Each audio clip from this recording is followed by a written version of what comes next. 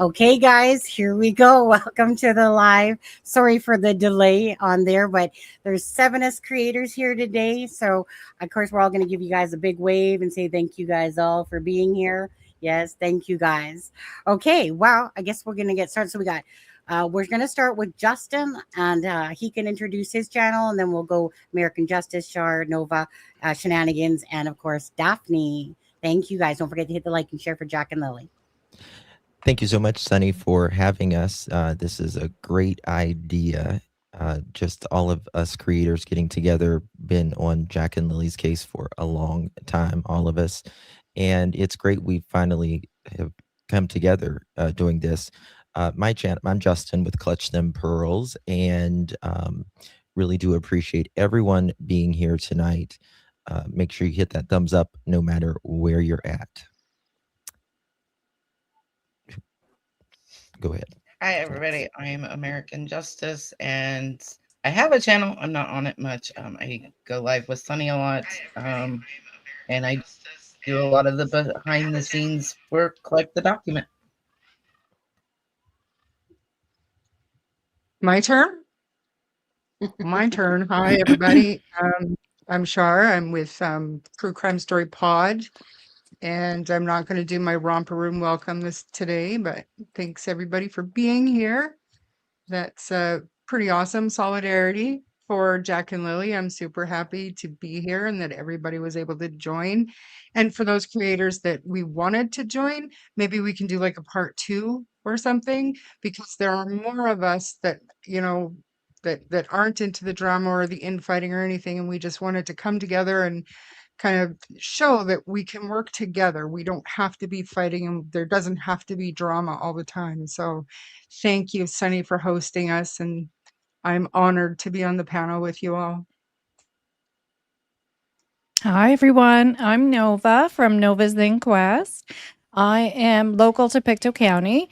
I started my channel a couple of years ago.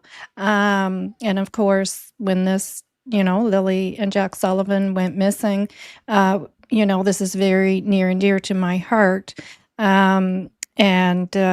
So I promptly got onto it, and I appreciate being here, and I appreciate everyone who is here on this panel today and everything that they have done and are doing, for the case of missing Lily and Jack Sullivan. Thank you. Hello, everyone. It's Shenanigans from Tea Time on True Crime with Shenanigans. Really happy to be here. Thank you so much, Sunny, for organizing all of this. It is actually a pleasure to be here. And we all have the same motivation, and that's to find answers for Jack and Lily, to find them and to get answers on to where they are. And that's why we've all come together today, and let's do this for Jack and Lily. No drama, no BS, and work together. And all of these people here have been a great inspiration to me, and that's why I'm here. So thank you for having me again, Sunny. I appreciate it. Hi, this is Daphne's Case Files. I am the oddball out today, guys, on my phone. I just want to say that thank you for having me, Sunny. I appreciate you and everyone else. We are all here for Jack and Lily, and we've been following this case since day one, a lot of us, and we are here to find answers and discuss the case. Thank you for having me. I appreciate all of you for being here with us today. Thank you guys. Okay, so obviously, if some of you guys don't know, I'm in the Vancouver, of course, BC area in Canada. Been following this case right from the start. Again, it's a pleasure just to have all you guys here. Like I was saying to everyone prior to the live starting, to me, and there are others as well, but there's only so much space on a live. But so don't feel left out. It was just something that it was like, hey, would you guys want to do like a mega panel? And so again, this is already going to be a lot, and that's why we're going to try to make sure that we don't overtalk each other. But following Jack and Lily's case, of course, since the beginning of it, and these people are a great group of core people that are just true and sincere in their intentions, and that always, for my heart personally, warms me when I see people doing things always for the right reasons. So, anyways, of course, thank you guys. Like I said, love this, and I love all you guys that are in the chat from the different channels. Make sure you guys hit that like and share for Jack and Lily. So I think we're going to start off with this. Is that there's different theories going around with Jack and Lily's case. There is, of course, the wandered off theory. There is the family involvement theory. There is that they're hidden somewhere. And some people think that perhaps trafficked as well. So those are pretty much most of the main theories that are out there. And I'm going to start off with Justin and what he will determine about the wandered off, if he thinks that that's likely, not likely, and where his thoughts are in regards to Jack and Lily. So I'll let you start first, Justin, if you don't mind, about the theories.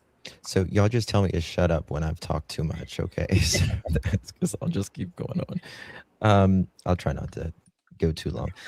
So my thing is, I do not think, in my personal opinion, that Jack or Lily walked off whatsoever.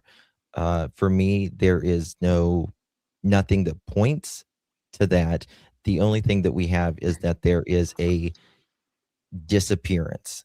How that disappearance happened doesn't mean, in my opinion, that Jack and Lily walked off, right? There was no air scent from the beginning. There was no dog scent from the beginning at all. And there was, I mean, if you listen to Daniel and Malaya, they say 20 minutes max. Well, someone had to, if that was Jack and Lily getting on their boots, getting on everything, whatever their clothes or whatever they supposedly did or didn't have on. Daniel says they don't have on what they think they have on in some of his messages, but that's a whole nother story. And if you go, if they were playing outside for, let's say, 10 minutes, 5 minutes out on the play, out in the swings where the Janie says that she heard them. Well, that's 5 minutes inside, 5 minutes outside, 10 minutes ahead, right? And how far is a 4 and a 6-year-old together going to go? And I just don't see that there is any sort of evidence that, especially how much they have searched in the area, the parents' behavior and lack thereof as well. So I just don't see it, in my opinion. Okay. Melissa.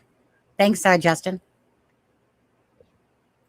I have to agree with Justin. There's just, for me, walking off, like at the very beginning, I could have seen it. Like, if they would have found them soon, I could have seen them walking off.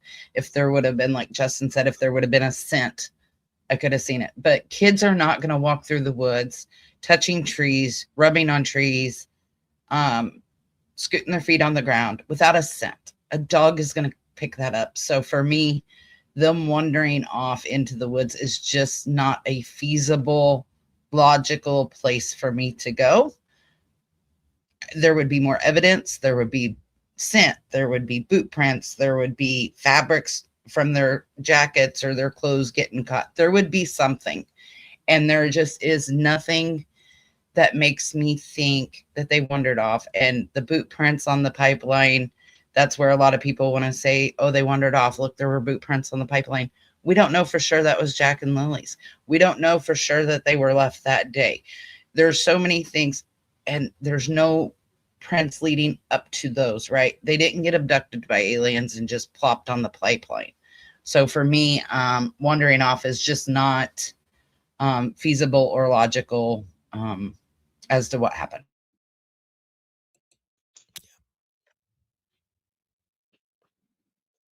Thanks, Melissa. My Go go. ahead, Sarah. Yeah, your go. Thank you. Well, I mean, at the very beginning, I remember um, I was in Mexico May 2nd, and I flew back home on May 4th. The first thing I did when I saw the story was I sent Sunny a message, and and she was like, "Well, we are Canadian. We should probably cover this." But when we're listening to it at the very beginning, we're thinking, "Wow, those poor kids." It's already been 2 days at that point. And we both started thinking that's not right with the amount of searchers and resources that were out. That's just not right. But obviously, since then, so much information has come out. And if you just stick to the information, the factual information, there is no way that those kids wandered off into the woods and got lost. No way. Even if you think for a second that Daniel is off on his timeline a little bit, right? And Malaya's time wasn't exactly right. And there was even an hour. I don't care if we're talking 20 minutes, an hour, or 6 hours. There's no Mhm. way a 4-year-old and a 6-year-old is going to walk through those specific woods Yep. and get far enough away or hidden enough that they succumb to the elements or anything else. There's no way. I call are we allowed to swear? Probably not. I call horse pucky. Or bullshit. One of the two. Okay, Nova. Thanks, Char. Well, when this first took place, and I very often go back to the beginning, which is, a lot of times what you need to do. When it first took place, I honestly thought, at first I did think, like Shar said, the first couple of days you're thinking, okay, well, perhaps, yeah, they're out there. And then as time's going on, you're starting to think, okay, something's going on here. I went from that to abduction, and and I felt bad for the parents, for Malay and Daniel, because they're themselves saying perhaps they were abducted, and that whole scenario. And then as more information started to come out, the more and more we learned, I just thought, there's no way. There's no way they're in the woods. I just do not believe that. And knowing myself, how children typically travel, straight line distance, easiest route. I just can't imagine. I can't imagine. And yeah, so I'm to a point now where I do believe something nefarious took place. Now, I do have some thoughts, but I I really do hate to, be concrete about it, because we really don't know at the end of the day. And I always say that on my channel. At the end of the day, we really don't know. Perhaps abduction is still on the table, a possibility, or something happened on that property. And with all the things that we've learned and heard from Daniel Martell, due to that, one can't help uh, have their thoughts go in that direction. And they wouldn't. I never would have thought that if it wasn't for those things that we've learned. Yeah. Thanks, Nova. Shanann. Well, I think you all are hit the nail on the head there. I also struggle to believe that they wandered off into the woods. I think the reason I struggle to believe that is with the amount of resources that were put into the search, with the fact that there was 160 searchers on the ground. There were 4 heat seeking drones up at one point, and I think more so it was the behavior afterwards. I mean, I think along with everyone, the first day I thought, oh, they're going to find them. They're going to find them. And the next day I was like, they're going to find them, just give them some time. And then when Malaya left and different stories started coming out, it just became more and more unbelievable that they had walked into the woods. And the fact that apparently nothing has been found to substantiate that they walked into the woods. No evidence of their clothing, no backpack, and allegedly the only evidence that has been found allegedly has been planted. So, like the blankets, for example. And we haven't had confirmation yet, as far as I know, that both the sets of prints found on the pipeline corresponded with Jack and Lily. We have one set that is the same size as Lily's, but we haven't heard anything about the other. And there was no other boot prints other than that cluster. And if they had gone in that direction, I feel they would have been found. Scent dogs would have picked up something. They had cadaver dogs out there and searched 40 kilometers. So I struggle with that theory. All right. Thanks, Shanann. And then, of course, Duff. I got to unmute you. There we go. Oh, sorry, Duff. You're good. Can you hear me okay? Yep. Okay, thank you. I agree with all of you. And if you go back into the beginning, one of the first interviews, Daniel said the only set of boot prints they had found was 10 feet in the backyard. And then that changed to one boot print in front of Janie's RV facing the cabins, just one. And then it changed to the clumps or cluster over there on the pipeline. Now, I know that the dog did get some type of scent in the driveway, but that's it. And I believe, if I'm correct, that that same dog, after they found the blanket, was given the blanket or whatnot to try to find a scent with the ones on the pipeline, which it could not. It could not detect a scent for Jack and Lily whatsoever. So just having one piece of ripped blanket on a tree, and then the cluster, just one cluster. There's no footprints walking away or walking up to that cluster, right? Even though they matched the boot print to what Malaya had purchased at Walmart for Lily, there was no match for Jack, right? And we know that there's not many stores there in that area, but Walmart, where pretty much everyone shops at. Now, some say there's not many children out in the area, but Daniel mentioned himself that there actually is. And now I know there is children out in that area.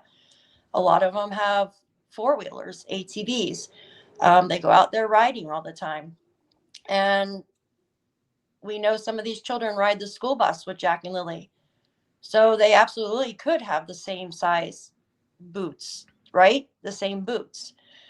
So I do not believe they walked into the woods because, number one, walking with the pine trees with all the brush that has thorns on it, they would have gotten cut or clothing torn.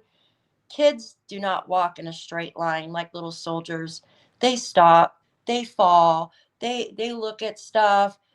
They're not just gonna, you know what I mean? They're not just gonna walk in a straight line somewhere, even if they're taking a path. Even to get to those pathways like the pipeline, you have to walk through thick brush. They used radar on helicopters for 7 kilometers, right?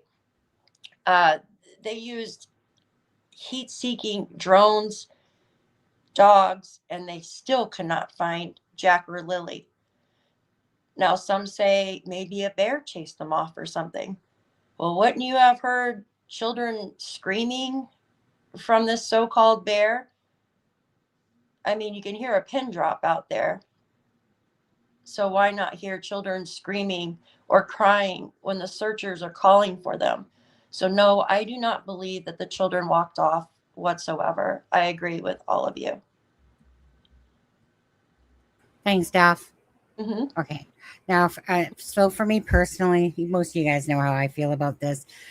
Started off obviously with Malaya's interview, which I thought, and I still to this day think is the most absurd interview without Mm. mentioning her own children's names. And then it became a question of, well, Daniel's doing what looks like a parent should be doing, right? You're kind of talking to the news, you're trying to bring awareness in a sense. But to me, it was always one of those things is that right at the start, I felt like it was a family involvement.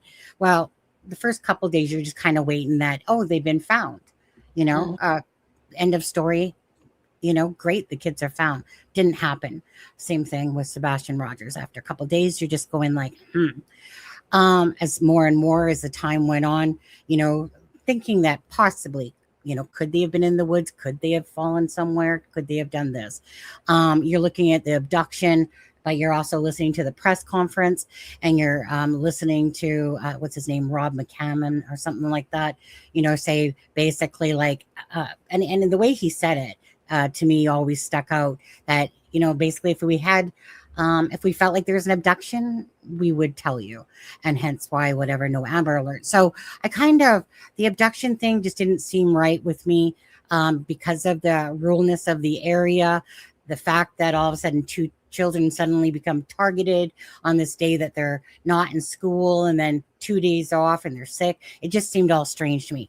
But really, the whole telltale sign to me of all this is that I've looked at the whole hidden theory when it kind of came about, right? That's when Dickwood, whatever you want to call him, when he started claiming that Malaya was at the end of the driveway and that Janie just missed seeing a vehicle and stuff like that, but that Malaya had basically hidden. And that became Daniel's and Durwood story. However, that all began together. And then it was just full of, well, what do you mean? Like, then you learn that Malaya wasn't at the end of the driveway. She was about 10 feet from the trailer holding Meadow and stuff like that. At first, it seemed absurd because it went past a couple, you know, like if somebody was going to hide the children, at some point the truth would have came out very shortly after that, right? But it didn't. So then it went into orbit. And then it went into the fact that they're hidden on a reservation. Their timeline of their 20 minutes, their own timeline, their own words make that not make sense. But the one consistent factor for me in all of this is that for them to wander off, no sign of any backpack, clothing, anything like that, nothing. To think that they wandered off through a blanket up into a tree, continued on down a path, and left boot prints there is absolutely absurd to me.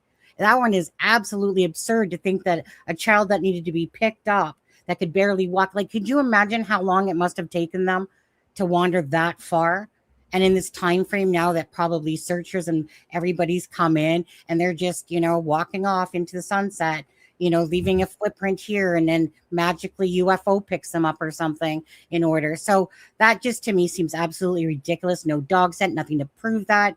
And it just does not make sense. It's, to me, it's one of even the most absurd stories. But anyways, so for me personally, the whole thing about this has been their own words. Do their own words make sense? Does the timeline make sense? Timeline absolutely does not make sense. You can't make sense out of nonsense. Daniel has, throughout the months, and we're almost coming up to 8 months now, has shown that he's inconsistent, that he lies, that he's full of BS. And to me, this is one of those things. To me, it's not rocket science that when somebody is sitting there and you got something to hide, that's when, of course, you're going to start telling fairy tales and BS and things that just don't add up. Cases that I always follow, again, they don't happen like this. The only time cases happen like this is when the truth isn't being told. Do we know what happened to Jack and Lily? No. So mine is family involvement. And unless something shows me different, it's the way that both Malaya and Daniel have acted in this case. And just the whole weirdness, the lies, the hiding, the not saying anything, and the constant stories and the timeline just don't make sense. Okay. So that's my perspective on it myself. And so the next thing that I would like to do with every content creator now, and starting with Justin, is a specific, say, topic, and then we'll round table it. So Justin might want to talk about something specific right now with the case, whether it's about Brad and Justin, the car keys, whatever. Justin, I'll let you talk, and then we'll round table it to see all our thoughts about this case. I think we can start at Brad and Justin. That's a big, topic for me, in my opinion. I noticed how Brad spoke to the RCMP day one, right? Just a few hours after Jack and Lily vanished, right? Justin did. Justin, sorry, Justin. Justin did. I should know that because it's my name as well. But anyway, so Justin spoke, just a few hours into this, and he said exactly what he says he heard or saw, right? There was no way possible for him to know that unless he experienced that. And one thing that I found very interesting is whenever I went and watched an interview that Daniel had did with DT, he asked him where he went, which direction did he go, when he went to go look for Jack and Lily for those 10 minutes. He says, I turn right, I go down the road, I go over the railroad tracks, and I stop there, turn around, and then go back toward Larig. Is that how you pronounce it? Larig? Lairg, yeah. Lairg, yeah. Which is precisely what is in the documents. And there was no way. It's not possible for him to know that unless he actually experienced that. This is not someone who read the document 7 months later and then said, oh, I saw or heard Daniel go down here. And it was not one neighbor. There was two neighbors, right? Two neighbors. So, and just the, again, kind of going over like the timeline itself, it doesn't make sense because in my opinion, it's not true. It's just not true for you to, going through all of these roads and all of this culverts, waterways for in 10 minutes. It's just not a possibility to do all of that. And then you can go after he says he gets home after that 10 minutes. Well, many times he says he goes back into the woods, but then he says things like, no, the RCMP tells me Daniel. How did they know his name? First of all, right there, Daniel, stop right there. We don't want you going back in the woods. So he's just said so many stories that it's just completely unbelievable from the get-go. And just knowing these neighbors, they don't want attention, right? They're not they're not us creators where we're up here and in the public eye. They are constantly they're not like us. So they're just there to say what they experienced, and that's it. They didn't want this. They didn't ask for this. They just are saying what they experienced. So that's Thanks, Justin. my part. Yep. Melissa? Oh, So and I before agree. Melissa, sorry, 1 second, sorry. You guys, boss man obviously is Brad, and he's in the house. And again, I want to thank always the people that are talking, the family members, the neighbors, anyone that's trying to give us information, or at least information, and however you want to determine that information is totally up to you guys. But to me, it's always about the RCMP news articles, the news sources, family members, people that are trying to come out to tell the truth. And Brad, he said, of course, because children are involved. Brad has 4 children of his own. Okay. This is right close to him, obviously, and Justin. Justin meaning it, Justin at the KOA. Okay. And so again, so I want to just say I'm very appreciative for everyone that's speaking up and trying to tell the truth. Okay. Sorry. Just wanted to, only because I saw Boss Man come in here. So I wanted to acknowledge that. So, hey, Brad, thank you for being here. And go ahead, Melissa. So I agree with Justin. For me, Brad didn't have to come forward. Justin from the KOA, he didn't have to come forward. They could have very well and just as easy, and probably, no offense, saved themselves a lot of trouble if they just sat back and said, I'm not getting involved. These aren't my kids. This isn't my problem, not my circus, not my monkeys type deal. And just sat there. Neither one of them did that. They came forward. They said what they heard. They said what they seen. And Daniel himself has backed up the timeline of what they've said. Yes, it was later, but he still backed it up.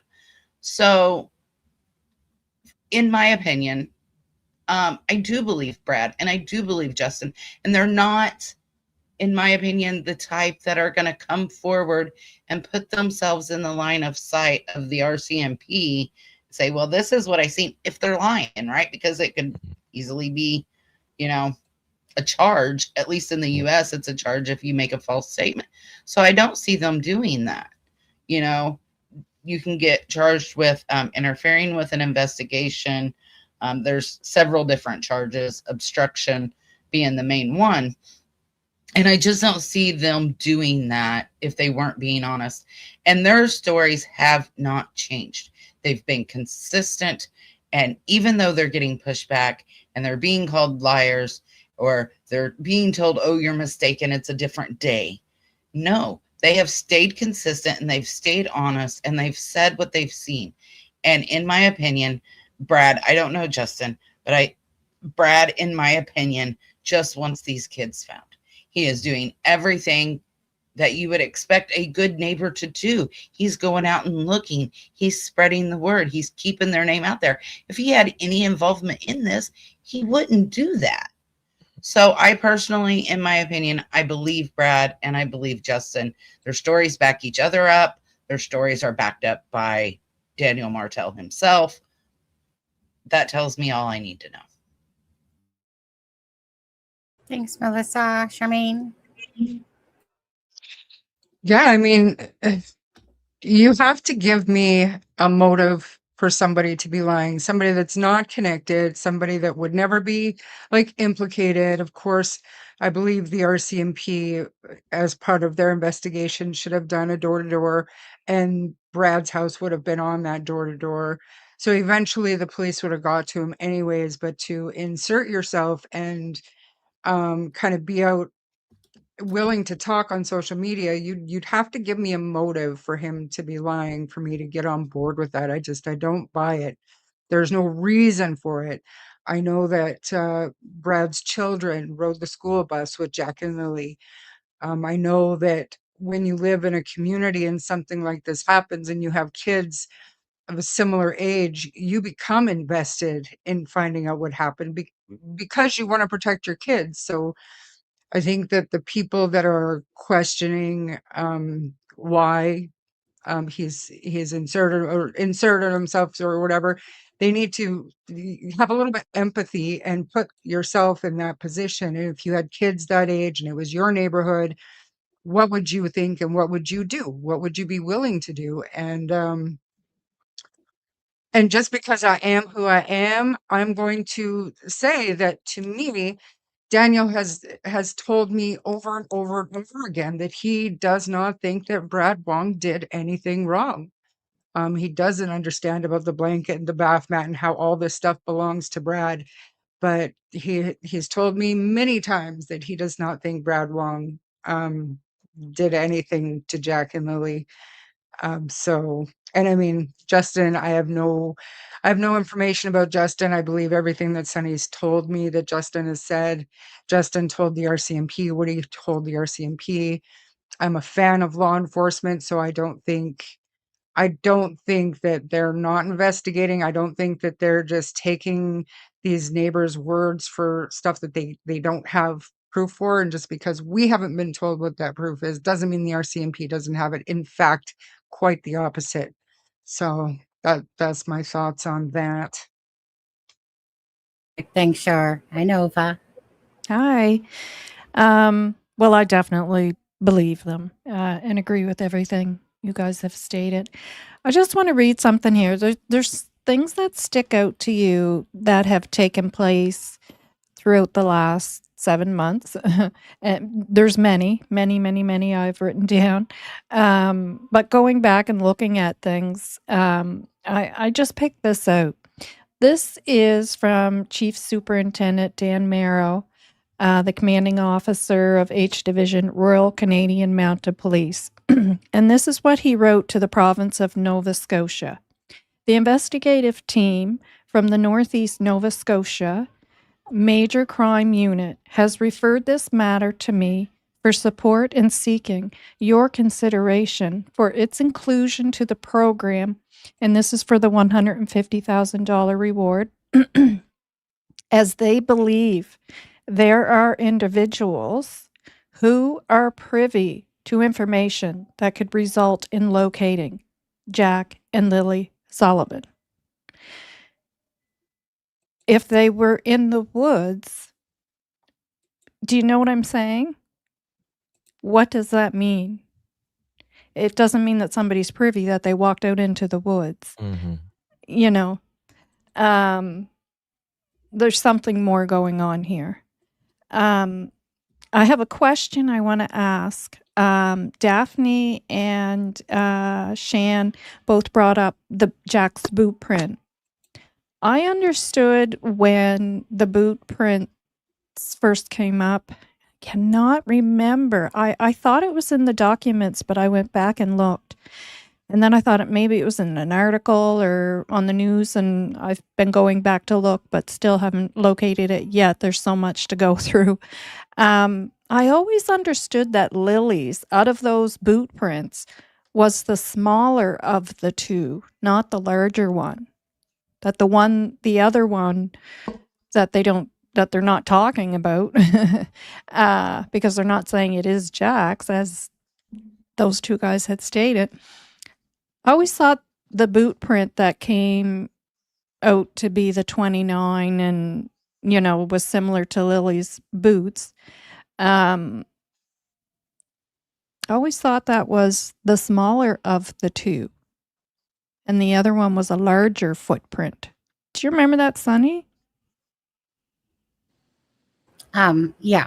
Mm-hmm. And Mhm. I agree. It made it sound like that was a smaller one and that Yeah. there was a big one. But I can't remember where I read that or heard it. But I know that was stated somewhere. So if that is the case, Well, I was going to say, if you don't mind, Nova. So we will come back to that. sure. But I was going to say, because we're round tabling here. So now for Brad and Justin, the vehicle, and then we'll come back to it because we each all have our turn. So as for the vehicle for Brad and Justin and that, what's your thoughts on that? Oh, I'm sorry. I didn't realize we're staying on the same topic. Yeah, we're basically round tabling. I thought perhaps you were thinking that, but anyway, so just to keep it on course. So basically, Justin was Sure. talking about that. Yeah. I 100%. I 100% believe them. 100%. They would have no reason to lie or draw attention to themselves. And as far as the camera, one of the cameras is in Lorda Park, is what we're was being put out there.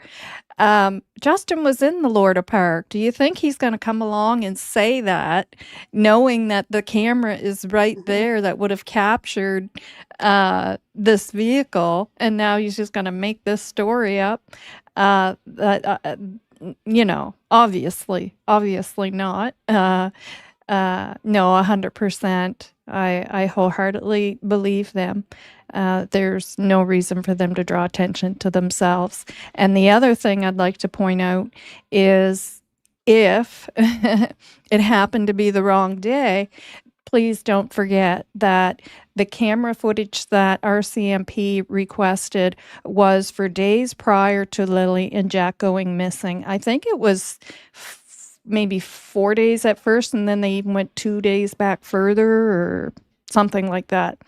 And then, so if that's the case and they did mix up the day, RCMP would see that on the camera as well if it actually did catch footage of the roadway and that vehicle doing that.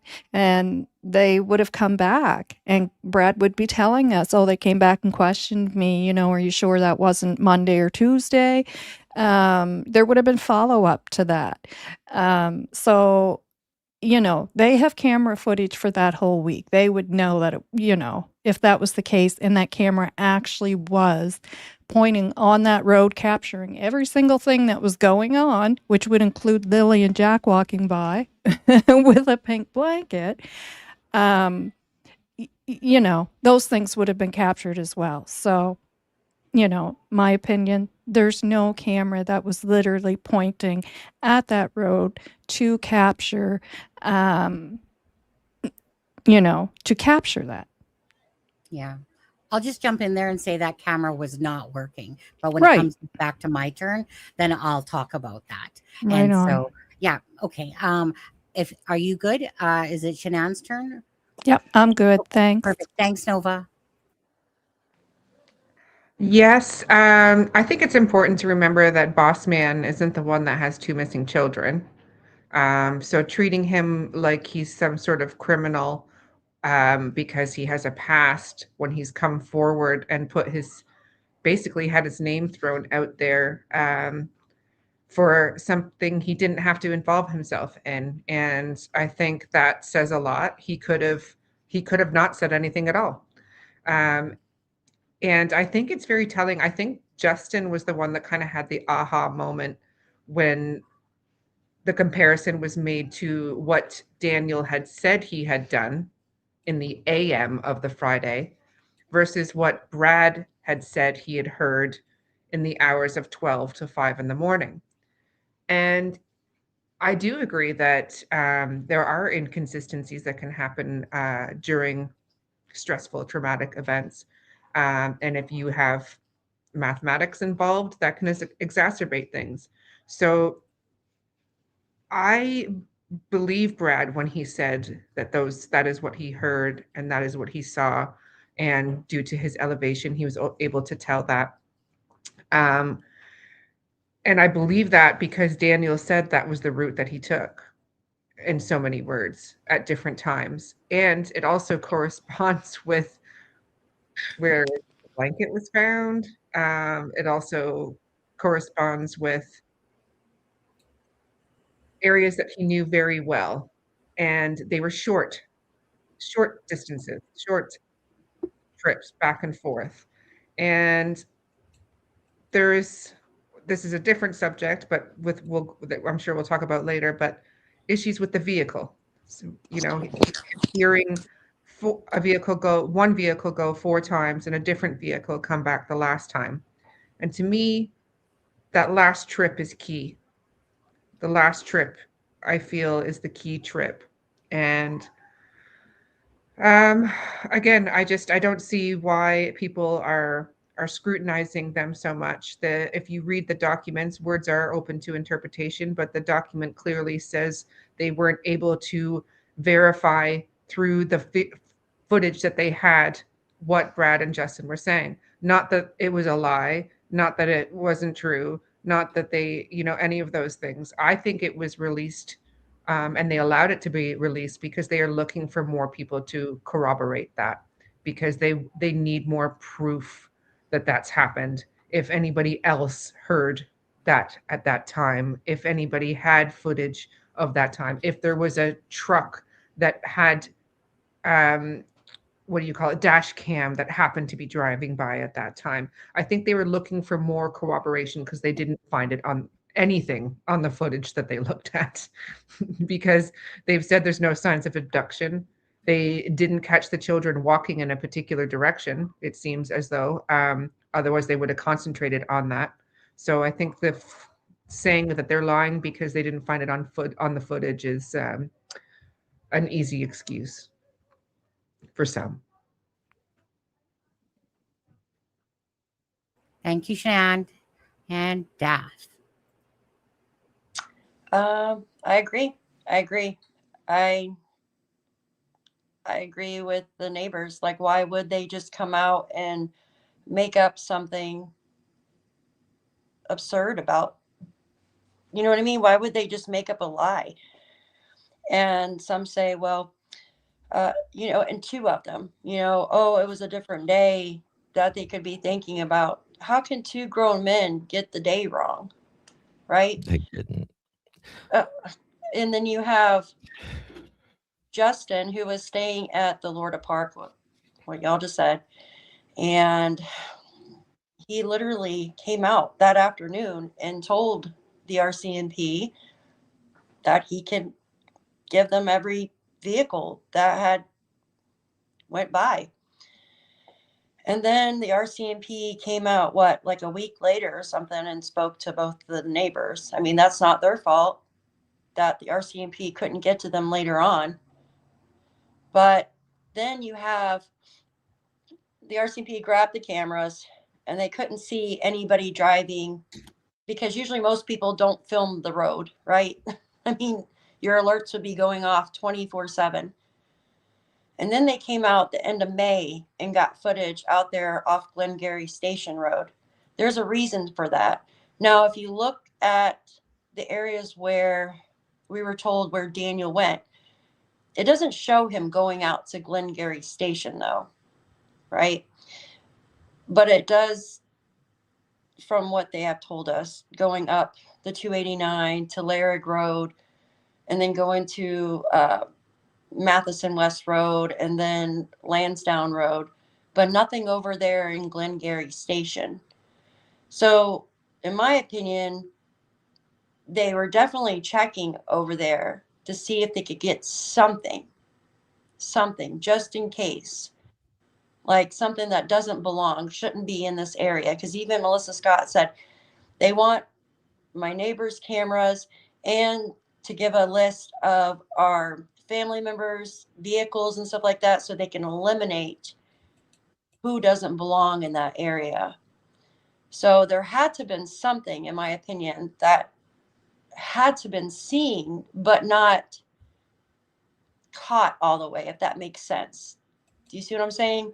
Because why would they go out to Glengarry Station area and get those cameras out there? That's pretty far. Mm-hmm. It's not far, but it's kind of out of the way from the house. So I believe what the neighbors say. Why would they just come out and say something like that? And like Shan said, they're not the ones who lost two children.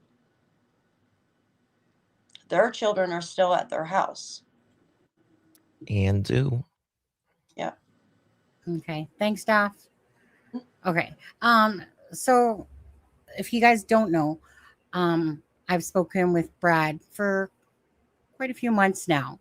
I've spoken with Justin, this second caller or first caller, whichever, the one that called, obviously. So Justin would have been the one that called in from the KOA to say basically like, hey, if you need any, about the vehicles going down the 289 there, give me a call. That was on the scanner radio. So we know that was the first day. We also know by the documents that I believe it was May 17th is when they actually finally reached out to him. Even Melissa Scott said that they apologize for it taking so long to go gather camera footage. So Brad Wong, the search and rescue, it's pretty much in front of his home, and he has he had one camera working that was would be facing, I guess, Lansdowne Station. That was it. I'm just gonna bring up Google Maps for a second. You guys, so it would take us off the screen for a second. I'll pull up Google Maps for 1 sec. Share screen. Let's see here. Okay, just to show you guys all. Okay, 1 sec. And we'll make that bigger. Okay, so obviously, let's see. Let me just go to there we go. Okay, so the search and rescue was here. Brad's house is over here. Justin, of course, was staying at the KOA over here. This house right here has cameras. I think about 5. Some of them not, say, wired in, and some of them were wired, but they weren't working. Okay, so I know this from a different source, and that is obviously, I'll just put on the highest pedestal of a reputable source. Apparently, I think this piece of land here had a camera, but this isn't what we're talking about. It would be this house here. The blanket, of course, is here, right? Talking about a vehicle. And of course, the boot prints. And I think, if I'm not mistaken, that on DT show, he shows it. Actually, let me just move this for a second. And this is just going based upon what I seen on his. Was about here on the pipeline, the boot print. Again, I think it's rather absurd that 2 children were able to, come down here, throw a blanket up in the air, land in the trees, continue walking on, leave a boot print. It just seems totally absurd. Anyways, the other camera was right here. There was a camera here at the KOA. Okay. Now, although I don't see it now, it was there because I remember going down to Google Earth, seeing it stuck to a tree. Thing is that Justin himself from the KOA said that, he said that the owner would have showed him the camera footage if that camera was working, or a photo of a vehicle. So no, that camera was not working. Now, the narrative that's trying to be told now, in a sense, and that's okay. I mean, if DT wants to, have that information and say that it was work, or that Brad from Brad Wong's house, that Daniel pulling up here would have showed him the lights, coming off of this camera. Like, well, where? Again, right? Now, Brad's already shown us a video that he shared with me about a month or so 2 ago, of how he can see down from his elevation to Daniel's home down here, and showed a video to us to show that he can see that from that elevation, the lights, And so again, to me, I'm just going to come back up about that. Sorry, how come there's stuff? Okay, 1 sec there. Going to bring us all back up on the panel there.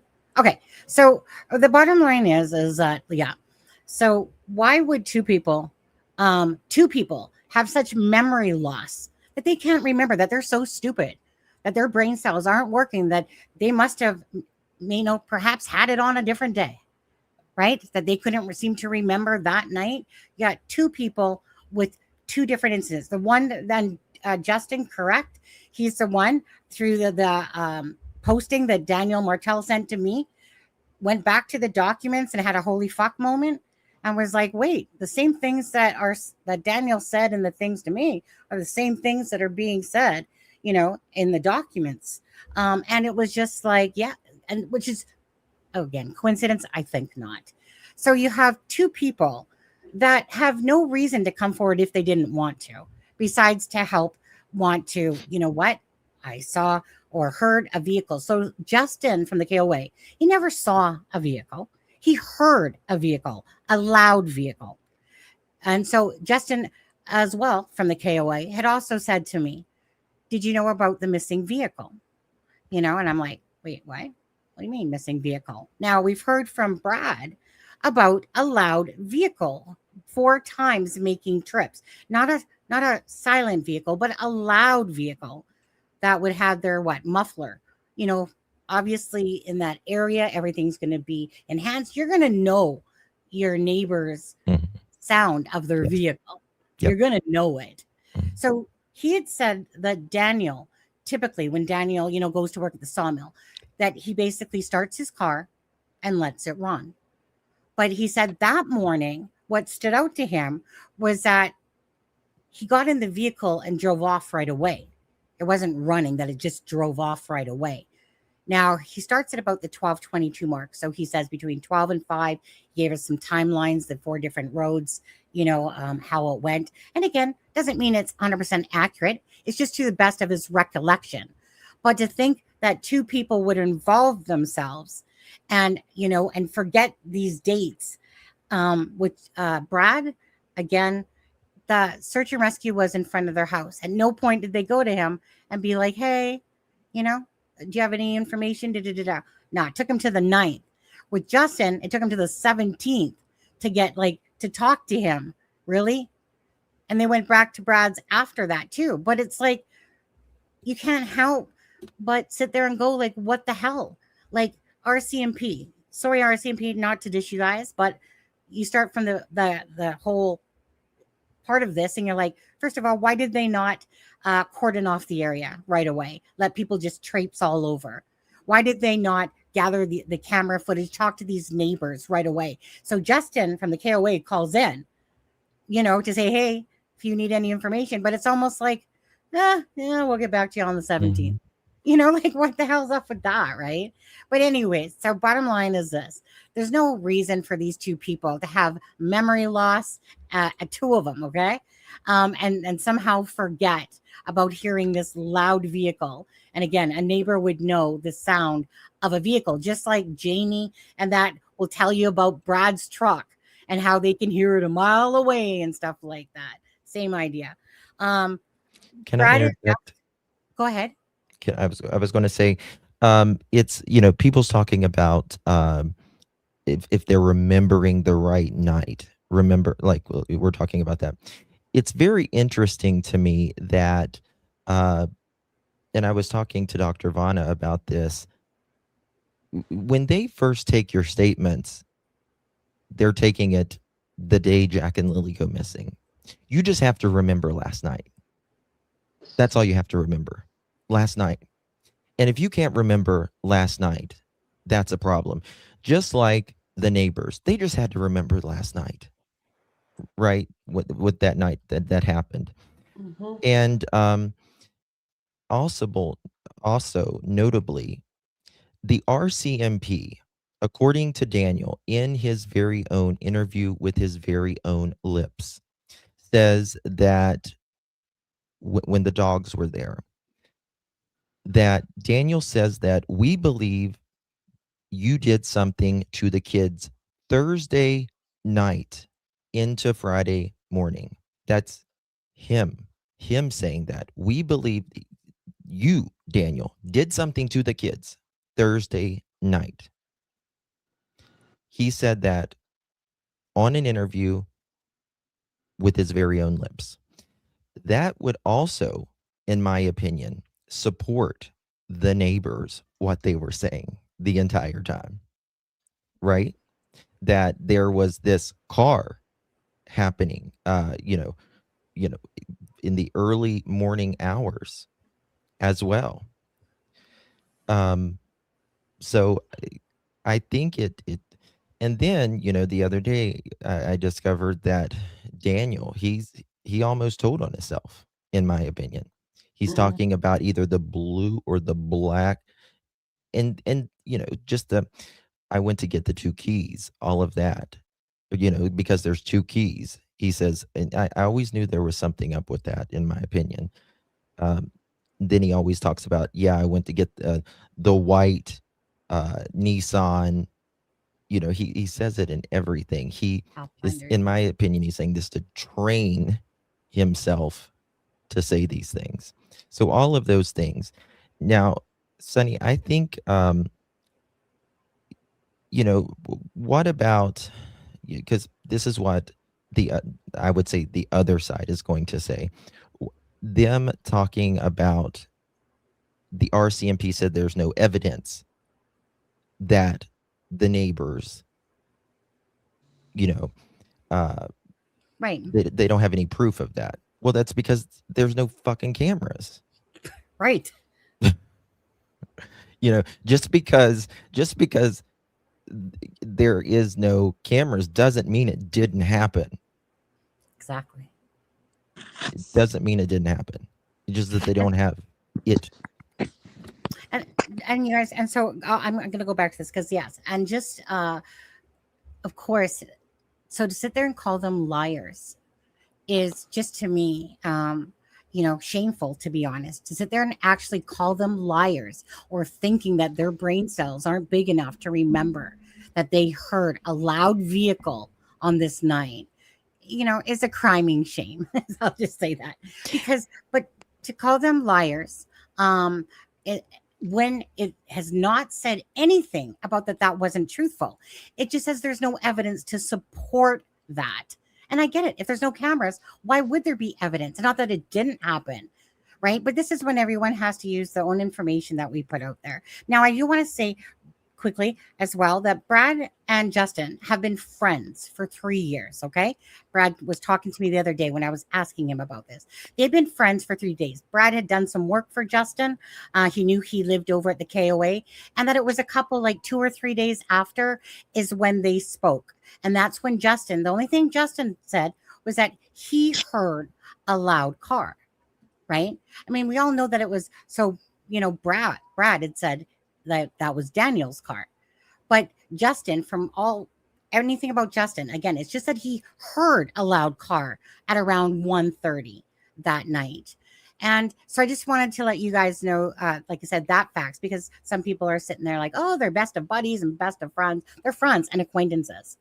Again, they know each other, But does that mean?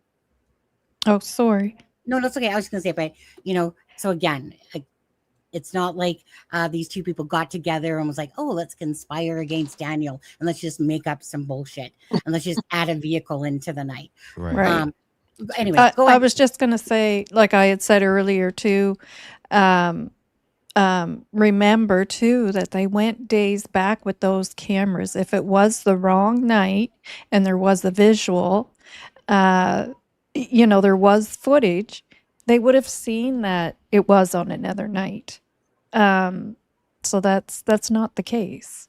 Or it would have been spotted if those cameras actually are working, or there is a visual of that area. Mm-hmm. The only person that can't remember that night was Daniel, right? Daniel, Malaya, Malaya, yeah. Melissa wanted to say something. Their whole family lives out there. Talking about Daniel, Janie, their whole family lives out there. So why there's two, there's others, but a lot of Janie and Daniel's family live out there, right? Mm-hmm. So if you're like a sore thumb living out there, why on earth would you just make something up? It just doesn't make sense. You know what I mean? Doesn't make sense. It's because it's nonsense. Yeah, it would be intimidating, having the clan of family all around you and you're just telling the truth, and you would think the family would want the truth, right? Absolutely. Hey, come down. I got the camera off. And if they don't want, if they say, no, there wasn't okay, then, well, that says a lot, in my opinion. Exactly, Justin. Whether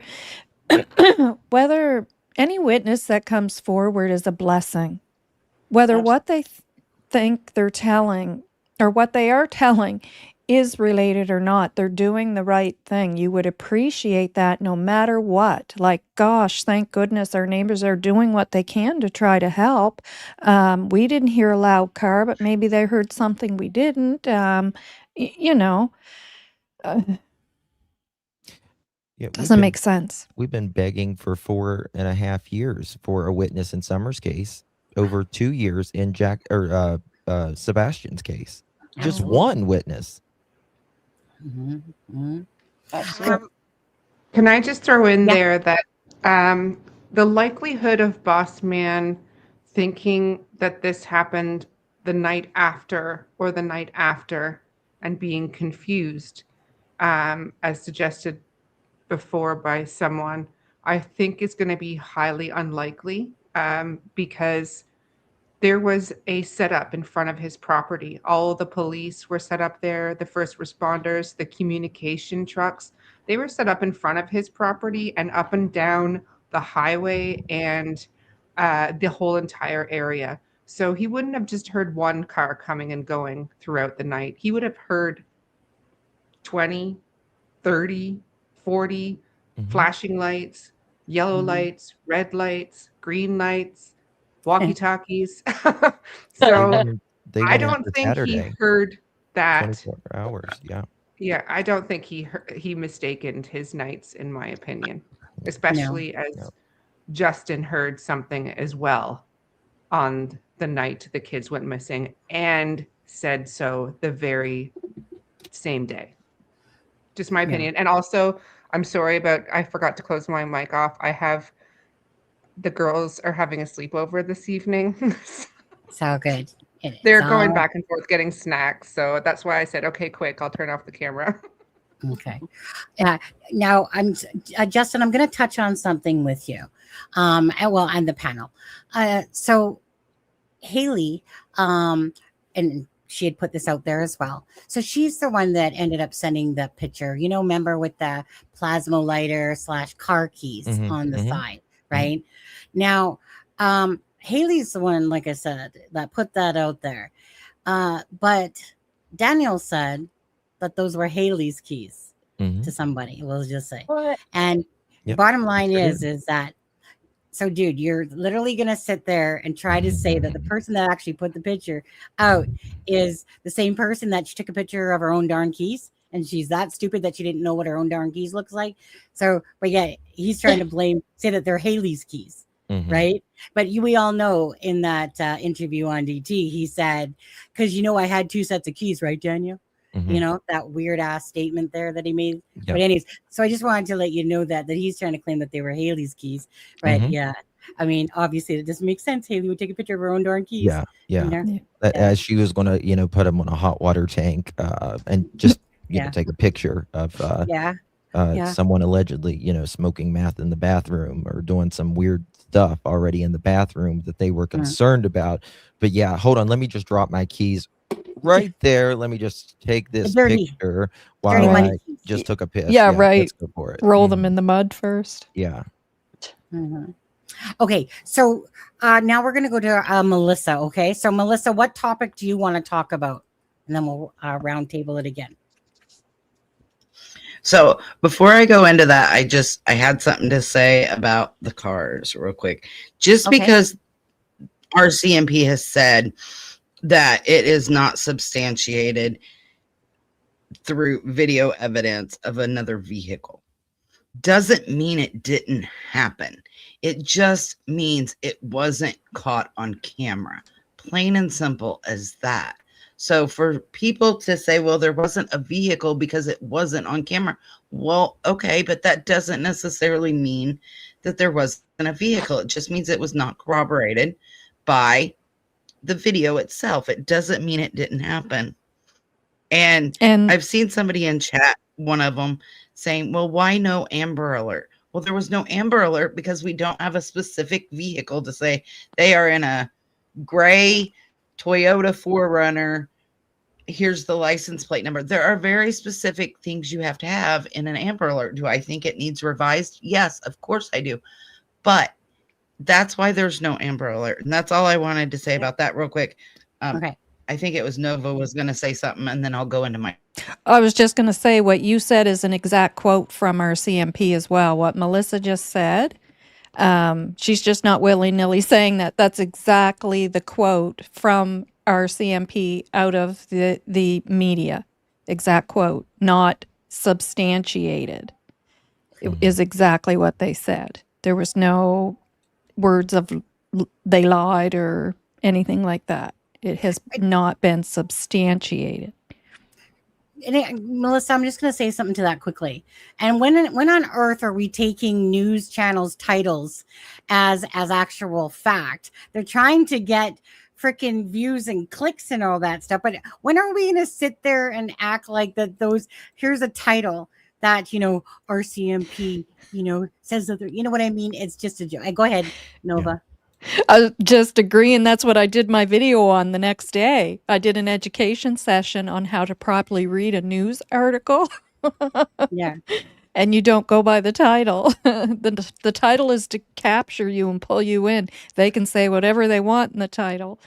Yeah. Okay. Anyways, that just cracked me up when I was like that. And of course, they change titles when new information kind of comes up, because like I'll be talking, for instance, to a reporter, and then she'll tell me that they've updated the article, right? Because there's some information that came out a couple of days later, in a sense, and so they again used the same article, maybe updated the title, added another paragraph to that whole storyline and stuff like that. Anyways, never going to sit there and take a title as it being factual. But again, I'm just going to say this. But to sit there and say that Justin and Brad lied is ridiculous. Let's set the record straight. It was not said. It's never been said. We're here for truth. We're not here for BS or made up shit. We're just here to try to, all of us, try to see what happened to Jack and Lily and put the truth out there as best as we can. That's the bottom line. But to try to discredit Justin and Brad of memory loss or that they lied, no, that's just wrong. Anyways, go ahead, Melissa, about your topic you want to talk about. So I just want us to touch, and it's going to be a quick topic, I promise. The Natasha Hayward account of seeing a child going down the road, right? Like, for me, a lot of people took that and kind of, oh, well, that proves it was Jack and Lily, but it really doesn't, because she said that the girl looked like she was like 9 years old and her hair was in pigtails and all of this. I think if anybody is mistaken on a day or a night that something happened, it's her. And I'm not saying she's lying. I very well believe that she could have seen what she saw, but I don't believe it was Jack and Lily. So I'd like to hear everybody else's thoughts on that, because to me, it doesn't seem as if it's connected. Okay. Thank you. Okay. So, things have moved. Justin was beside me. So I guess, Shar, you're next, eh? I want to be back beside you. Or wait, Justin. Sorry, Justin. I'm just kidding. Justin, you were next in line. No, I wasn't. Was I? Yeah, because Melissa's doing her round. What are we talking about? Like, what's hers is Natasha Haywood, and what your thoughts are on all of that. Because remember, she was like May 31st reported it. I think it was. I don't have a lot to say on that, to be quite honest with you, but I will say the RCMP says there is no sign of abduction. And if they thought that, you would also probably have seen Jack and Lily. Someone would have seen them, heard them, something to that effect. But yeah, that's really all I have to say on that. Thanks, Justin. Next. Okay, so Shar, you're next.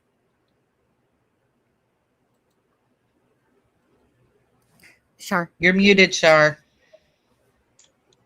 Oh, I thought I unmuted myself. I apologize. Yeah, I mean, I believe she probably saw what she saw, but the fact is it wasn't Jack and Lily. The clothes that they were described as wearing were not clothes for May 2nd, no matter what. Nobody was awake that morning to put Lily's hair in pigtails.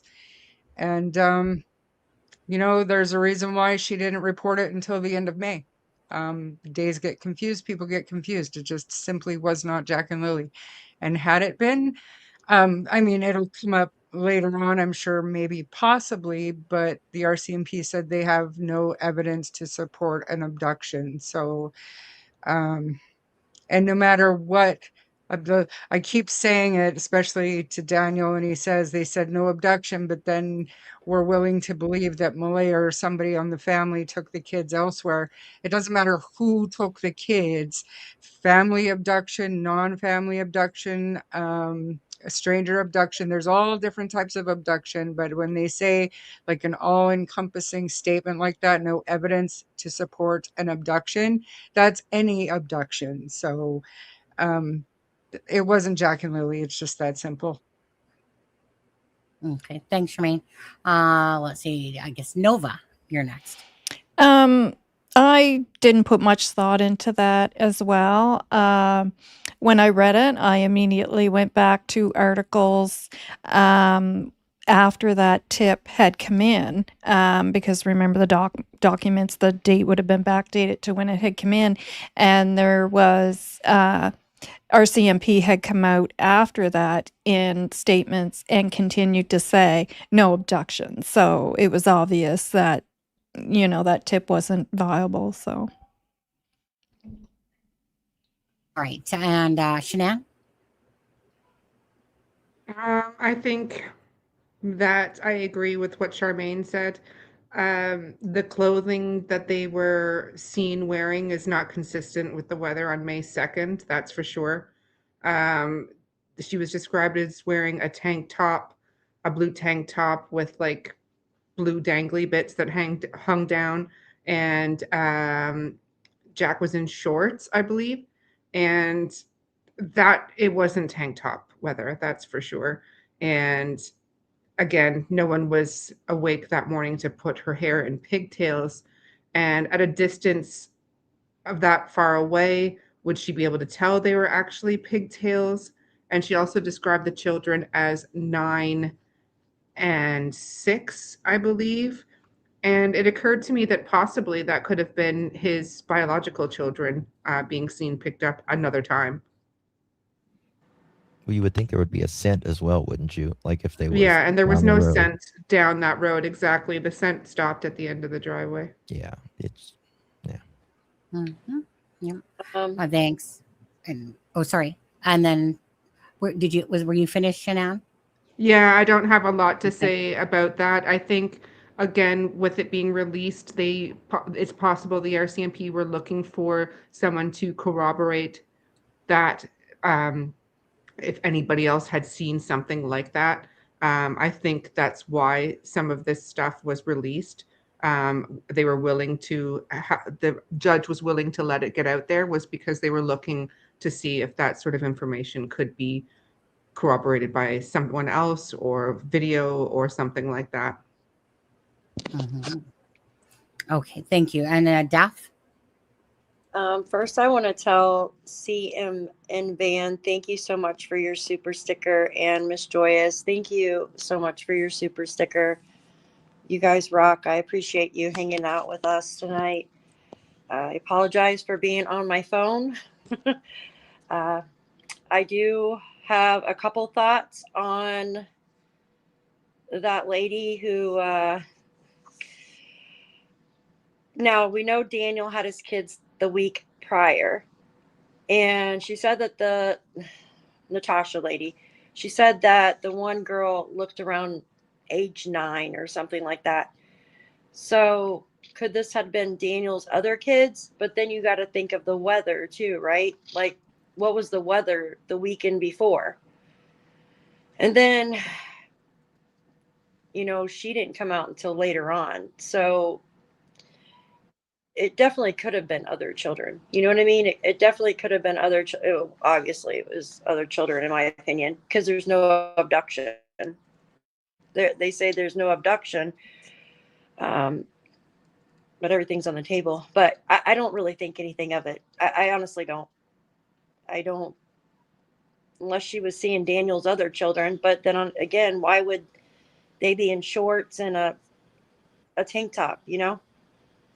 If it was the week prior, which would probably be cold weather out there, just off the top of my head.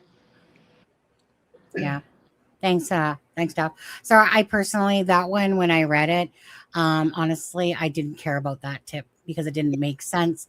It was a month later, and if that was the case and it was of importance, there would have been an Amber Alert issued. Because an Amber Alert still can be issued, and then you would have a vehicle type, did a BOLO type of thing. So that one, to me, I never put any credibility into that. Like maybe it was something that was reported, and maybe it was something like on a different day. Who knows? All I know is that one just never. I could have cared less about that tip once we learned about it. It just didn't make sense to me. Versus age, and all, it just didn't make sense. So I just disregarded that information and pushed it to the side. All right. Yeah. Charmaine, your turn. What topic would you like to talk about? Thanks everyone for being here, by the way. Guys, none of you guys have talked nearly enough about Janie's phone call at 9 or 8:48 a.m. lasted a minute and 39 seconds, I believe. She heard the kids playing outside sometime after that. Daniel heard Lily poke her head in and out of the room. What was that? Sometime between 7:30 and 8.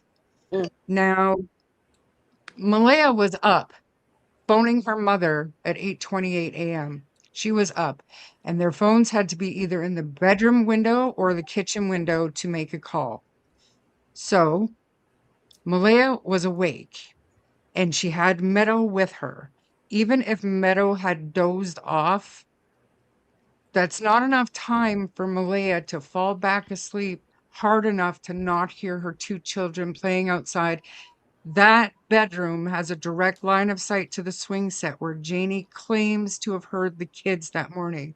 Malaya knew her kids were outside, number one, or number two, the whole thing is a lie.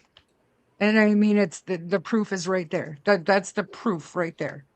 There is no way that a mother has her daughter, her toddler daughter, in bed with her, and she falls asleep hard enough within 20 minutes, give it even half an hour, hard enough to not hear her two kids playing outside where Janie clearly heard them playing by the swing set.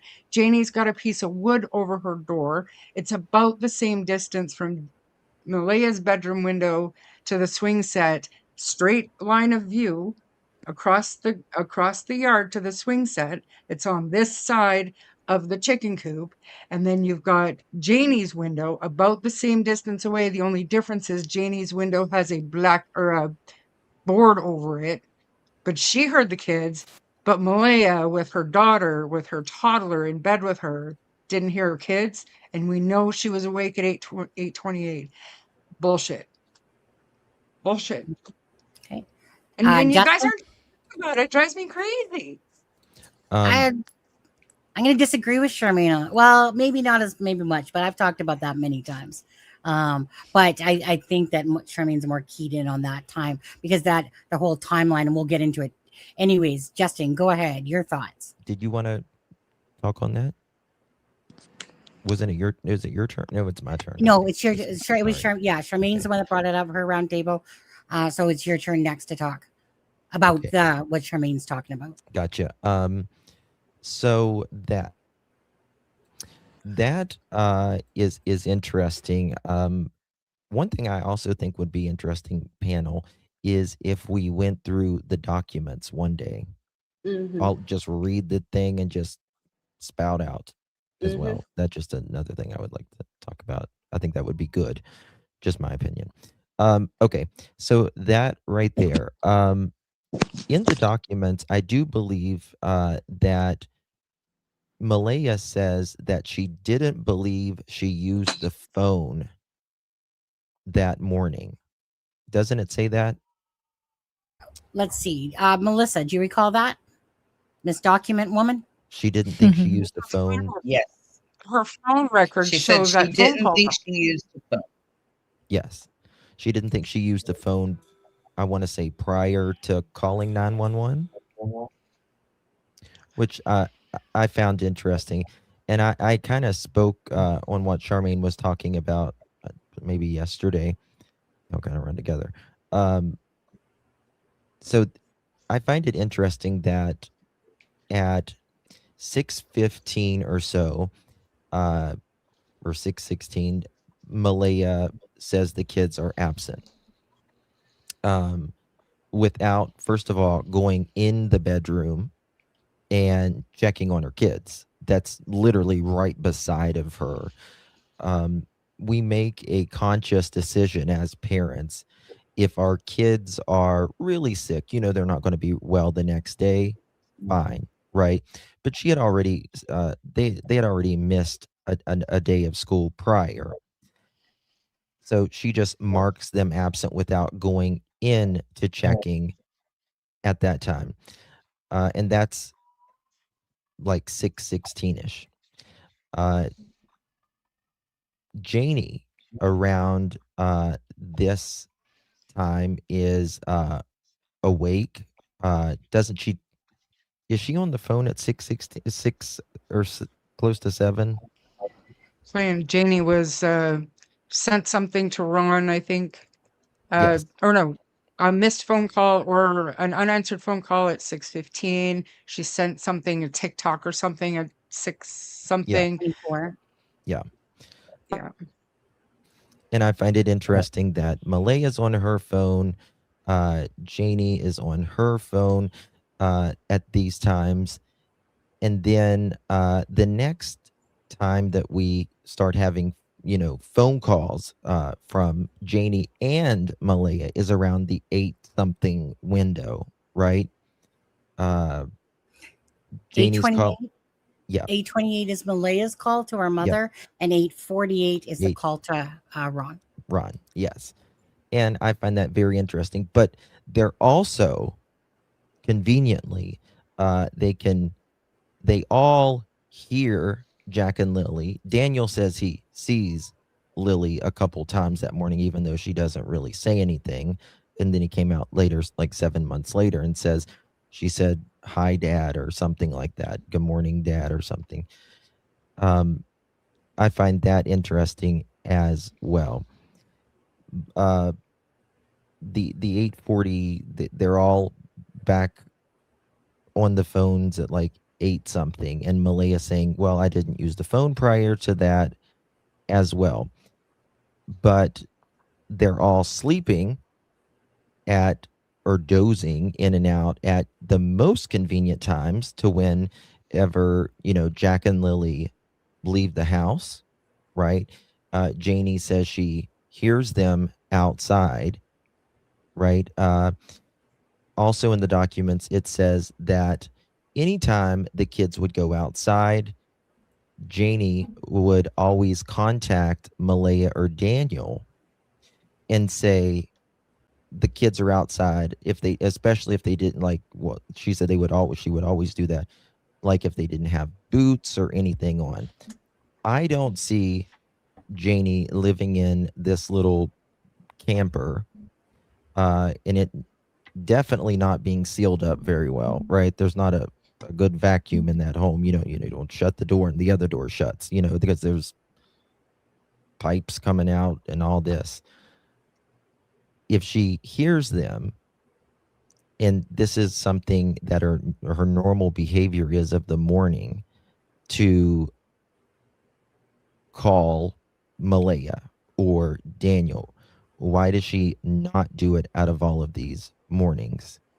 We're creatures of habit. We do what we do generally. And she's, conveniently, I guess, dozing whenever Jack and Lily are supposedly, getting out of the fence or whatever. Right? She's dozing in and out. But she also says she would have heard them if they would have left the yard. Right? I would have heard them if they would have went up through there or whatever. I would have heard them. But you're saying that you were also, dozing in and out. One of the FBI's biggest red flags for cases like this is saying that someone was asleep, because you can be there, but it also takes you out of responsibility. Takes you out of the responsibility. They were all enough awake to check on, to hear their kids, but, not give the responsibility that they've, been asleep since what, 11 o'clock that night, Malaya, somewhere around there, 10, 11 o'clock. And you're not getting up to check your kids to see if, they're sick, they're hungry, or whatever else. And, yeah, it's very convenient that they're all on these phones around the same time, and they all hear something, but they also don't see anything. Mhm. Okay. Thanks, Justin. Yep. Okay, Melissa, Mrs. Queen of the document. You guys don't know that Melissa's made a humongous document with a lot of Amazing. details in it. Yeah, it's a lot of work, a lot of time. And so it's one of those things that when Melissa came in here, she really didn't know much about the case besides following, what I was putting out in a little bit. And then it turned into her saying, hey, do you want me to do a document like Sebastian's? And I was like, yeah, go for it. It's nothing I could ever do personally. It's just amazing. So anyways, Melissa, you have come to know a lot about this case now. So go ahead. So Charmaine's thing was about the Malaya being awake at 8:28, making a phone call to her mom, a phone call with Janie type of thing. And about obviously, how one could not know or hear, Jack and Lily and stuff like that. Anyways, timeline kind of thoughts there for that. So for me, I picked up on that too. So, to go back to what Justin said real quick, I've said that several times in several different chats. If your kids are sick, why aren't you getting up and checking on them, right?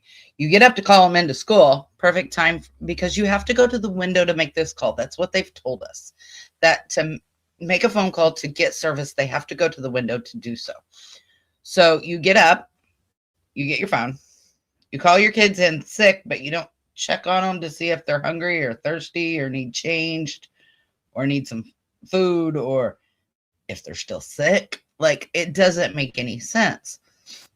So I agree that I honestly think that they weren't necessarily sick as much as it was they didn't want to chance CPS being called for a second time from the school because Lily had the black eye.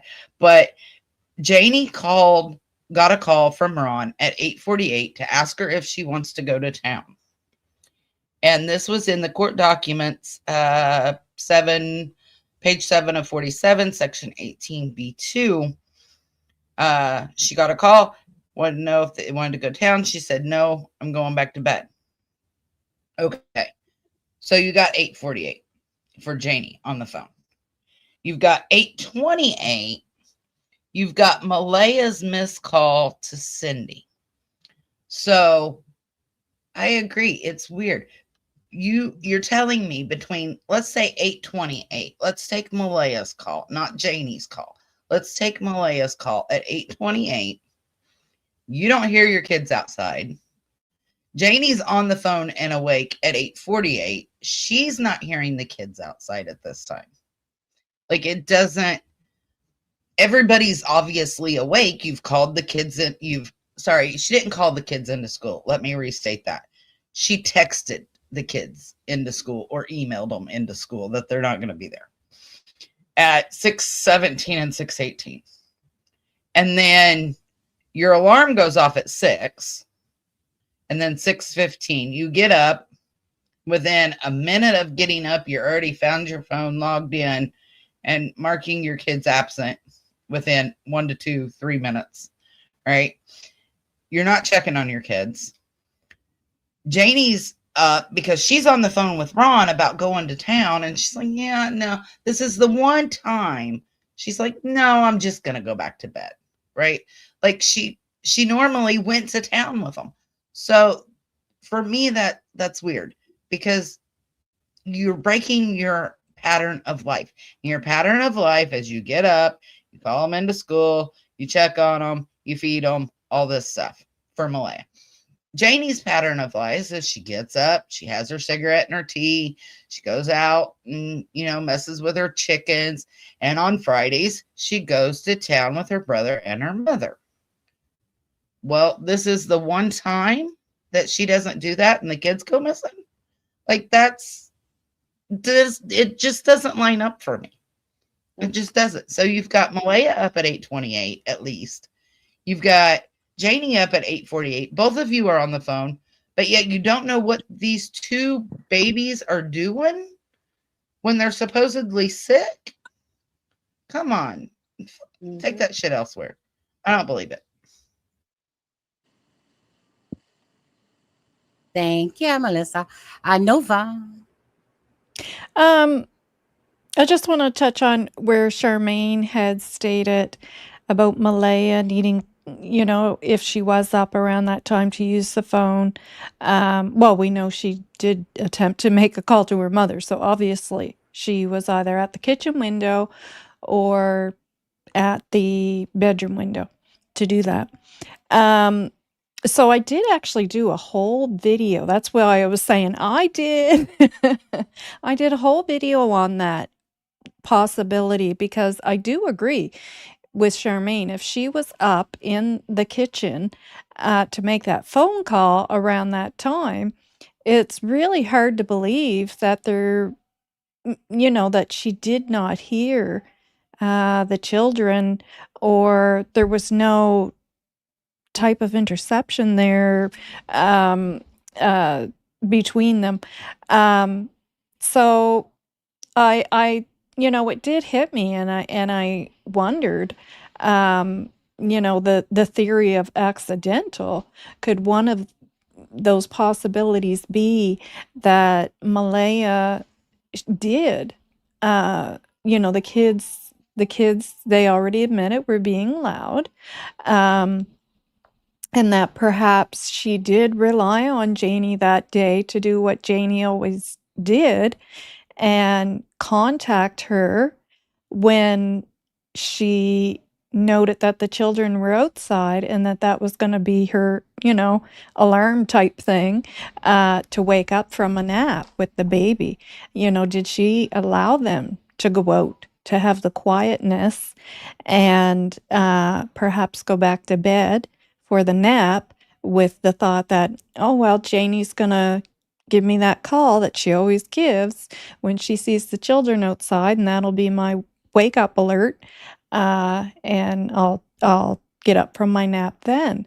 But things, and Janie says she always did that. Was that the one day she didn't, and it spiraled into this? So that is a thought I've had, in the accidental area of theories. And what was the other thing? There was something else I was going to say, and of course I can't remember. And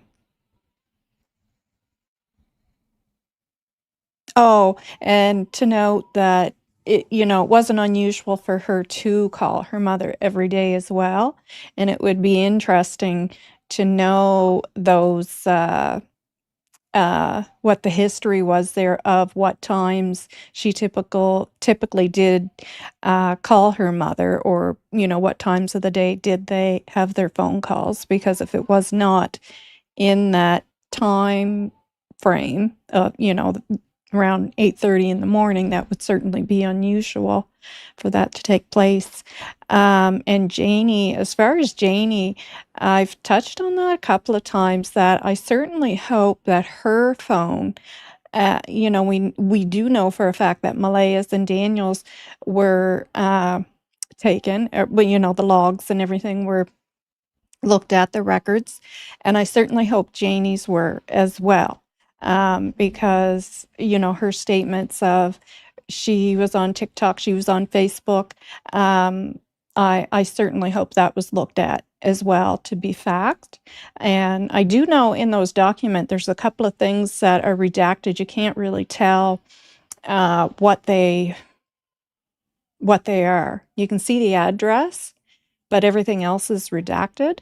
And I looked up those addresses, and in those areas, it came back to like telephone companies. So, whether those were to do with Daniel and Malaya, I don't know.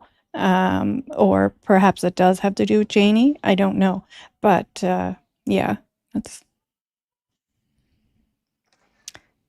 my thoughts on that. Thanks, Nova. I did put everyone's links. Well, not mine, but I put everybody's links in the chat just a minute ago, as well. Okay. Shanann, your turn. Nay. Yay. Yay. Oh, So I'm going to try to not make this go on and on, but you've all touched on some really great areas there with regards to the timeline and Janie, and Malaya and Daniel, and what was going on around the times of 6 a.m. to when the police were called. And it does stick in my mind. I took some notes because I didn't want to forget that Malaya used the app to report the children absent.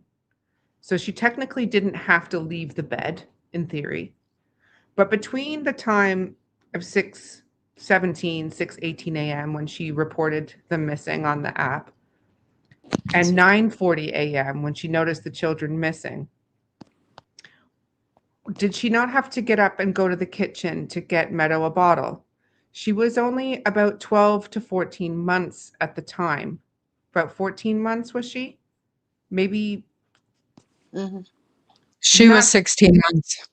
16 months. So most children are on a bottle till about 2, I would think. But she would definitely need a I drink of some sort. I guarantee And you she could walk, so she was definitely still on her bottle for sure. yes. So I wonder between that time, so between 6:17 when she made that Mark them call absent. on the app, and then 9:40 when they noticed they didn't hear the children anymore, that she didn't have to get up and go to the kitchen to go and fix Meadow a drink. I mean, that is what I mean, as someone who's had 3 children, I struggle with that. I struggle with you being able to settle a child back down to watch TV without them having a snack and a drink. That was one thing I really struggled with that time. I just find it impossible that she didn't leave that bedroom to go and fix Meadow a drink, or Daniel, at any time between 6:17 and 9:40 a.m. when they noticed the children when things went silent. There was a lot that went on around the 6:10, 6:15 time. We have, and the whole reason why the timeline began to stick out to me was when Darren came on the scene, and he was very confident from Janie, who was giving him this information, that Janie had missed a call from her brother that morning at 6:10 a.m. and had gone out of the trailer to return the call and had caught Malaya at the end of the driveway. And this was something he repeated multiple times in the beginning until it was retracted. But we do know that Janie was on her phone at 6:24 a.m. sending messages to Ron. So we have her awake at 6:24. We have her awake at 7 feeding the chickens. We have her having her tea. And then we have her still awake at 8:48 to tell her brother that she's decided she's not going to town. And in that time, the children were allegedly inside the house, not seen or fed or heard with only just Lily popping her head in the door. Like the whole timeline of that morning is strange. And again, that's the only day that Janie isn't outside to see the kids that morning, to see them go on the bus. It's the only day that she decides she's not going with Ron to go to town. It's oh, and also that allegedly Malaya didn't know she was going to be there because she was supposed to be with her boyfriend that night. Have we ever heard of a boyfriend since then? Or have we ever heard of a name or who that might have been? There was just so much confusion around that timeline. I just struggle. I don't believe any of that. And I think that the fact that she didn't go with Ron that day and had allegedly told him that morning that she wasn't going to go, I think she told him that because the children were already missing. And she knew that. Perfect. And Thanks, they all Nan. knew that. Sorry, I did ramble. I apologize. No, you didn't. No, you didn't. Daph, your turn. Well, what do I gotta say now? I'm just joking. Yeah, like Shan was right on the dot with that. So her alarm goes off at 6:15, and for her to get her bearings, think about it. So you hit snooze, right? And then your alarm goes off at 6:15. Within a couple of minutes later, 6:17, she checks the kids out of school. 6:17, 6:18. That's not even enough time to get up and like realize, you know what I mean? To go check on the kids to see if Lily is still sick. Like, that's not even enough time to do anything. Usually the first thing you do is go to the restroom, right? Yep. And then go check on your kids to see if they're okay. And then check them out of school. No, she didn't do any of that. She just woke up and then did the app and then who knows what else.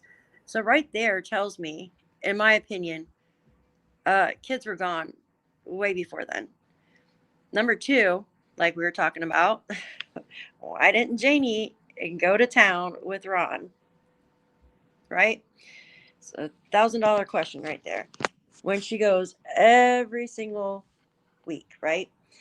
And then why did Ron call so many times? Why are they talking so many times? Like, that's just crazy to me. I don't even talk to my mom that much. And then Janie can hear everything. Her walls are paper thin, right? She knew, though, she knew exactly where the kids came outside. She even corrected Allie, the girl doing the interview. She knew where Daniel was hollering for Jack and Lily. And then she also mentioned, well, I thought he was just hollering for Jack because he likes to let my chickens out. And I had already let my chickens out. Well, that doesn't make sense quite, right? Because wouldn't he just be yelling for Jack if Jack lets the chickens out, not Jack and Lily, right? Oh, and what's the other one there? It just, none of it makes sense, guys. And then Malaya calls her mom at 8:28, but it's a missed call. And what about the driveway, guys? We haven't mentioned the driveway, the raking, you know? Oh, and then here's another thing also. Why didn't anybody call Janie? I noticed that Malaya called Janie on Tuesday, the day Jack and Lily actually went to school. She called her at 6 o'clock in the morning, right? And then again, like at 9 something in the morning after Jack and Lily went to school. So I feel that Janie actually helped her probably get the kids on the school bus a lot more than we know about. And that's why she probably called her at 6 o'clock in the morning, because that's the time she usually wakes up, right? 6 o'clock in the morning, her alarm, and then she'll snooze it and then wake up at 6:15. So why would she contact Janie that early on a Tuesday when we know the kids went to school that day? So that tells me Janie probably helped her get the kids on the bus and stuff like that. I'm just taking a wild guess here. So, and then Janie also calls Malaya or texts Malaya when Jack and Lily are outside. So why is it that she didn't text or call Malaya that morning when she heard the kids outside? She didn't bother to see if they had coats or boots on. Like, she didn't even care. Why is it she didn't go to town that day like she usually does? Why are there so many phone calls going back and forth between her and her brother? Why is it nobody called Janie, right? Even if they thought that she had stayed out with this invisible boyfriend that she had that morning when Jack and Lily went missing, wouldn't you have thought to call the person who owns the property, that lives on the property with you, right? If they're not in the house and they're not in the yard, wouldn't you have thought to call her too before they knew that, you know what I mean, when she came out of the RV? But no, they didn't. They didn't do any of that. So nothing adds up to me. I'm sorry. It just doesn't. And that's what I got to say. Thanks, Daph. Thanks, Daph. Mhm. Okay, so for me on all this, I'm going to start at the, I guess, 6. Her alarm goes off at 6:15. Again, whatever. She calls them in, or apps them in at 6:17 and 6:18. She would have had to have do that near her window, as Daniel did, send a message where him and Malaya are talking about, hey, babe, are you near the window yet? Are you seeing my message type of idea? To me, from the night of up until this point, this just becomes, for me personally, an alibi about times, and that there's 3 people that obviously didn't get their story straight together, and it's their own words I always use against them, because it's their own words that don't make sense to all of this. So I do know that Malaya did not check on the children that morning. She was asked why, and really didn't have an answer for that.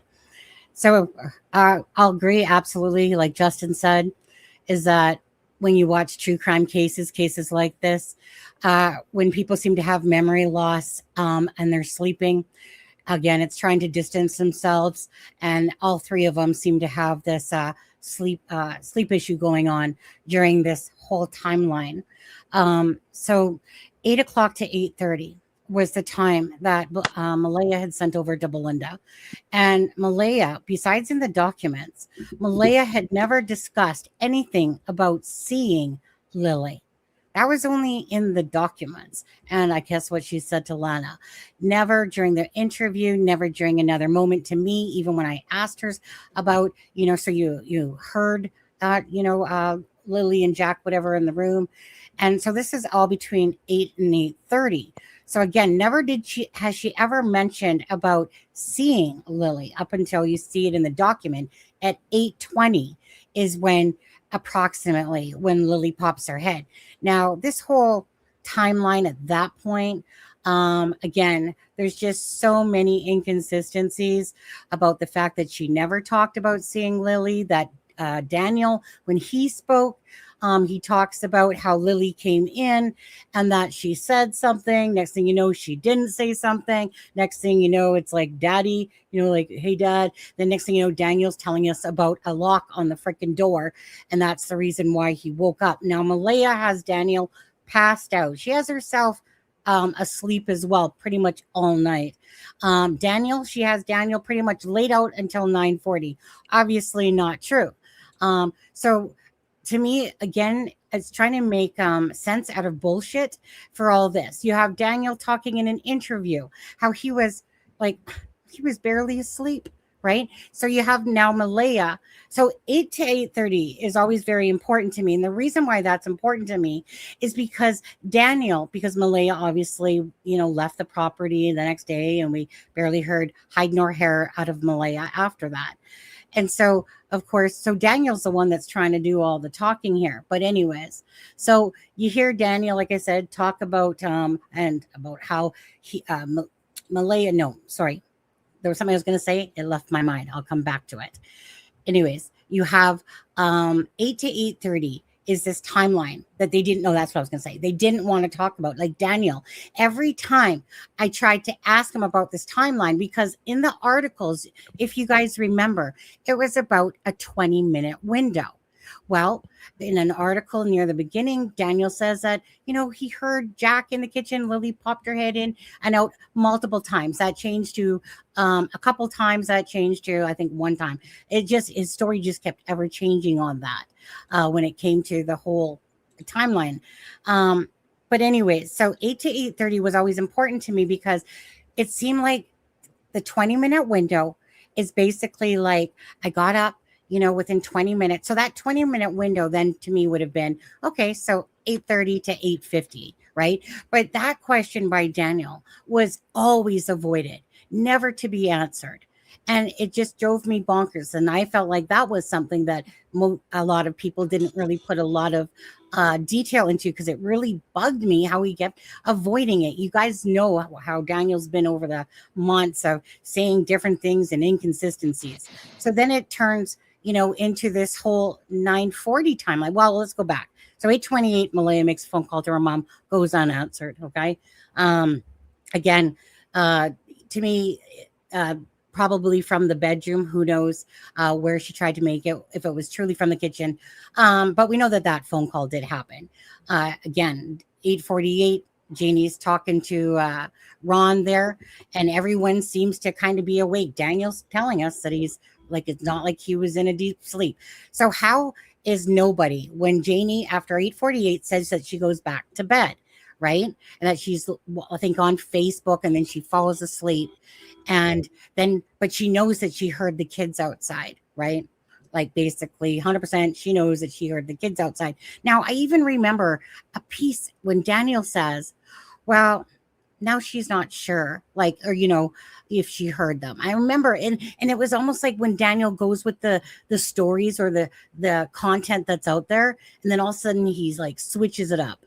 Anyways, Janie, she's spoken to Belinda, says, that she heard the kids being hushed by Malaya, and Janie, and it was potholes. Now, then Janie turns around and denies that about hearing the kids come out and that Malaya shushed the kids. Again, in what world are two children outside playing in a backyard, and you got Janie's trailer over here, their trailer over here, Daniel's barely out of sleep, Malaya's trying to make a phone call to her mother in that near vicinity, you got a TV on, you got Meadow in your arm and stuff like that, and you guys are all acting like you're, unconscious. Again, Malaya puts Daniel the whole time as as unconscious up until 9:40. And so it just really becomes that next thing you know, it becomes Malaya says, I tell Daniel that I heard the children, or sorry, I tell Daniel, do you hear the children? Right? Then next thing you know, it's Daniel saying, I say to Malaya, do you hear the children? Then Daniel's trying to make us believe, like, you know what, DT? I mean, that was quite fast. I mean, she just said it almost instantly, as if, again, to place, put blame, placing blame on Malaya is what he's done in the last few months. But anyways, so that timeline was always important. So this whole thing of they both got up, and then Daniel will tell you in a different story that, like, well, Malaya could have gotten up and, did all this shit and handed the kids off and, and all that stuff. His story is so inconsistent. Actually, all of them are. But anyways, so then all of a sudden they both come up. Daniel has about 5 different stories to tell about when 911 was called and how it happened. At first he's, with Malaya, she's, he's about to say, like, well, let me just go check the woods. 1 second.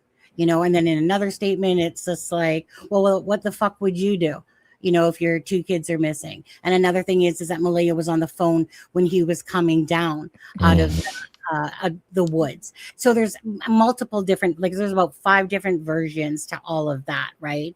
Then we have, again, Janie, who's sitting there going, well, hey, you know what? I mean, I heard Daniel yelling. So, well, going back to what Novah said, a big thing here is that neither of them, you wouldn't be sitting there, hey, mom, my children in there, the children in there, mom. Don't do that. They don't even bring that part up at all, that they went and checked with Janie to make sure, because that would be a normal thing to do when you're coming out of your house, right? Absolutely. And so, but anyway, so then you have Janie, and this is at, like, say, the 9:40 time. and the children, she heard the children, I would have heard Jackie boy, but I heard them playing in the backyard. But yet, what, you didn't hear a vehicle come up all of a sudden, And then she's like, and then Janie's comment to that was, well, if it was a newer car, well, what kind of special newer car could drive up your driveway that your dog would not hear and that your ass would not hear, Janie? Absolutely zero, right? This is a whole, Tesla. yeah, Mm. right, right. Like some special UFO hoverboard somehow came in there, grabbed those Hoverboard. children, and took off, right? Freaking Back to the Future shit. But anyways, I have a Tesla, and I can hear it outside. By the way, you can hear it like when someone's Well- back in. It's like wah, wah, wah, wah, wah, wah, wah, wah, wah, wah. yeah, especially when you Yeah, got rocks on gravel and stuff like that. Like you're not gonna hear Exactly. that of the tires and I stuff like when that. Sunny does the UFO. Yeah. Dan and got them. Because it's absurd. So again, so Janie sitting there acting like she's like, well, I heard Danielle yelling for 10 minutes, and because she's saying that she came out after 10 minutes. You honestly think Janie's butt would be sitting in that trailer for 10 minutes listening to Danielle call out the kids' names and stuff like that, with her just like, just a normal just a normal day on that Friday too. There was But- one story where she actually came out. Remember, he says it was actually Daniel that said that. He said Mom came out because she heard me yelling, but then it changed. She was dozing. Well, I mean, exactly. Like I can understand that there's discrepancies in bits and pieces of a storyline, but Yeah. it's still consistent. But this, like, again, we all know Janie is not that grandmother that sits there and minds her own business. Okay, she just ain't. We all know that about the pink blanket in the garbage. Oh yeah, Right? we need to talk about that. Yeah, and we will. but so anyway, so then all of a sudden this little window that they're trying to say that the children were taken from becomes like pretty much a 5-minute window, really, because then Janie basically is like, I saw Malaya holding Meadow Yeah. right about here, How did she get out there? Like how did Janie get out there?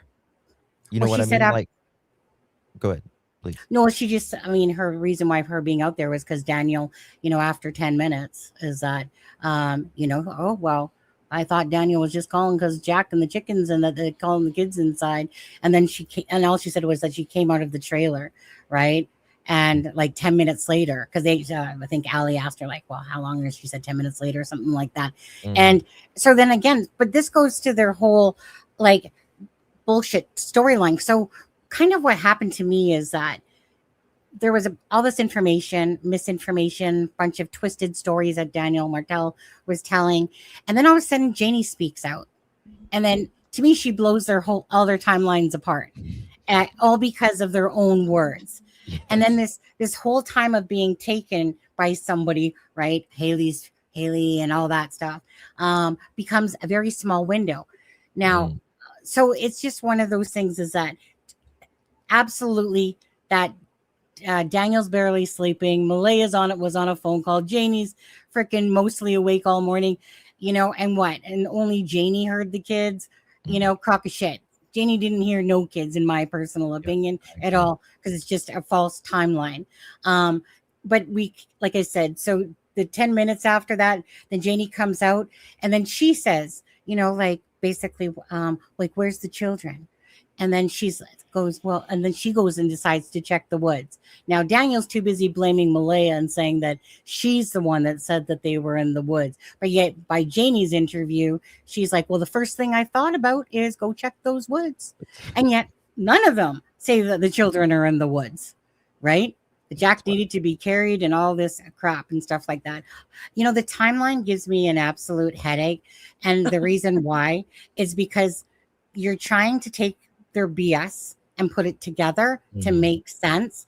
And all you come across is, to me, just a bunch of BS that it's kind of like, why do I even want to waste my time entertaining their timeline besides to blow their shit apart? Yeah.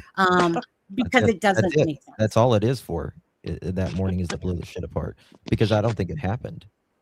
And they don't remember Thursday night because they don't want to remember Thursday night, because that's when it Just a normal happened. day. Just a normal day, Justin, right? And Just a Yeah. and Daniel always has 2 or 3 answers to one question. Yes. Like, Yes. I didn't so hear her, confusing. or sorry, he says, Malaya woke me up, and then he said, we woke up at the same time, and then he said, I don't remember. Yeah. Yeah, I mean, same sentence, same sentence. I Well, got questioned something one of you said, I think it was Sunny. You said near the window yet Yeah. message. Yeah. What is that about? so in order to like, so I was kind of curious about the messaging, like how could Malaya have messaged, like where in the house would she have messaged from, considering that they have such a bad connection. And so Daniel, so when I was wondering about the call, like the app to school or the call to her mother at 8:28, he said that she would have to stand near the window. And then he sent me a message that he had a conversation with Malaya when he was saying, hey baby, are you near the window? So, for me, I don't believe Malaya went out in the kitchen. I don't believe any of their shit, to be honest with you. But didn't the they call have- did happen. Didn't they have Starlink? Wi-Fi? Yeah, but Yeah. in the home, in the home, there was only like 2 spots.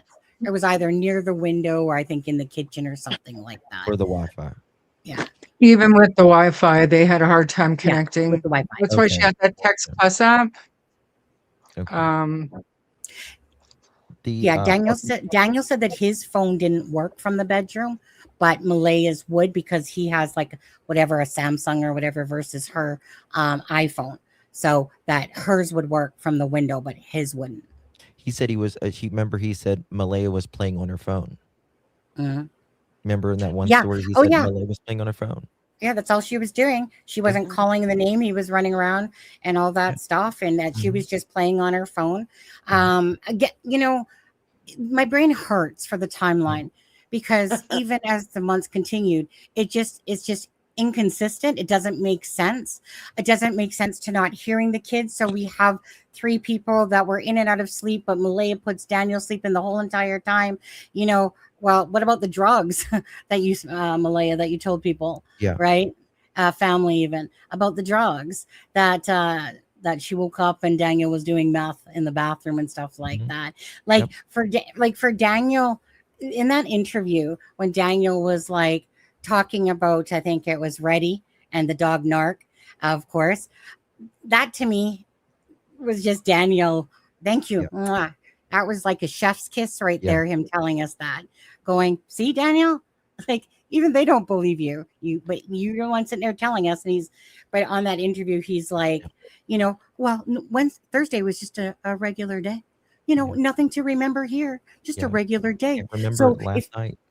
yeah, What sorry, go ahead, somebody. landline if their phones didn't work that well?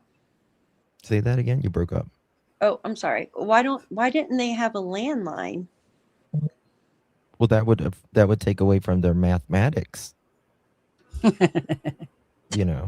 would think that's the right thing to do if they had to stand on top of their head in a corner to responsibility, though, Daff. We're not talking about They don't check on their children. They don't check on their sick children of the morning. Yeah. Also, in the dispatch, they said, when's the last time they had seen the kids? They say 8 a.m. Yeah. Well, it's 8 to 8:30, but they took the 8 a.m. time because obviously they took the first time that was said. So, right, even though Malay is saying, well, obviously, right, that she's seen Lily at 8:20, poke her head in, but they took the earliest time for that. And that's why hence it was said 8 a.m., 8 a.m. So exactly, like you're talking about 8 a.m. to 8:30, that they're popping their heads in, they're playing in the kitchen, and then you're acting, like I said in the first interviews, you're acting like this 20-minute time window is right after that. But no, then all of a sudden, like I said, we get this 9:40, because that's just, to me, bad alibi planning, to be honest, is how it is. It is. But they were building a timeline on us, in my opinion. Oh, I agree. When everybody else coming up with it seemed like reading the dispatch and all that. Yeah. Okay. So I'm going to go to Novah. Novah, now you can talk about whatever you want this one, Novah. Thank you. Finally. No, I'm teasing. Well, let's go back to the boot prints.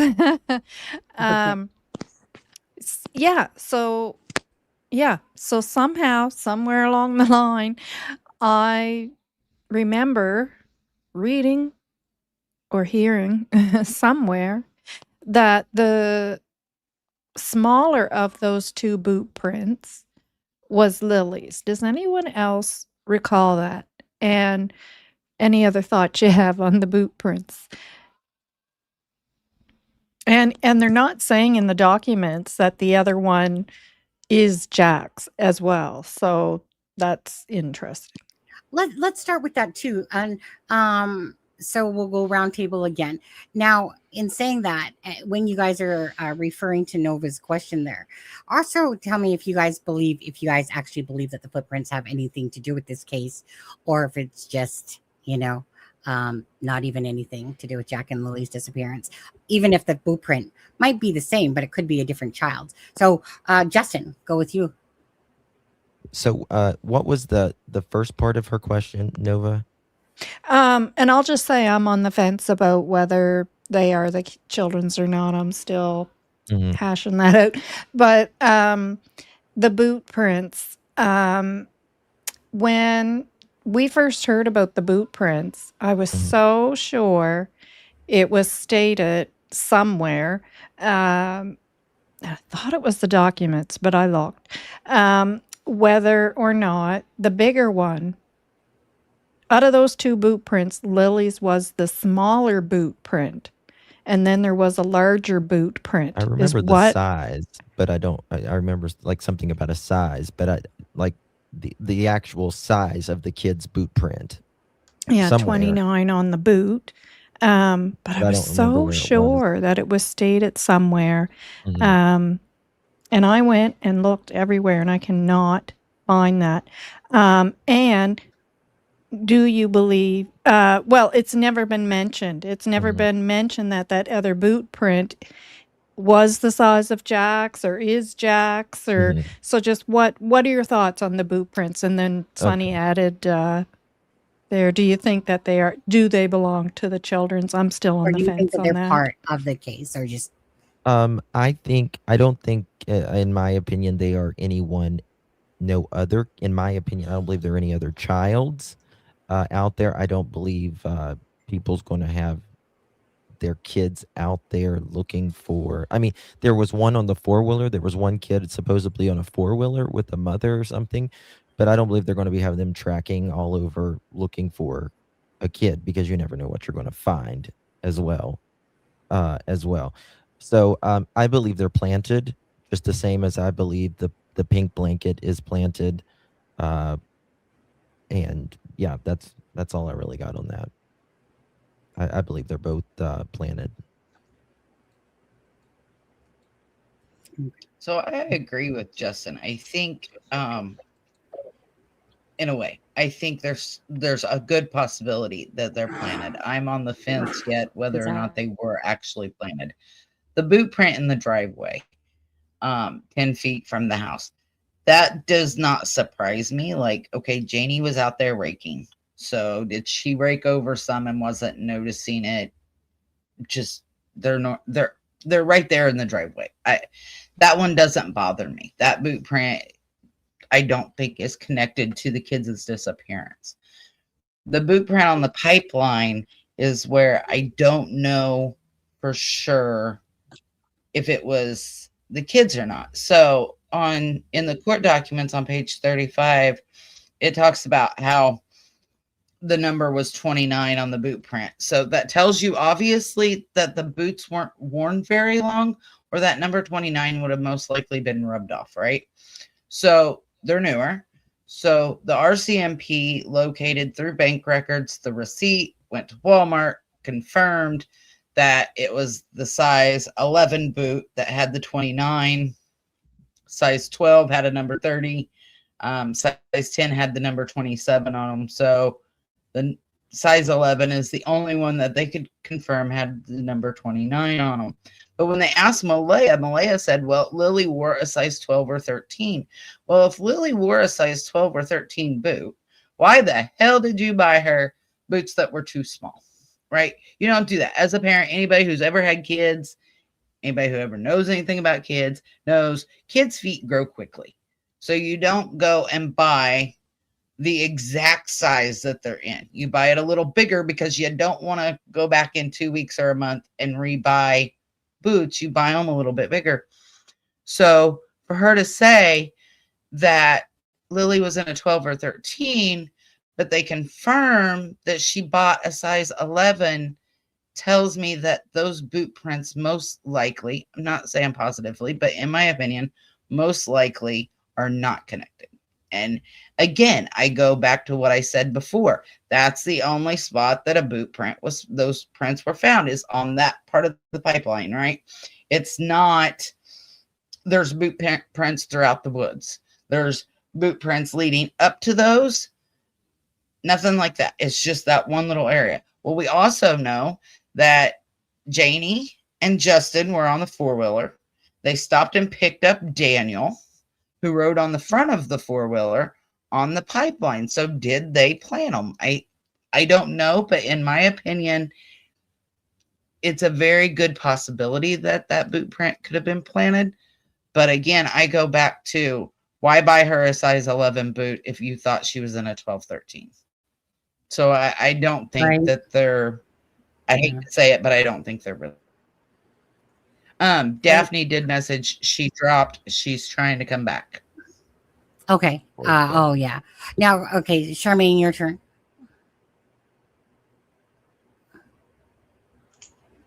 I do not think they're related. I don't.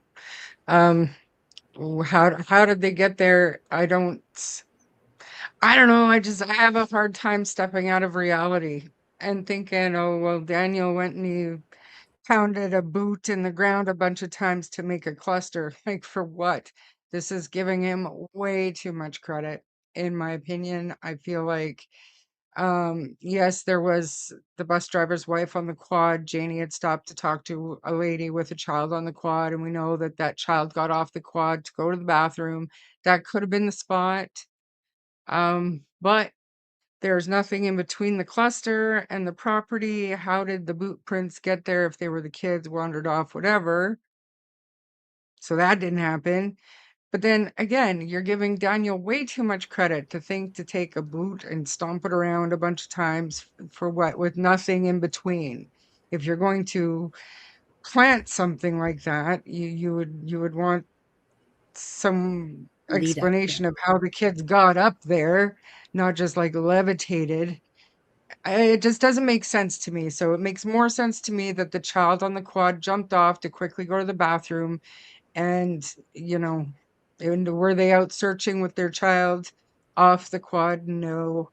But I did hear that, the kid did get off the quad. A very popular boot purchased at Walmart. Many kids in the area would have shopped at that same Walmart, same boot, Mhm. same size, whatever. So I cannot take myself out of reality enough to think that Daniel thought, oh, I'm just going to take this boot up there, and it just, I don't know, not related, my opinion. Okay. Shanann, your turn. Thank you. I agree as well. I have a hard time believing that the boot print is related for a number of reasons. Mostly because the documents do not say that there was Jack's boot prints there. They do not say, well, we were able to verify that within that cluster of boot prints, Jack's were there, and there was no other boot prints found anywhere else other than the boot print where Janie was raking. And I struggle that looking over the maps over and over and over and over again at those graveled roads, at the pipelines, the consistency of the dirt even, and the mud and the dips and the rivets in the pathway, that there wouldn't be more boot prints than just that clump. And that's what it was called, a clump. It wasn't even it wasn't even a cluster. It was just a clump. And Also because there are more children than we've accounted for in that area. I'd like to know, for example, Bossman. He's got 2 children. Like, what size 4. were their feet? 4. What size were their feet? That house that you pointed at earlier that had the cameras. There's several children there that live there. And Ron McKenzie and Margie, they have grandchildren, minimum 4 there often that she watches, and I've heard sometimes up to 12 children. So, and again, Walmart is the only place that people are buying boots. I just don't like the statistics or I don't like the percentage of probability that they're not they're not theirs. But mostly they never said they found Jack's prints there. They've only said that the boot had a 29 on it and the SKU matched the 29 that was It was on that boot. consistent. Yeah. Yeah. Okay. You're muted, Justin. Sorry, weren't they really deep, the boot prints? Just a question real quick. Weren't they supposedly like deep? I don't know that. From what I understand, they were pretty deep. Boot prints don't normally last that long, especially in the rain. So the deeper you make it, the longer it would last. Well, yeah, Yeah. the impression of it for sure. Okay, so Daph, we're gonna be we're back to you, and it's about Nova's question about the boot prints and shit. Nova, what was the darn question? Yeah. Oh, right. You guys. Smaller, Did bigger. you hear it? Okay. Mm-hmm. Yeah, because Yeah. I had noted that too about where they didn't state that was Jack's or it was the size of Jack's or, and I always understood that Lily's was the smaller of those 2 prints. Can't remember where I got that info, but, and they never talk about the other boot print. And, yeah, what are your thoughts on what are they the kids? The only confirmation of the shoe, they said it was Lily's size that Malaya had bought because they compared it to a receipt from Walmart. But like I said, I mean, there's several kids out there. Now, think about this. I know Shar said she doesn't think, Daniel would have planted it, but if somebody was in a hurry to plant stuff, they're not going to have time to plant boot prints like walking away or walking towards. They're just going to try to make some type of trail, right? Like if they planted the blanket, just throw it up there real quick, get on an ATV and go and drop some boot prints on the ground. Like there was 2 of them on the ATV. It could be easily done. Yeah, they didn't have time to actually plan it out too much, allegedly, right? I'm just speculating here. And it also could be the kid on the pipeline. Now some say, well, why wouldn't they come forward and say, oh, my kids were on the pipeline? Well, maybe it was, a few days before. I mean, we don't know, right? Like maybe it was a few days before because it was rainy out there, that there was kids out there on, on their ATVs and stuff like that. Or maybe it just didn't cross their mind to come forward and say something other than the bus driver's wife and kid. But in my opinion, it sounds like, I don't know, someone was trying to leave some type of trail for the searchers. And I feel like those were planted too. I just do. I feel like they were planted too. And they just didn't have enough time to work it out, right? Like put more. I mean, that would take a long time. But then again, I don't know. Just off the top of my head. Because if they actually walked out there, there would be, like I said before, tracks going there, tracks going back. Okay. Daph, were you finished with yours? Yes, I'm finished. I Okay. apologize. Okay. So no. Don't. I just didn't want to interrupt if there was more that you wanted to say there. So for me personally, I don't really put a lot of thought in it because I honestly feel like there's just too much to think that perhaps it's not. And if it was, let's just say if I felt it was, I would definitely say planted. But the thing is that Brad never heard an ATV that night at all. I had asked him. He said, nope, never heard an ATV, only a vehicle. You would need an ATV to kind of get to that spot. I believe, if I'm not mistaken, I believe that these foot boot prints were found like in the early mornings of the AM of the night of the search for these. But for me personally, I feel like how could a mother, okay, first of all, get a size wrong, 12 or 13, and then all of a sudden it's an 11. Even though I know that they found a receipt and all that stuff, but granted, I absolutely 100%, in my own opinion, feel like Daniel Martel planted that blanket 1,000,000,000%. But as for the boot prints, I really have never put a lot of value onto them. I've listened to the information, but it just doesn't add up for me. And so if there was anything, I would think that I would still put it with the planted idea. But I really don't feel like there's too much with these boot prints that are out there. I feel like, yeah, there's nothing in me that goes, yeah, let me hone in on that too much. I just feel like it's kind of like the Natasha Haywood stuff that maybe there's something to it, but What's interesting to me is one text Daniel says, and it's virtually he's saying, I can't quote it, but I've shown it many times, and I'm sure y'all have too. Come on, how likely is it for a boot print and a blanket to be right across from each other? And then he says, come on, guys. And then he also said on DT's show that he has never been to the spot to check it out, even the boot print or really the blanket, until I guess he showed it where the blanket was on camera. Now, to me, if I had a missing child, that would be like first place I would go to look at those boot prints. Distancing, right? Right, Justin? Distancing himself. He's distancing, absolutely. So I find that very suspicious. I would be absolutely there, regardless. Yeah, I would be right there. And he's distancing himself from both. I got a problem. That's me personally. I just feel like if Daniel says something, you just think the opposite. So if Daniel says that he was never there in those areas, you instantly go, you're an effing liar. I agree. And totally. You're like, right. Because Daniel is great.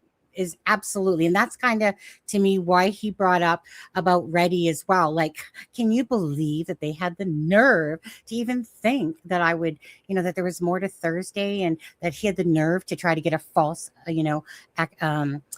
accusation or whatever out of him and stuff like that. And you're just like, dude, thank you for telling us that, because we like most of us absolutely believe that something happened on Thursday night and whatever. But he's always trying to either go with the narrative of what the public is and add information to it. And that's what it's been like this whole entire time of this case. They'll definitely just went black.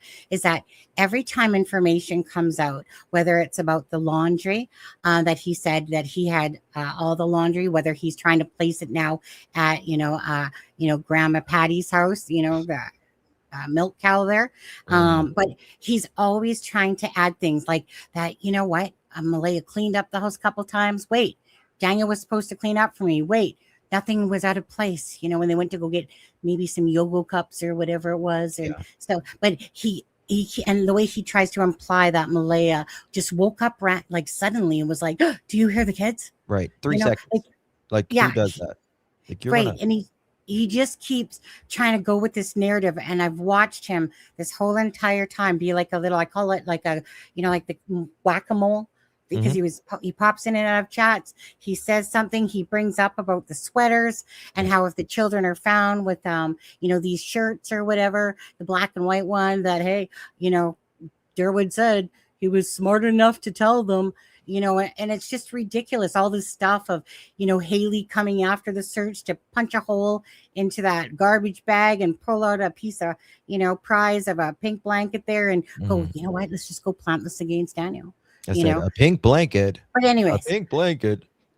The way that he has throughout the whole 8 months here, we've just watched continuous shit be added to it, and the truth is always near the beginning, and it's just a lot of BS that is progressed along the way. Add on it. I mean, he's I call Daniel like a reptile, not only because of his tongue when he's lying, but because he is just focused on what's in front of him right now. Okay, he's in this chat room. He's gonna lie just to fix that patch, right, of the story. But later on, he's not thinking about what he said in the past or whatever. And there's a quote: a parent focused on the child accepts scrutiny. A parent focused on themselves avoids it. Right. And Daniel is always focused on everything but himself. Okay. Mick Mac, I see those 5 things. So I just quickly, just the facts received, MLW. Oops. Oh, hold on.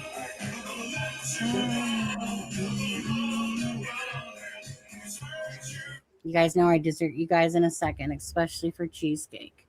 But anyways, Mick Mac, thank you guys. And I do see that there's a bunch of people that have done it from the different channels. So just so you know, appreciate all the support throughout the channels, the love, support, the memberships, donations, paying it forward with the memberships. Thank you guys.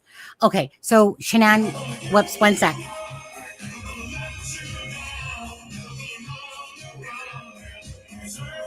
Charmaine likes to hear Rickroll. So, Shanann, it's your turn. What topic do you want to talk about? Oh, there's so many. Well, I guess we need to address the elephant in the room, which would be what people think of the theory of Malaya, because we're just going to get accused of being closed-minded if we don't think about what the possibility or the odds were of her involvement. I struggle as a mother to wrap my head around a mother being involved anyway, but it does happen. And but I am of the mind that there was some coercive control going on, and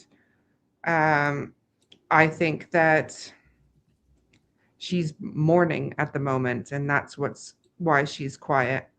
And I struggle to believe anything else, really. But that could be me being, biased, and as a mother, that not being able to see that. But I have covered cases where mothers are responsible. So anything is possible. I almost think that her silence is worth 1,000 words. So that's just my opinion. What do you guys think? Okay. So Justin, started off with you. Yeah. One of the Rickrolls went off, but I think what we're talking about is about Malaya, right? And her involvement or non-involvement or whatever. Sorry about that. Okay. So yes.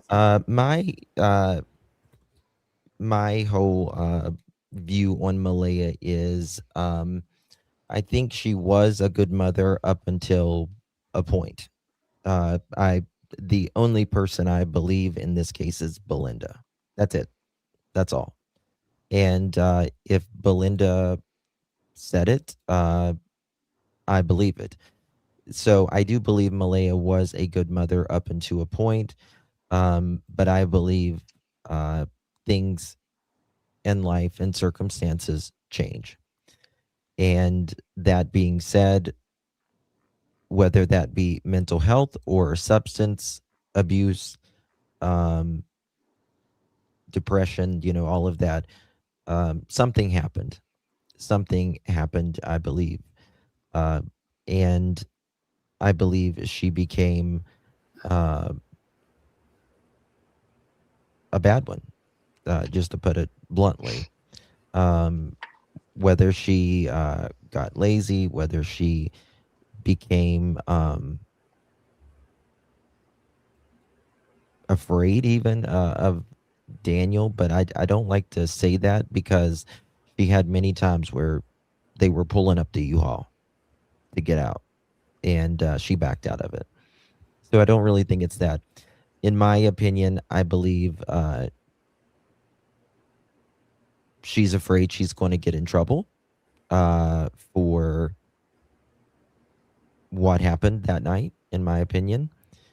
And or I believe that it was something to the effect of saying that the kids were missing, and the police came and started asking them questions, and it kind of took a life on their own, and she had to just bear down on that story. And it was, she was afraid to say what happened.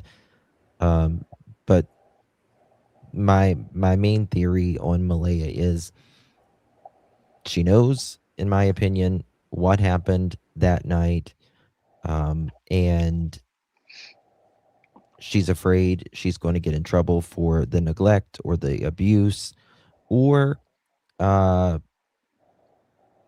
there may be a part of this where she could be afraid, where Daniel could say, okay, you're going to talk to me about this. I'm going to tell them this about you, what you did to ever Jack or Lily ever, or whatever. You know what I mean?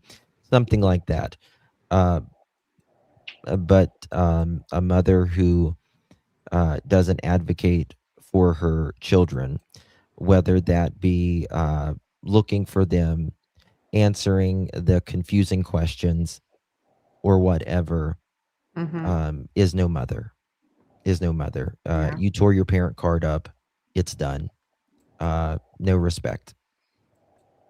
That's all.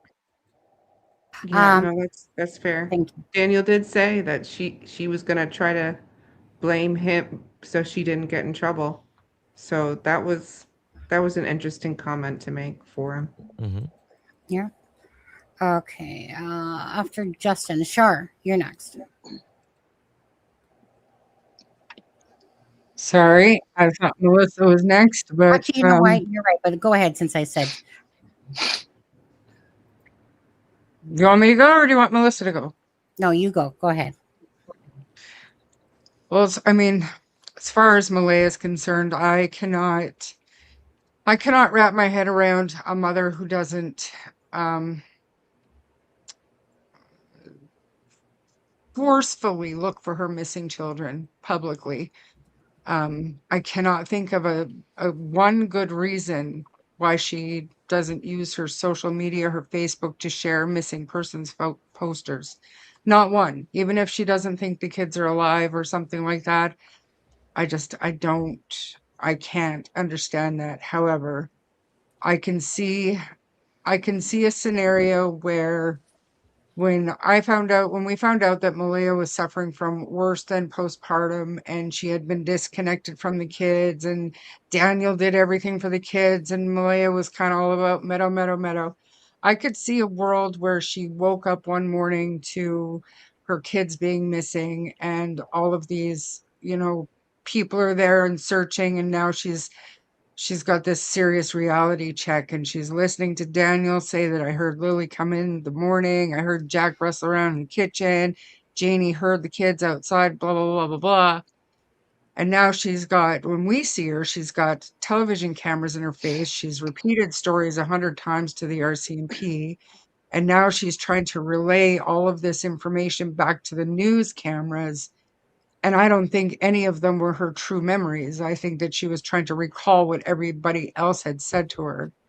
And in my opinion, I think it is possible that come Saturday evening after the altercations and everything else, people had convinced her that Daniel could have done something to her children, she exits, blocks him from everything, and has been working with the RCMP, working with the investigators, and keeping quiet, because even when she opened up to you, Sonny, that one time, she was all about saying that Daniel would never hurt children and Daniel wasn't violent, whatever, whatnot. But then at the end, she had changed that a little bit and said he'd pick on Jack and sometimes Lily. He held me down. And I think at that point, she might have thought I said too much. And that's why she shut down and she wouldn't answer any more questions. She had said too much, and the RCMP, we know, would have told them, talk to the media, talk about your kids to the public, but be mindful of what you're sharing. And if she's working with them and sharing all of this behind the scenes shit about abuse and whatever else and CPS stuff, and they don't want that to get out in the public, she doesn't know what she can and can't keep it. It's like me, right? Word vomit. Like sometimes I just say stuff because I'm used to just saying what I want to say. So sometimes things slip out that shouldn't. So she might have thought, okay, I need to stop talking right here, right now. And I still, I struggle with that still, because there's no mother on this planet that would not be at least posting missing persons photos on her Instagram, it's the way of the world now. So even if she didn't want to be in front of the cameras or on YouTube or social media, and because she's seen everything that Daniel and Janie have gone through, I get it, but there's still no excuse for her not looking for her kids. And the one opportunity that she had to come out and say something for her kids, it was that bullshit letter that it was either written by her buddy sitting beside her or by AI or by a friend. It's not the words of a mother who truly misses her kids. It's what she thought the public wanted to hear. And if I hear her or see her say, please, please look out for my kids, please keep searching for my kids, when she's not doing anything, I swear I'm going to scream. But I don't know what to think of Malaya. All I know for sure is there is a reason why she is not looking for her kids. So is it because she believes that they're no longer alive and she is grieving, or does she know what happened? I don't know, and I'm not ready to make a judgment call other than Malaya, look for your kids. That's all. Okay, thank you. Daph, I swear to God, I hear you vaping. Because you No, leave your I'm mic on. puffing. Yeah. My Puffing. electricity just went out. Okay. Melissa, your turn to respond about Malaya. So what was the question? Because I thought I heard somebody knock on my door and I had to go check that out because it is way too late for anybody to knock on my door. So what was the question? Go ahead, Shanann, answer her if you like.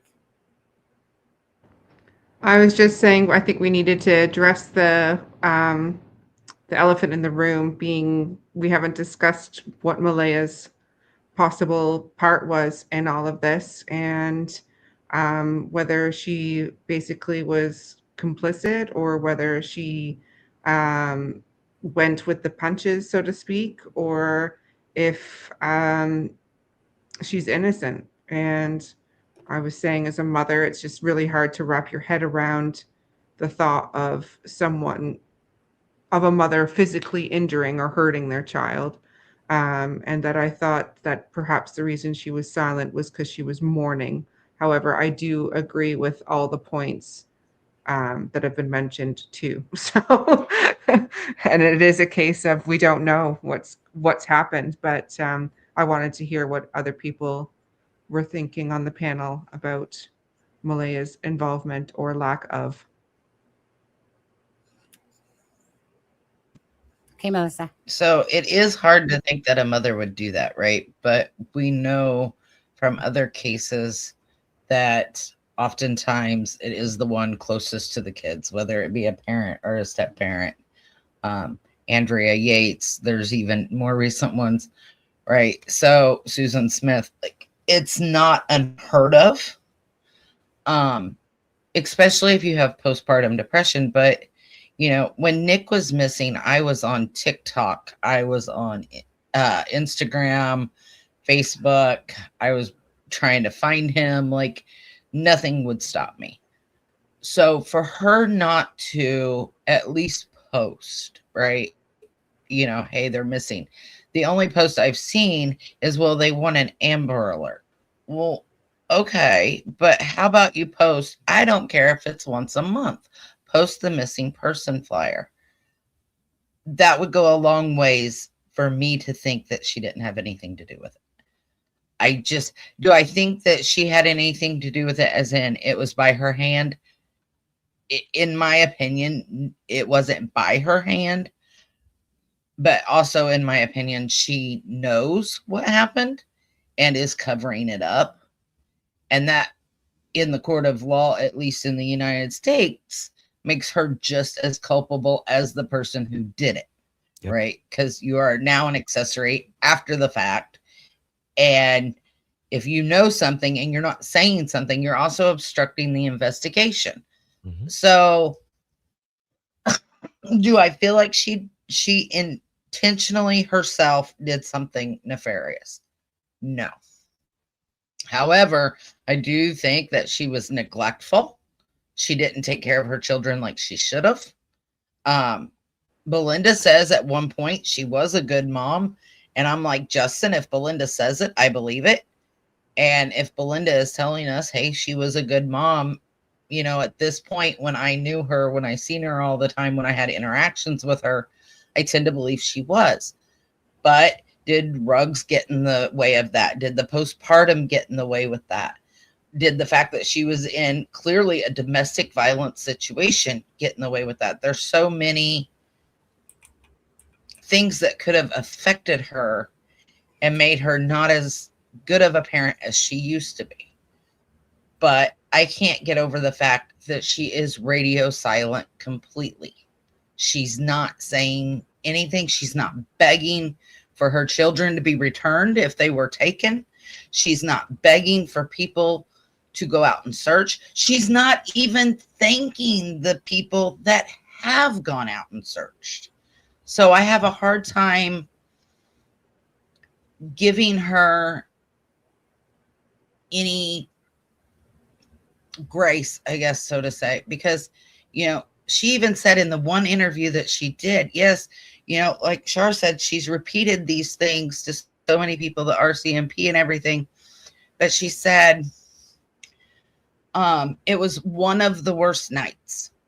How is the fact that your children are not in their beds for the first night, how is that not the worst night? It's one of the worst. For me, that's a good point. The night Nick went missing, that first night, I couldn't sleep. I didn't sleep for 48 hours. It was the worst night of my life up until he passed away. So when she says one of the worst nights, that is a statement that I can't get past. I don't know. That's my thought. Okay. Novah. Valid.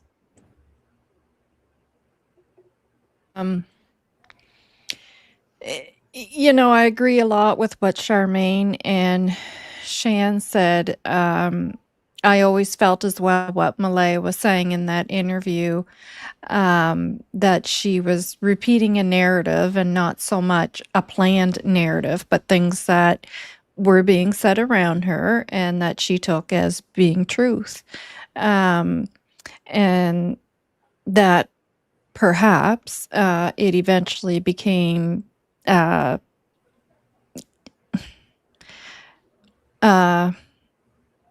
thought that perhaps those things weren't true and that something else took place with her children. And then it started to become evident. Well, I'll say in my opinion, it seemed that there was a possible DV situation going on. And and then of course her leaving and scrubbing Daniel totally. When you scrub somebody like that, to me, I take that as just, having done that myself, that it's total disgust. You are just wiping that person off the face of the earth. Um, and then the quietness, I same as Shan, to me just speaks more than words. Speaks loudly, and that's where my thoughts always were with Malaya. And that is one of the things that always made me feel that there's something more going on here, and there's things going on behind the scenes that we're just not aware of. And, if something nefarious did take place and she had nothing to do with it, I hope she is working with RCMP behind the scenes. Now, I did discuss earlier a possible accidental theory as well, that if she was up to use the phone and the kids were being loud, and her thought was that, well, just let them go out and play, I'll go back, lay down with the baby, and Janie's going to be getting up to go to town with Ron, because she goes to town with Ron every Friday. The boyfriend thing, that was Darren that said that, so I don't even pay attention to that thing. But I'm more focused on the fact that Janie was supposed to be getting up to go to town. So if she had that thought in her head and thought, she'll be getting up to go to town, she'll call me and give me that alert, and then, something terrible happened because the typical routine didn't play out like it usually does. And not, if that did happen, not blaming anybody, but it, that could be a possibility. But outside of that, I'm the same as Shan. I just don't feel that she was involved in anything that harmed the children. And maybe that's Nova Scotia innocence, Shan. I don't know, but I just don't feel that. Perfect. Thanks, Nova. So, Sunny, I want to say something real quick. I don't know whose mod Jennifer Cook J8J is. So she said, did American Justice have a missing son? I thought everybody knew this, so I want to answer that real quick. Yes, my son went missing, and he was found a week later. He was being held captive in a basement. He was later on unalived. So I've experienced both a missing child and an unalived child. So I just wanted to address that. I thought everybody knew that, but since she didn't, I wanted to say that real quick. No problem. No problem. And again, for everyone that's in the true crime space, for whatever reason they're here, usually people are here because maybe a family member, something happened to them. In Melissa's case, it did, or someone was murdered, missing and then murdered. But for anyone that's out here that's in the true crime space, I'm sure you guys are all here for your reasons. I believe that everyone, whether you're what I call a dick or you're a good person, in this whole true crime space, is that regardless, I feel like everyone is here fighting for justice for Jack and Lily, and fighting for truth and answers, regardless of anything, or for whatever brought you into this true crime space. So bless anyone's heart that has had to deal with the situation of a loved one, or a murdered loved one, or the loss, of a loved one that ever brought you into this space. And that being said, Daph, now your turn, please. Guys, I'm having a lot of technical difficulties tonight. Aw, I'm so I know. sorry. I'm sorry. I apologize. It's on all nights, right? So You what poor do I thing, know. I have a lot of different thoughts about her. My first thought is maybe allegedly she did give them something to calm them down that night. I have no doubts that there was some type of, I'm going to say alleged, right? Because in my mind, I believe there is, but I don't know for a fact that there was some type of DV or other abuse going on, but from other text messages and stuff from girlfriends of Daniel's and stuff, it doesn't look really good. You know what I mean? So could she have given the children some type of medication to go to sleep that night? She very well could have, and maybe that's why Daniel turned the light on them at midnight. That is definitely not normal to do unless you are checking on them because you know something might happen, right? That's one thought in my head. And then you have her not really coming out into the public.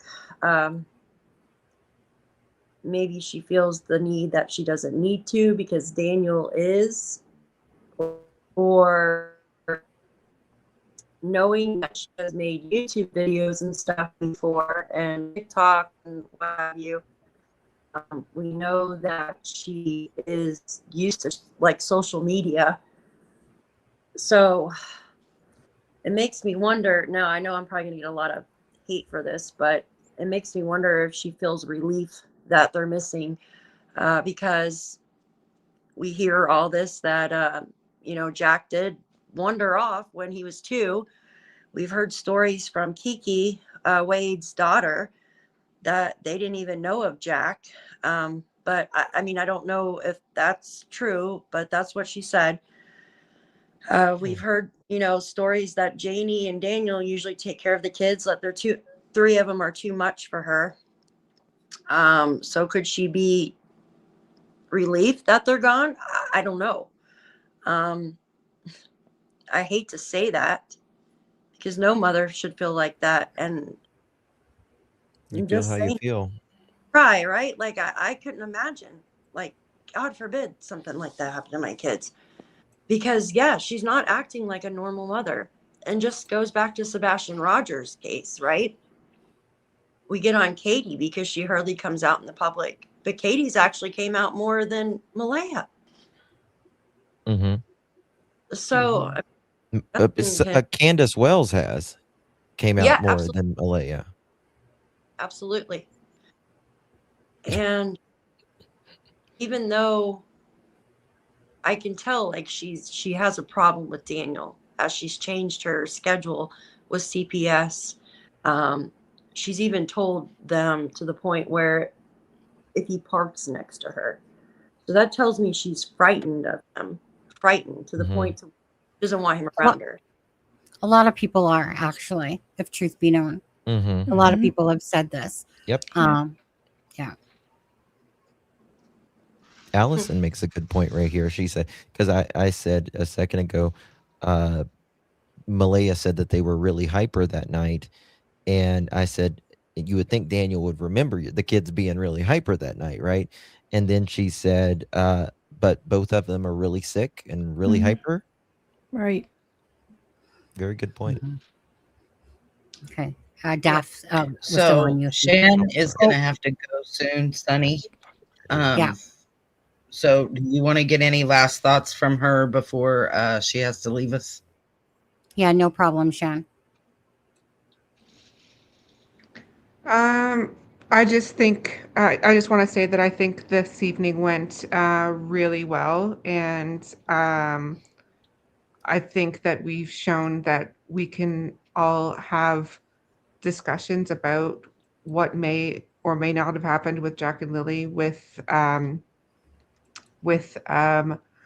can leave here with our pride, and this is what this is all about: is trying to find answers for Jack and Lily, and find where they are and what happened to them. And I think that we've all done a really good job of Bringing awareness. discussing various points around what could have happened. And I think it just needs to continue this way until answers are found. And I feel like the heat is on, and I have faith that the RCMP are going to find the answers as to what happened. And I'm going to leave it at that. And just thank you very much for having me on tonight. And it was a privilege to be able to speak. Thanks, Shanann. Thank you for this, for being here. Absolutely. I didn't actually know about you until recently, only because I kept hearing this name shenanigans on there. So it's been a pleasure to know you, and um, again, fight for justice for Jack and Lily. And yeah, thank you. Thank you, Well, thank Shan. you guys. Enjoy the Bye, rest of Shan. your chat. But I'm on the 3 hour mark, and Yeah, I've got some girls that need to I start know you have winding a down. sleepover night. All All right. right. Thanks, Shanann. Okay. Okay. Good Bye. night. Good Okay. night, hon. Now, Daph, did you finish up with your thoughts on Malaya? Because if so, I'll go next. Oh, yeah, no, I did, but I'm probably gonna have to jump off soon too because I gotta be up for Yeah, work no early. problem. No problem. So for me, for Malaya, um, do I think that she knows what happened to the children? Absolutely. I feel like, well, if we take the vehicle, if we all believe that Justin and Brad are being truthful, that means that a vehicle happened. There's no way in this God's green earth that a vehicle is going to go in and out of their driveway and Janie and Malaya would not know about it. Um, now, so Malaya's interview, regardless, for me that's a personal or for me personally, that interview stuck out always because right from the get go of that interview, to me, it was a huge red flag. Um, and there's different things that people say about the word sorrow. The thing that stood out to me is this continuous how much the kids chatter to everyone. As if it was to me perpetuating about an abduction that they just talk but the one thing that really kind of as a mother pissed me off a lot, well, besides she didn't even say their names, was because she said like, well, it's like whatever, it's warm outside today, or it's sunny outside today. I just hope that they're warm, instead of saying like, you know, I just really hope that we find them, and bring them home, just something like that. Not like, what do you mean you just hope that they're warm today? I mean, it was like such an odd statement to me to make.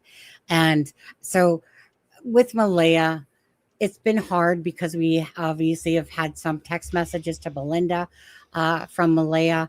Malaya's talked to me that one time in the interview, and there's not been a lot from Malaya. But the thing that always stands out to me as well is like what Belinda always says, is that she must have known that the children weren't going to be coming back home if she left the property the next day. And one of the first things she does, of course, is leave the property. And then she takes down all of Daniel's pictures, and then eventually replaces them with Jack and Lily pictures. I think that says a whole lot about how she felt about Daniel, that there was like this distaste, probably this hatred towards him, that she wanted out of the relationship. Definitely agree that it was that Daniel's a sexual deviant. And I think we can tell that by Taylor text and just all of it. Now, as for Malaya, I believe Malaya knows the answer. There's one thing that I did quickly want to show, image file, um, just because of when I was just on AI there. So I'll put this up and I'll make it full screen. But it says why this matters in the investigation. And this is about being intertwined. When motives are intertwined, it makes the case harder for the police to solve because they protect each other, because their goals are linked. If one person snitches, then they often take themselves down too. Harder to find the mastermind. It becomes difficult to tell who originally came up with the idea and who was just following along. In court, it can be harder to prove intent if the motives are messy mix of love, fear, and greed. So I personally agree with all that. That's kind of like what I feel in this particular case. I feel like my opinion, I feel like Daniel absolutely, perhaps, in my opinion, did something to these children. But Malaya, equally, that whether it's fear, control, Daniel saying that he's going to do this to her, or that if she tells or something like that, or blah blah blah blah blah. but I feel like Daniel's the one that's always trying to control the narrative to all of this. Malaya, during the conversation that we had, like Charmaine said, there's some things that she's saying that are like, about Daniel and his drugs and how she found out that Daniel was doing drugs before Meadow was induced, the picking on Jack and Lily, that he basically held her down whenever she tried to leave, that he pushed her up against the wall. I think Malaya has minimized the situation that was truly going on in the home. I think that Wade, during his interview, well, we won't say interview, but the video with Wade, when of course he's talking with Tint and he doesn't know he's being recorded, and basically, obviously, Wade and Cindy are going to talk, and obviously Wade is telling stuff to his daughter. What's his daughter's name again? Wade's daughter. Oh, Kiki. Kiki. Sorry, I had a brain fart. Right. We've heard stuff about Jack being strapped in to a car seat. Now, I think that was, I believe that there's truth to this, but it's just a matter of, I think that it was over embellished in a way that it didn't quite happen like that, but probably maybe Jack was strapped into this car seat and then, of course, throwing a temper tantrum, tipped it over type of idea. But it just begs to wonder what truly has gone on in this house with CPS. But so back to Malaya. So because you guys know, I've talked with many different people and family members and stuff like that. Malaya, I'll just say, in my opinion, from everything that I've been told and stuff like that, is not coming across as this mother that is searching for her children, that's using her social media. We get this letter where she tells us to be voices, and you're just like, wait, what? Like, come on now. Like, did you even write this letter? You can't even spell the name right, but whatever. But there's the family is questioning Malaya. Malaya hasn't really changed her story to what she said in the interview. I've asked about the fact if Malaya's helping RCMP. I'm just going by answers that I was given, and I was given that, yeah, she's given information, but not that she's, helping RCMP per se. Maybe she is. Maybe the information I heard was no. But so I'm not seeing that. What I've been being told is that the family members are questioning it. People are questioning, like, what the fuck happened with Jack and Lily, and why is Malaya acting like this? Obviously Daniel is, he's just kind of giving himself out there in so many different lies and different things. Like, that man hasn't shut up until recently. So with Daniel, he's just, to me, transparent as glass. Malaya, again, just by the actions of what have been said, this doesn't sound like this. I don't know. It's not coming across like this grieving mother that's out there searching. They're the actions that don't match. Cases like this, when you watch weird shit like this happen, it's because there's involvement. Now, again, I kind of believe myself, my opinion, that Daniel is the one that probably, in my opinion, did something to Jack and Lily that particular night. Of course, his vague memory doesn't remember any of this shit.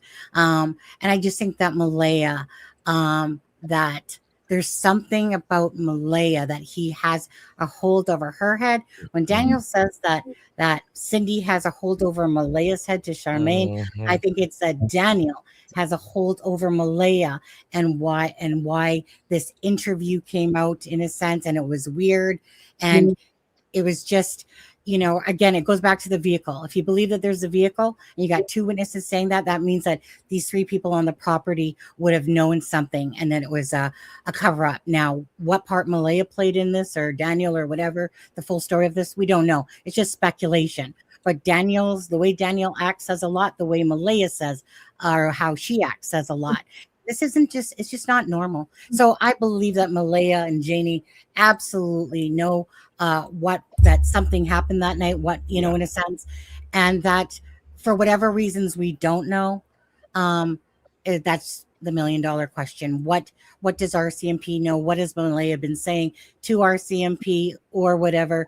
I mean, Malaya sat there and said, though, that Cody, right? had the kids or something like that. I Mhm. just think that the lot of them are all playing a twisted game of cover up and protect their asses, regardless of who all did what and where. I just see 3 people lying their asses off.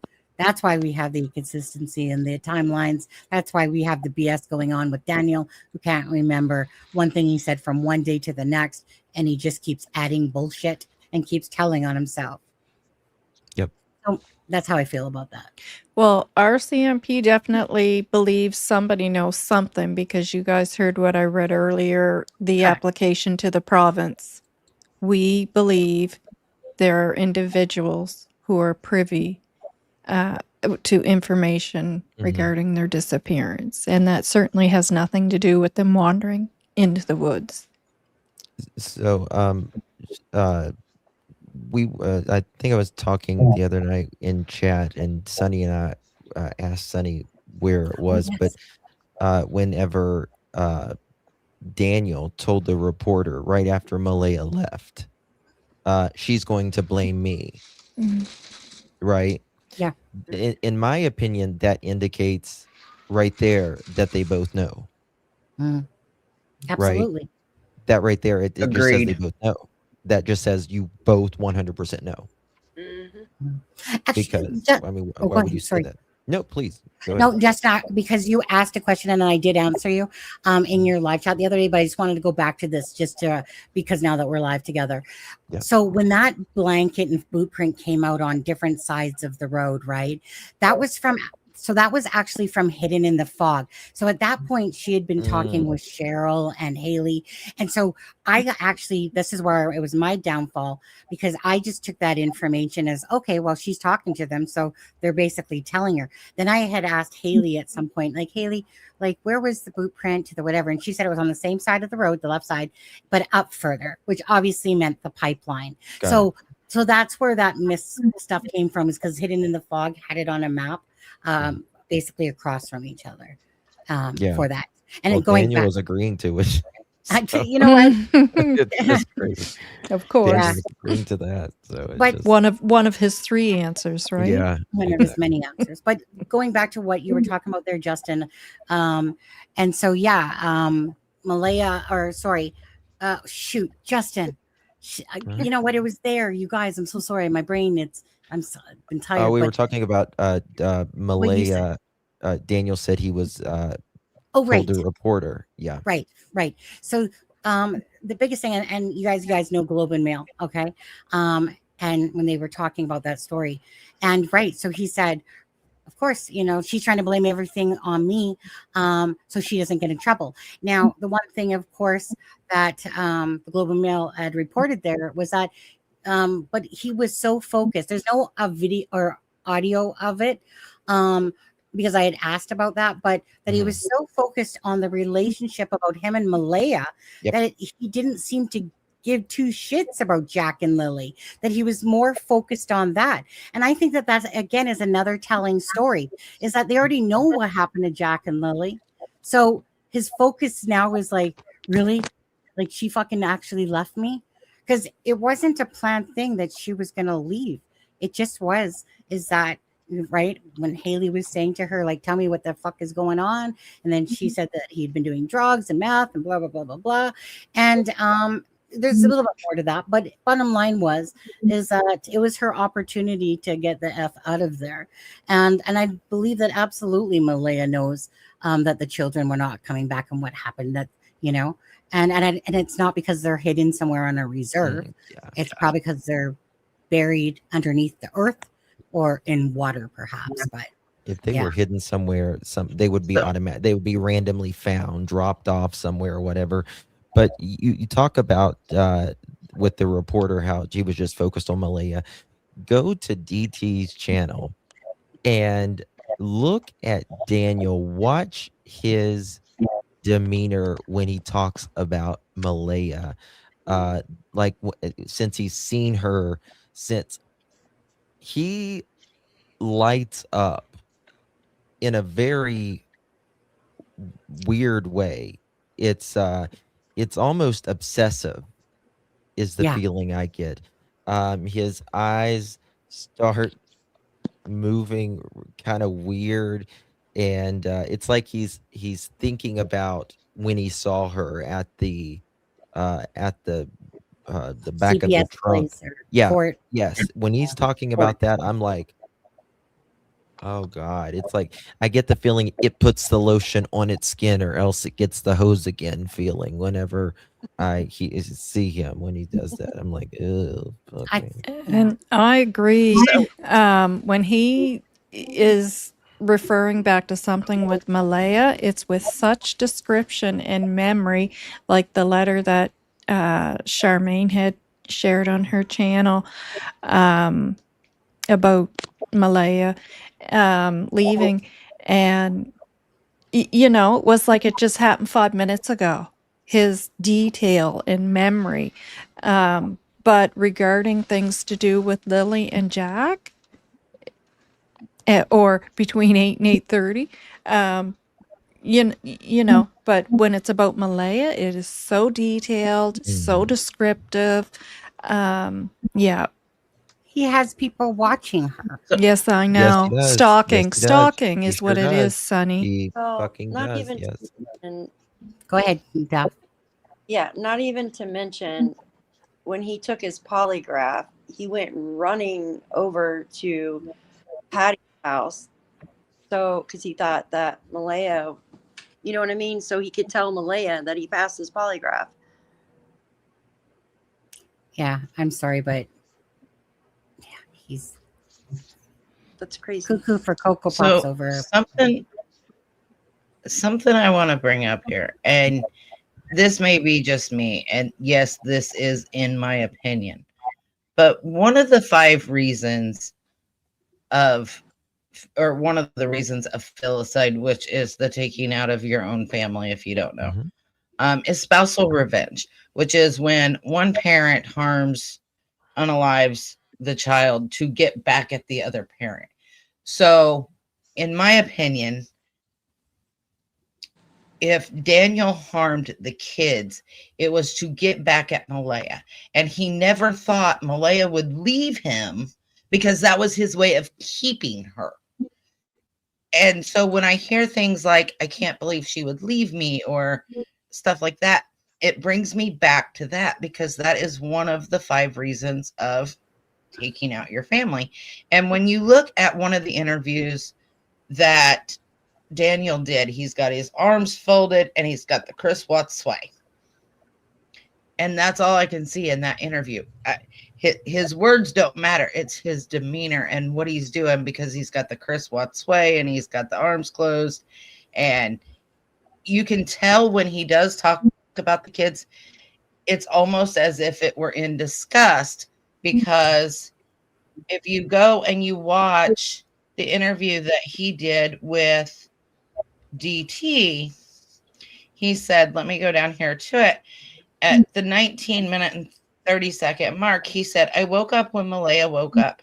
I'm pretty sure it was her that woke me up, because we both kind of woke up at the same time. So, first of all, make that make sense, because he gave like 2 or 3 different things right there.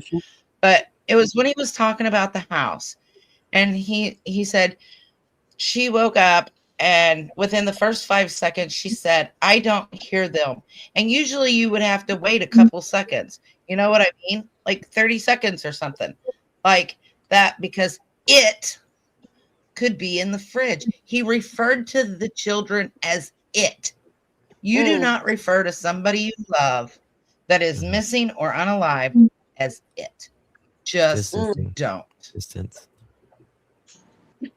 I want to go to this because Daphne never had her turn to pick her topic, and she was it was Shanann, and then so Daph, was there a topic that you specifically wanted to bring up? Yeah, there's a couple of them, but I think I'm going to stick with human remains dogs when they came on the property. I do have a few of them, but I only have a few minutes. But so we know that the human remains dog handler got there, and it kind of sparked something in Daniel. He got defensive, like, how could this guy ask me this question? about Thursday, right? And then the guy said something about the wood stove as well. Mm-hmm. Dogs were there for 4 hours and then came back, 2 dogs, the next day for another 4 hours. That's 8 hours on that property, right? So I want to talk about that, for instance, because now some people say, like Jules, she's a dog handler. She said that they would never say that. So when they go in to do a job, I just call it a job, they want to know like the least. They don't want to know too much about what they're doing because they don't want to be biased towards the case. She says because uh, any kind of tension or energy that we put off, the dog can feel. So they like try not to know too much about what's going on. So I kind of find it very interesting that the dog handler would say that to him. Uh, do you guys think that he was making that up, or do you think the handler actually did say something to him about the wood stove? Okay. Justin, go with you. Yeah, I do. I think he's projecting. They are trying to potentially get ahead of something. Just like I do believe him when he says that they blamed him something in Thursday night and Friday morning. Mm-hmm. I do, and it makes me. I mean, what's a great way to get rid of potential evidence? Well, it's cold. It's Nova Scotia. Throw it in the fucking fire, Mm-hmm. right? So I do believe him on that personally. Mm-hmm. Shami? Well, yeah, it's a tactic, right? It was to get a response. The fact that allegedly the fact that Daniel had said, don't you know anything about the case?" When the officer said to him, Thursday night is too sketchy. You don't have enough information Thanks, Ben. about Thursday, and Daniel asked him, don't you know anything about the case? Like, I've been cleared, and the officer basically said, "No, I've only seen you on the news." Like, that told me right then and there that um, during their thorough debriefing before they got on scene with their cadaver dogs, it was decided that that particular officer was going to approach Daniel outside of where anybody else could see him to gauge a response. It's a Mm, tactic, it happens all the time, and it absolutely happened 100%. And I have no idea what the officer got from that, but I'll guarantee you it's in the notes. It's in the case file. I'll guarantee it. I put my money on it. I'll take your money and raise you some money and put that money Yeah. on it too. could it be that they got something out of that wood stove, such as backpack, pull up boots, and maybe trying to compare it with something? Maybe. I think that at this point enough time has gone by, and if we're thinking about everybody wants to know why haven't they been charged? Why haven't they been charged? Well, because they don't have evidence that's going to hold up in a Mm, court of law. And I think something as specific as a charred backpack in their wood stove would give them reasonable cause to believe foul play occurred, Right. and that would be evidence enough to, at the very least, pivot from a missing persons act investigation to a criminal investigation. So I don't think they found anything, okay. but I mean, mark my words, that was deliberate. The officers were thoroughly debriefed before they even set foot on that property.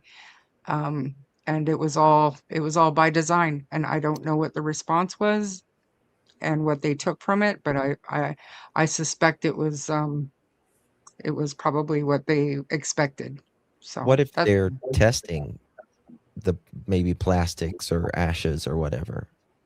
I mean, they still could be testing it, but you'd think after all this time they would have some kind of, I mean, It's only it's 7 still, months or 8 months now. I mean, it's not a long time. I mean, it is, but it's not, sometimes yeah, with these no, cases. Mhm. fair enough. Fair Uh, enough. You're not M- wrong. From September. Melissa. Oh, go ahead. Sorry. Oh no, I was just saying it was in September. It was just a few months ago, but still, The like, wheels of Yeah. justice turn slow. Melissa, your turn. Answer Daph's. So I kind of agree and I disagree. As far as would the dog handler have said something to him? Yes, probably. Is it exactly what Daniel said? Probably not, because the officer wouldn't have said, "No, I don't know anything about the case." He would have said, "Yes, I know a little bit," or something like that. So I agree that the dog handler probably asked him, "Hey, what happened on Thursday?" And when he couldn't come up with anything and essentially said, "I don't know, it was a normal day or an ordinary day," like he does, then the dog handler probably looked at him and said, "Well, I need more than that. Like, Mm. give me something." So I believe something was said, but I don't think it was said the way Daniel says it was. And that dog handler, that canine officer, he would know what they were thinking. He would have been debriefed. He would have been told, "Hey, this is when they went missing. This is when they were last verified seen. This is what the family is saying. This is where we've searched." Mhm. Yada yada, right? He would have had a lot more information than Daniel is saying he has. Yeah, absolutely. So Remember how pissed off Daniel was I think, because he wasn't told? He was pissed. Sorry. Yeah. right?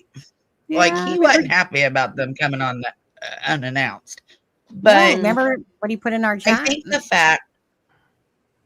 fact that they did 8 hours of searching, they did 4 and then they came back, that says a lot, because for me, the way I see it, I don't think they would have came back and did another 4 hours unless they are truly convinced that the kids are gone, because that's a lot for a dog to constantly search for 4 hours for human remains. And then you make it 8 hours. Like, that's a long time to search for human remains. And they're not going to pay that officer for those 8 hours and do all of this work and have the dog out there if they don't think something happened. They're just Mm. not for 8 hours. Do you So remember? I think that Go ahead. Sorry, Melissa. I think that they know I know. I don't think. I know they know a lot more than we do. But Mhm. I really, really don't think the conversation went down exactly as Daniel said it did. Because in my opinion, that officer knows a whole lot more than Daniel's given him credit for. Right. And just quickly, remember the team speaker, whatever that Charmaine was in, with when they were talking about the dogs coming. The one thing that always stood out for me was when that one gentleman, whatever his name was, said, basically, we don't go out unless there's a reason. In a sense, he said it probably a little bit different than that, but it was one of those things like unless there's like you're not going to bring 2 dogs from Vancouver here, over there, unless there is a specific reason. It's not just like, oh, let's just waste some taxpayer dollars, and send them over there. That always stood out to me. Now I can't remember exactly how it was worded, but it was worded where you're just like, that's exactly it. You're going out there for a reason, not because you're just going to chance on, oh, maybe we'll find human remains. Well, maybe we don't. It's because, but anyways, sorry about that, Nova. Yeah, I just read that article the other day that had a statement in it that what you're saying there, that if there's a need, the dogs will be taken in, but outside of that, yeah, pretty much what you just said there.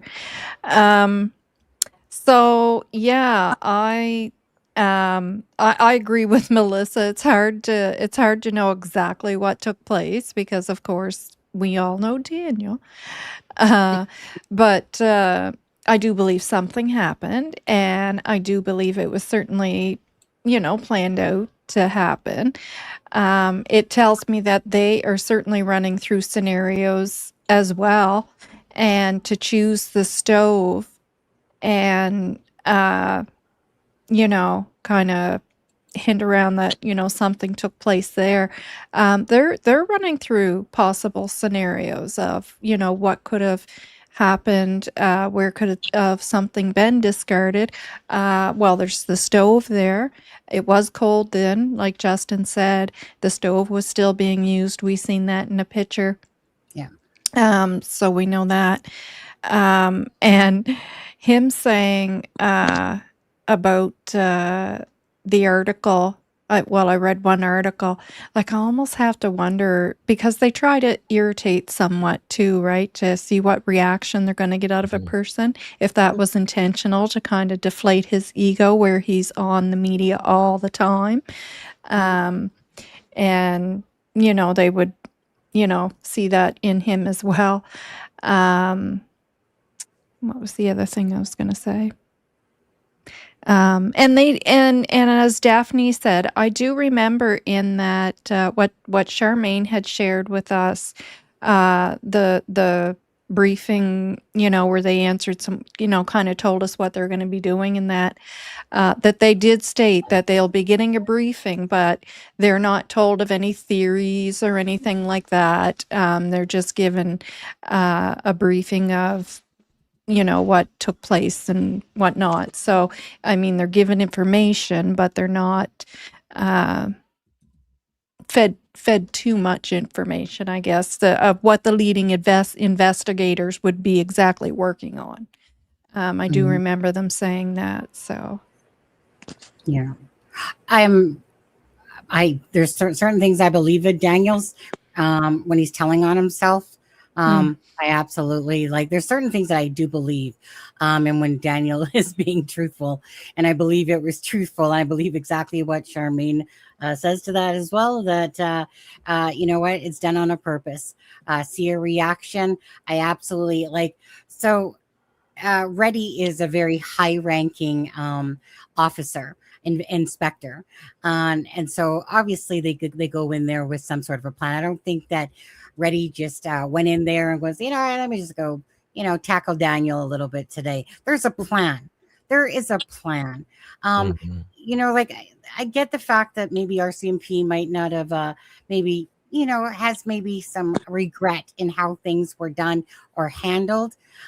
So I want to get in, and then for me personally, I can go another, it's 3 hours and 32 minutes. I'm willing to go to 4 hours myself. If anyone else does, if you can't, but I'd really like to get into where you think that this case is at, and say where you think this case is at with RCMP.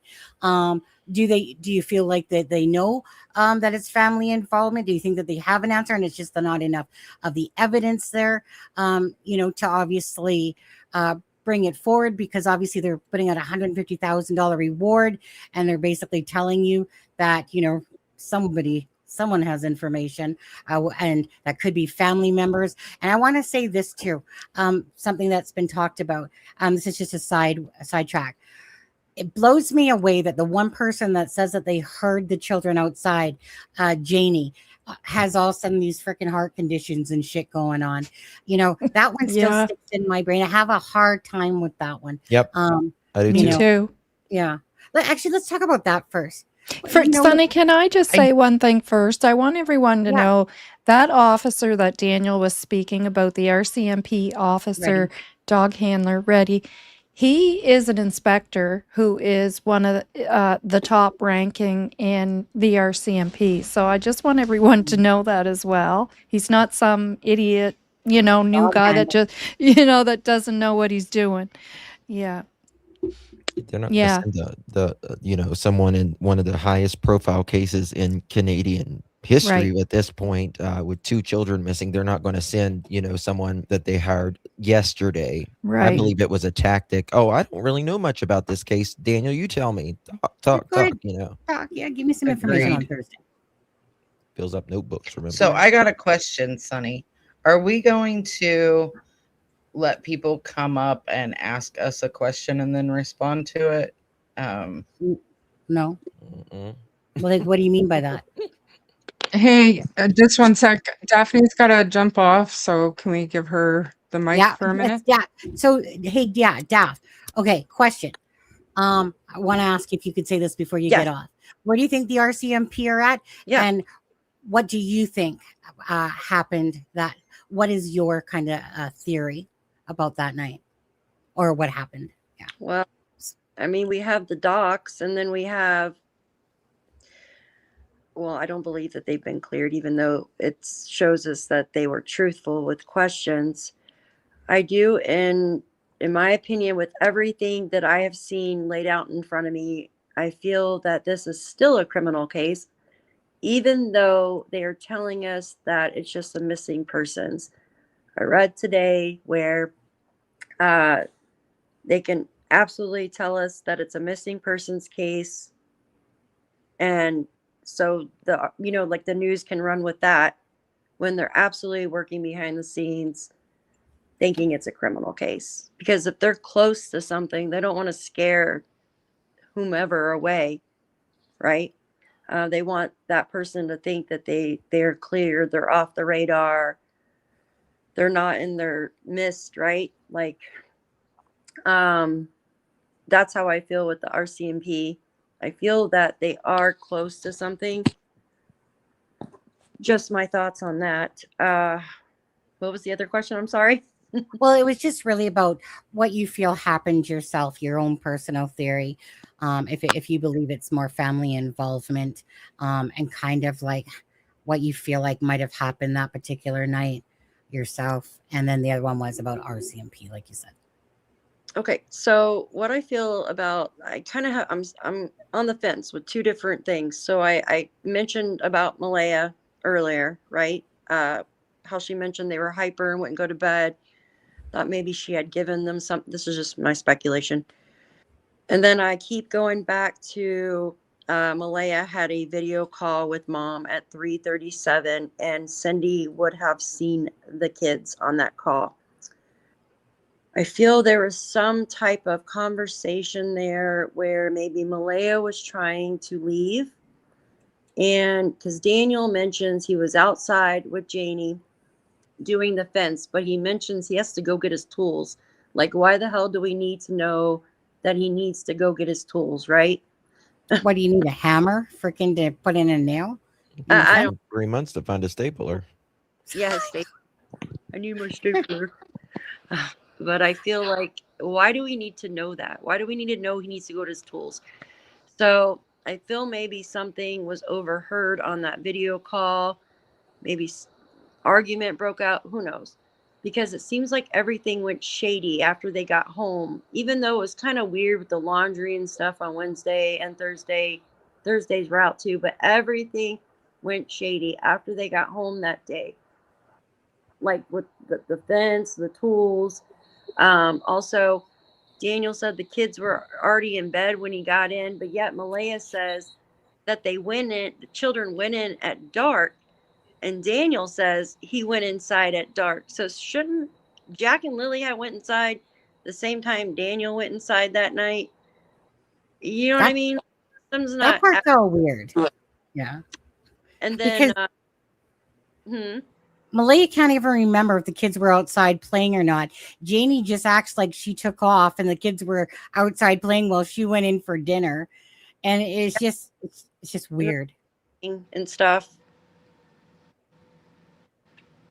The raking, shoveling. Oh yeah, the Reiki Janie stuff. Yeah. They should have took that rake and shovel and tested it. I'm sorry. They should have. Yeah. They should have done a lot of things, in my opinion. Yeah. Okay, so Daph, if you need to go, thank you so much. Hopefully, another content creator that's on here, maybe wants to put on another Power Live or Mega Live and do it as well, because there's so many different things that, obviously when there's this many people, right, and then you're trying to do it. And I think we did a great job, by the way, Yes. of not over talking each other. But there's so many more points to this case than what we've talked about tonight, obviously. Yeah. So, Justin, and I know that you and Nova are a lot later time than us as well. Well, me and Charmaine. Well, It's Melissa, 10:57 here. yeah. Is it 10:57? Oh, so you're in Mountain Time Eastern. or Eastern. Central? Eastern. Yeah. Oh, it's 10:57. You said? Did you? Yeah. Okay. Oh, sorry. It's 7:57 here. So, Justin, what about you? Both those questions as well about where do you think the RCMP is with this case, and what's your personal kind of theory on what you believe happened to Jack and Lily? Well, I've talked to different police and even FBI in the past, and one stuck out to me before, and he said, "There's the investigation, and then there's the investigation." And just because they're not telling us doesn't mean things aren't going on, right? Um, I absolutely believe they have checked all options um, a 100,000 times over, and I think that I said, who was it? Sherlock Holmes. When you have eliminated the impossible, whatever remains, however improbable, must be the truth. And I think it leads back to one direction and one direction only. Us in true crime, it's not our first rodeo. It's certainly definitely not RCMP's first rodeo. There is this was a high risk lifestyle that they were living, and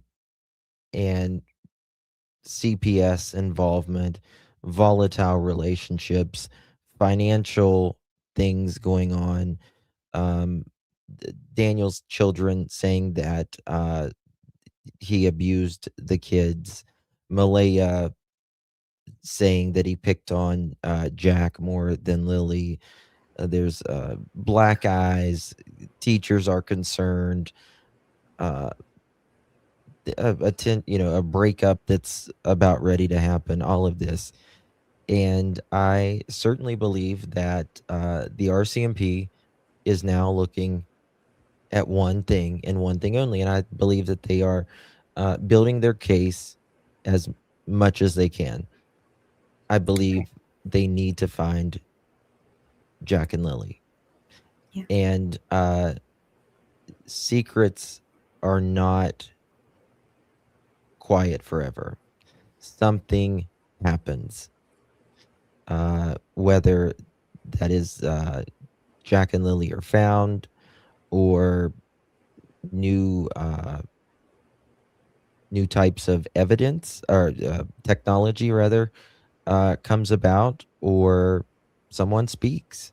But I do believe Jack and Lily will be found, and justice will absolutely be served, because there's too many people that is putting pressure on the RCMP, and we're just not going to take any other thing for an answer other than justice for those two kids when they were failed miserably while they were here. So that's all. Absolutely. Yeah. Thanks, Justin. Shar? Or Melissa, we'll do Shar. I feel like, I mean, so in the background today, this evening, I've been talking to a family friend who is also an RCMP officer here in Alberta. And although he doesn't obviously know anything specifically about Jack and Lily's case, but I was just asking him for more generalized answers to some questions that I had about protocol, about like securing the scene and all that kind of stuff. And the one thing that I'll bring up right here and now, because it relates most to the question Sunny posed, is just because I asked him, okay, what could the RCMP know to have them come out to the public and say, we have no evidence of an abduction. And now the public says, well, it's not an abduction, so we need to look elsewhere. And he basically said what I already knew, that just because they said they don't have evidence of an abduction does not mean they're still not considering that as a possibility. That just simply means that they have no evidence that can prove that it was an abduction to focus all their efforts that way. Just like they have not come out and said that they have enough evidence to focus on any one scenario. I think it would be foolish for anybody to rule out abduction completely. I know what the panel believes. I know that everybody here thinks that it's a 1 in a million shot that 2 little kids would get abducted at the same time on this rural road where barely any traffic goes by. I get it. I understand it. But lightning does strike and people do win the lottery, and predators are everywhere, and you never know when or where they'll grab. They're beasts of opportunity. And although I have serious concerns and questions, obviously, like everybody else on the planet, about why Daniel is inconsistent, why he is outright lied, why Malaya is so quiet, why Janie can't be consistent, why it seems like Janie couldn't stand the kids. I have all the same questions as everybody else, and it's troubling. It is. But for me, I am not ready to pinpoint no abduction. It was an inside job because, like everybody on the panel also agrees, these are not geniuses we're dealing with here. They are not mastermind criminals. Having said that, it's been almost 7.5 months. So no matter where they are, if it was a family, uh, something happened in the home, now they've had 7 months to go and clean up their tracks. They've had time. They had time day one to make sure there was nothing around. So unfortunately, we're still left with all of the same questions. But like my friend, the RCMP officer, said, a big part of what we're hearing is standard public relations protocol for an RCMP open investigation. And then the one last thing that I want to point out is the last interview that John, the lead major crimes guy, gave to the public. He was very careful with his words, and he said it is still a missing persons act investigation. And those words, because words matter, lead me to believe that they are using that act as a resource for them. Yep. But they're not stupid. If we see stuff on social media, you have to know that they've seen that same stuff on social media and then some, right? They've seen and heard things that we don't have a clue about. So Yeah. I think that they've got one chance to get this right. Mm. If they approach the Crown prosecutor with charges, and if the Crown prosecutor does not believe that they can get a conviction, they will kick it back and say, get me more. And we will never know until it goes to court that ever happened.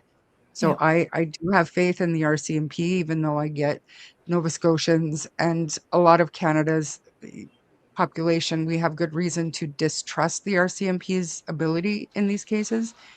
But I believe that they're onto it, and we're gonna find answers, just not as quickly as we all want and hope for the Correct. family, Chelsea and Belinda, and the family that's actually looking and searching and wanting answers. So that's what I just think we can't close our minds to all the things that I feel like we've closed our minds to. And as far as my conversation with my friend, we'll have that on a different live stream for sure. But I've really enjoyed my time here. It's been an honor. Thanks, Shar. Thank- I feel like I'm looking at Melissa. Shar. Hi, Shar. How are you, girl? Yeah, You're like the Brady Bunch. There's a story. but you gotta look the other way, like Justin. Yep. The opposite Oh, way. the other way? This way? Yeah, oh, that way. But I'm mirrored because my face. Yeah, I don't yeah, like my yeah, face. yeah, Hey, yeah. Shar. Yeah. Hi, John Boy. I feel like the Waltons. Yeah. Sometimes all the Brady. That's all we came, Like the Bobby Brown. Brady Bunch. The Brady Bunch. Okay. Melissa. So I'm not closed to any possibility. I'm not. Do I have a theory? Yes. Is that theory ever evolving? Yes. I'm not closed to an abduction. Bring me proof of it. I'm not closed to they wandered off in the woods. Bring me proof of it. Like I said, I have a theory, and that theory is that one of the three on the property did something and the other two are accessories after the fact. But again, I don't have necessarily proof of it, right? Like, I'm open to the option of something else happened, just like RCMP is. But there has to be proof. And to prove it in court, you have to have proof. And there's just not enough on our end with what we know that we can say, well, I know for a fact, and put it out there as a fact that X, Y, and Z happened. Of course, we all have our own speculations and opinions. But again, those are speculations and opinions, not facts. And I do believe that the RCMP knows way more than we do. And I do think that they're probably a lot closer to bringing charges than we even know. Because, let's face it, they've talked to, I was talking to Shan earlier when she was live. They've talked to, I think she said something like 50 or 60 people. Well, that tells you something. They're doing their due diligence. From the outside looking in, I don't have trust issues with the RCMP. You guys might, but I haven't seen that, right? So for Yeah. me, the fact that they're digging in, and I can guarantee you that the investigators have sat down just like we have tonight, and just like we have in our chats and on our own private lives, and have ran through X, Y, and Z. Who's got the means?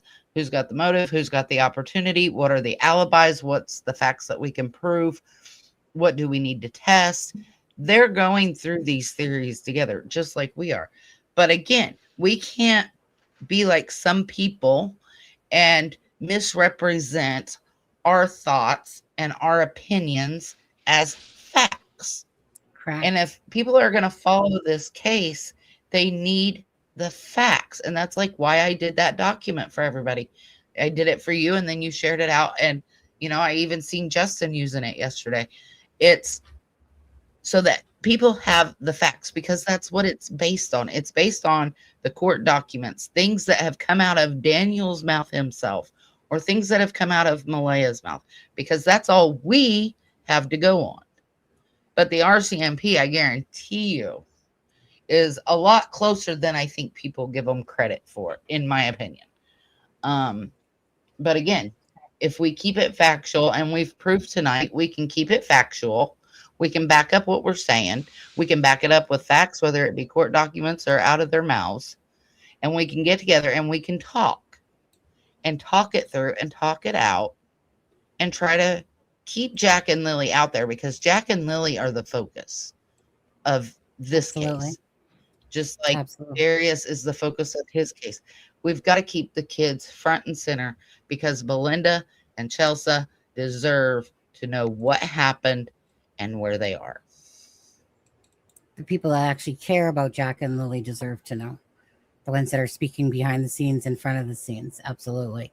Novah. I'm unmuted. Yeah, I think we have to be patient and let them do what they're doing. I think they're, working their heart and soul on this case. And of course, they want to figure this out.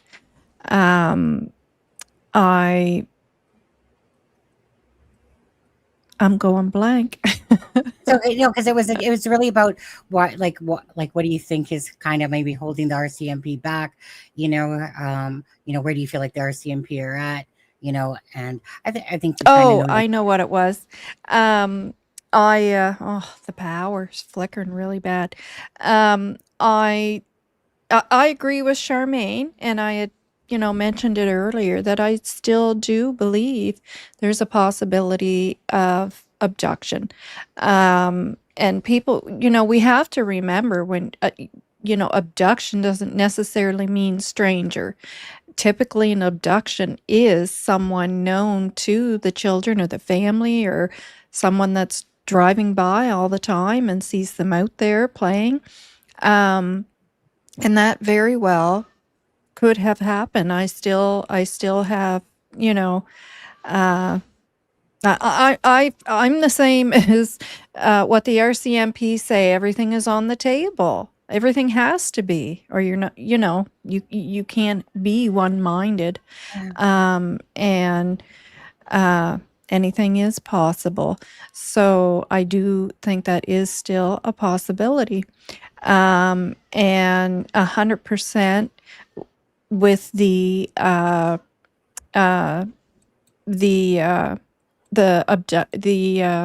Missing Persons Act.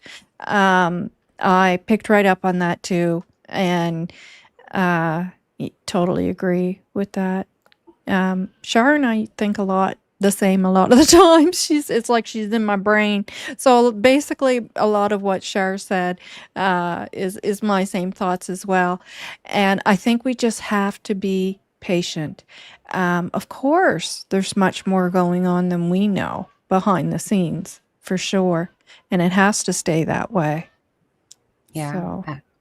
I mean, RCMP has doubled down and continuously say that there's nothing to show that an abduction happened via whether it was a stranger or family member. They have doubled down on that. Now, that does rank in the very lowest possibility of what happened to the children. Now, True. But do we eliminate it all? Again, we would be silly if we still didn't have an open mind to everything, even the in the woods thing, even if we think it's one of the least most likely impossibilities. For me, personally, what this case has shown is that I feel like the RCMP absolutely are not idiots. Absolutely have Daniels and his number dialed in. Tried to create a friendship that Daniel feels like is like his besties. Yeah. Just like type of idea, and we all know that that's ridiculous, and that they're there to solve the case of Jack and Lily. Henry, it's just ridiculous to think that, hey, buddy, come on over. Let's meet for coffee at Timmy's over here. But anyways, Daniel can live in his world. We'll live in ours. Now, I personally, like, out of all the scenarios, feel like the family involvement is the most likely. Why? Many reasons. Obviously, what we're seeing, what's been said, the inconsistencies, the BS, these always happen in cases when there's an involvement of families. Does that make that 100% right? No, but it's darn right probably one of the best educated guesses based on everything that we've seen. Now, why haven't these solved the case? Again, you have a rural area with lack of digital data. You got cameras that aren't working. You got really a lot of the word of what Daniel's saying and stuff. But obviously they need evidence to back that up. Now, I personally believe something happened that I think that the relationship led up to what happened on Friday. And it was just like, again, there's always a reason to something. I don't think that it just, I think that Daniel definitely was doing meth that night. I think he lost his shit. I think that there was an argument. In fact, no, I know that there was an argument. So I just think that it was like a bunch of stuff with Malaya leaving. Who knows what Malaya might have said to him that day? Like, F you, Daniel. I'm sick and tired of your bullshit. And he does meth, freaking loses his mind shit. Who knows, right? Daniel just really seems to, like, again, go back to the whole thing of a reporter saying that he was more focused on the relationship with Malaya. I feel like because of being such a rural area, that the lack of evidence, I feel like that, of course, if there was evidence to charge without bodies, then, but I don't feel like that's the situation here. I feel like they absolutely need Yeah. A bunch of evidence, like you would have to have quite a bit when you don't have the bodies. But I feel like that they need the bodies at least, and I think that they're lacking in the evidence area. I think that they know what happened and that they're absolutely working on the scenes behind what happened. Daniel can live in his world. I like to stay in what seems like it's the most like reality of what typically happens in situations like this. Like Justin said, we got the CPS reports. We got, we're hearing about all these black eyes. We're hearing about Jack strapped down in a chair. There's, like I said, there's going to be more information to come out, guys. There will, but and people are waiting for more documents to, and stuff like that. But to me, it just really boils down to that the RCMP they know what time it is, and I feel like at some point, Jack and Lily will get the answers. Justice will be served for them. And until then, we'll just have to keep trying to bring awareness to Jack and Lily, talk about whatever we want, really, inconsistencies that don't make sense still, because that's kind of what you got to do if you're, trying to keep a case in the limelight. And, you regurgitate information over and over. And maybe like Justin there caught on. Good catch, by the way, Justin, when Daniel went to say blue or black, but I think probably maybe black, but it came out sounding like blue. Yeah. And then goes on to say about the white Pathfinder. I think those are like slip ups. I think that there's like a lot of lies being told from the people that are on this property. And I'm just one that knows that. And I think a lot of content creators know that at the end of the day, we're just going to wait for the RCMP. They're the ones that need to, get all the information, gather it from whatever witnesses, et cetera, et cetera, et cetera. And then hopefully at some point that answers come out from Jack and Lily. I have patience, but I don't have patience. I hate seeing the fact of two beautiful children, and to watch what the actions are happen. I find it disgusting. I just find it very disgusting what's going on with what the mother's acting like, what Daniel's acting like. Janie, whatever. To me, she's, again, you would have, unless nobody heard any vehicles. I think that the vehicles did happen that night. I think that that's exactly what the Reddy was kind of insinuating. Like, Daniel, there's not enough details, dude, in Thursday, because you're not giving us the truth. But anyway, so I just think that it's lack of evidence that's holding, but I do feel like they absolutely got the number of what's going on with this case. You don't think Tucker would have heard? Yeah, Tucker, I know, right? You don't think Tucker would have heard? You don't think he would have heard? Come on now. Free Fluffy. Yeah. You know what? If you guys don't mind, the last thing I know that some people might roll their eyes on this one. I don't care. But the last thing I want to touch on is Daniel was recalled in for an interviews, right? And about the blanket. And so what do you like? So I believe Daniel planted the blanket. Does anyone believe that he didn't plant the blanket, or do you guys all believe he did plant the blanket? Okay, he most likely did.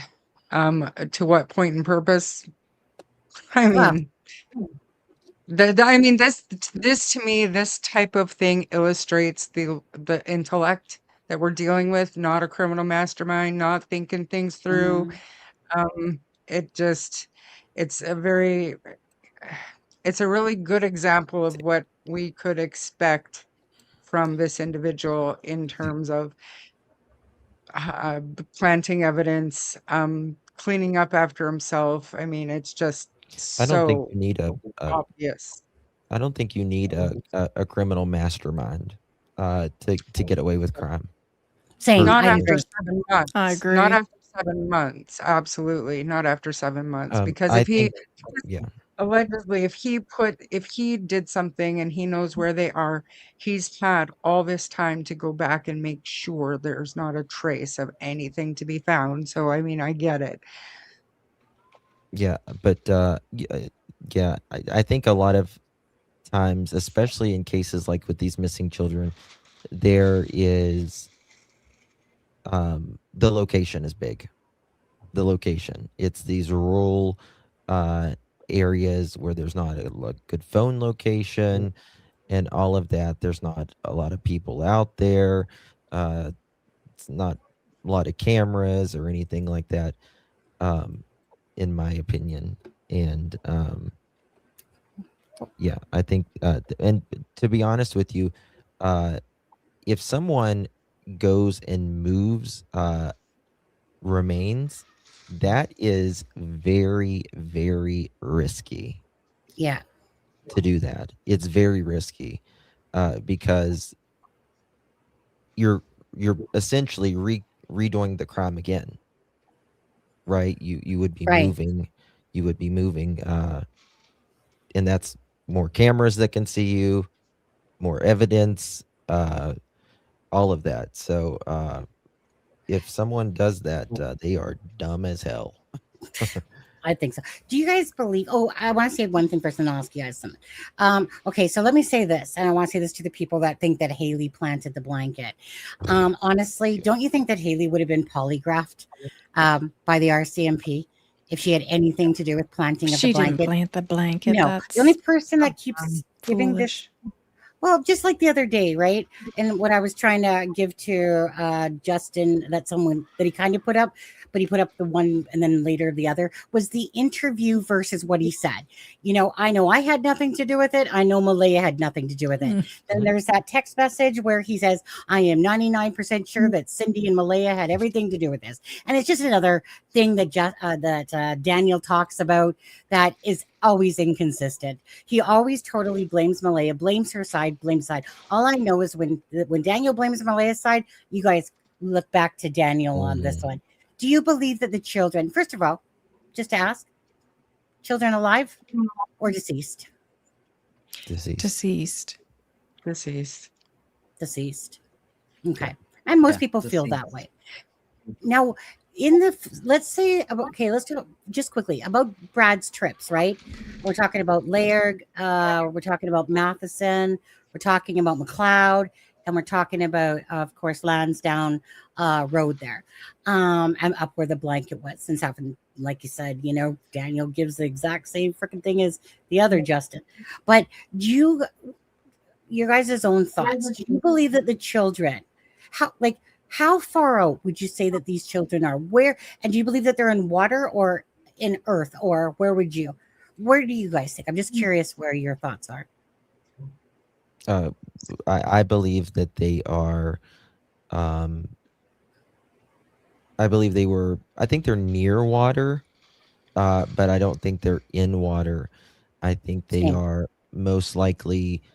I think probably the most crimes that happens when someone is disposing of someone's remains, they're on top of the ground. Most people think people are buried, but they're actually on top of the ground. But generally with loved ones, they do a burial. But burial takes a lot of time and a lot of energy as well. But I do believe that they're probably, in my opinion, under a cliff or close to water. And how far out do you think that they are, proximity from the home? I would say, I go by miles, so I would say Yep. 8 to 12 miles. Okay. There's 2.2 miles in a kilometer. That I do know. It's one thing I remember in school. Yeah. So go ahead. No, go ahead. No, I was just going to say, Shar, your thoughts on Jack and Lily, close to home. You think that they're within that search area of parts that they didn't search? What do you think? You know what? I think that they're outside the search area. I sadly think that there's been plenty of time to, and I mean, I really think that he was, I didn't say it, but there was just enough time there to take them further than anybody would believe two children would wander away. And I do believe, I agree with Justin. I don't think that they're too far from the surface, but I don't think, I think that once the snow and the rain season and everything comes and goes and we get some nicer weather in Nova Scotia, I think certain things will become unearthed. And I'm hoping. you'll see a hunter or something like that stumble across something, in my opinion, but definitely outside the search area, not far outside the search area. I believe that what Justin clued in on with Justin Smith's statement and what Daniel had told you in August, I think that is key. Mhm. I think we get to the closest point to that route outside of the search area, and you might be onto something, sadly. Mhm. Can I say And that something was just 2 seconds real yeah. quick? Go ahead. Also, how they are found is going to immediately rule whether this is if they are got lost or, because if they are buried, you don't Yeah, bury yourself. that's right. Just remember that. That's why I say they are the Just remember that, evidence. boo-boo. Okay. It's not, Just so you but know. if they're not, you've got animal predation that could scatter remains too, right? So it sounds terrible, but I truly hope that they're protected wherever they are until they can be located. I just hope they're found. Yes. Just answers. That's Yeah. what Belinda Yeah. and that want. They want answers. Belinda's already resided to the fact that Jack and Lily, are deceased. Obviously, it would be a hope and a prayer and a miracle if it was otherwise to this, but it's just answers. And sadly, I hate to think of that part because that means that the children, are no longer with us and they should be. And children are just innocent. They're innocent. Yes. Pets, children, innocent. And it just disgusts me when games are being played or different shit when it comes to children. It's just, as a parent, and Justin, I didn't know you had 3 children until you said that today to me.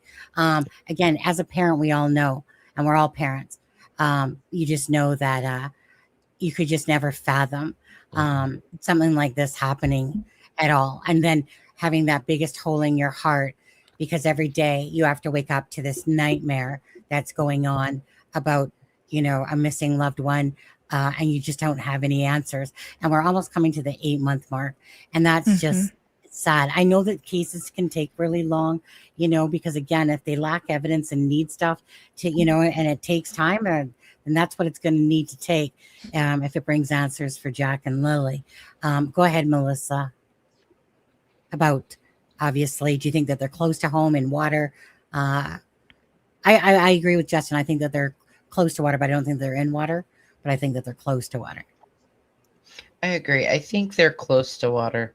I think they're in a shallow grave, honestly. But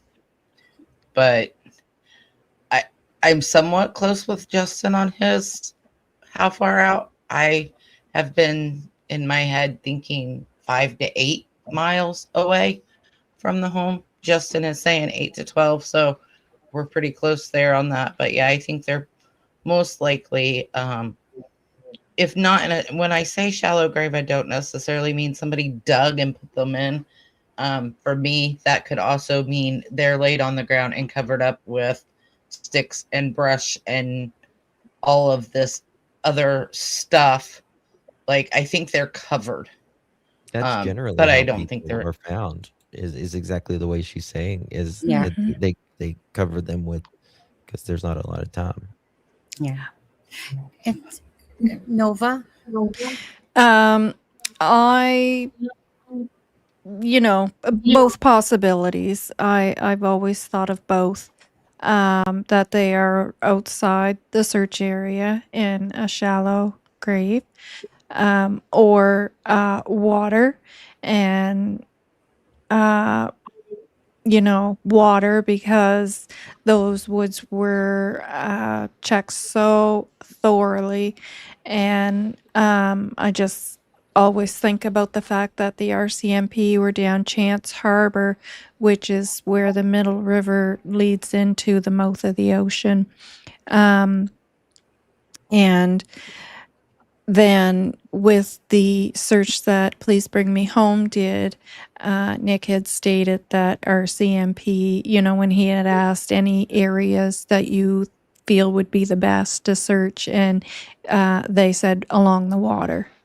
So they also, of course, must feel that those woods were checked so thoroughly that they are either outside those boundaries or water.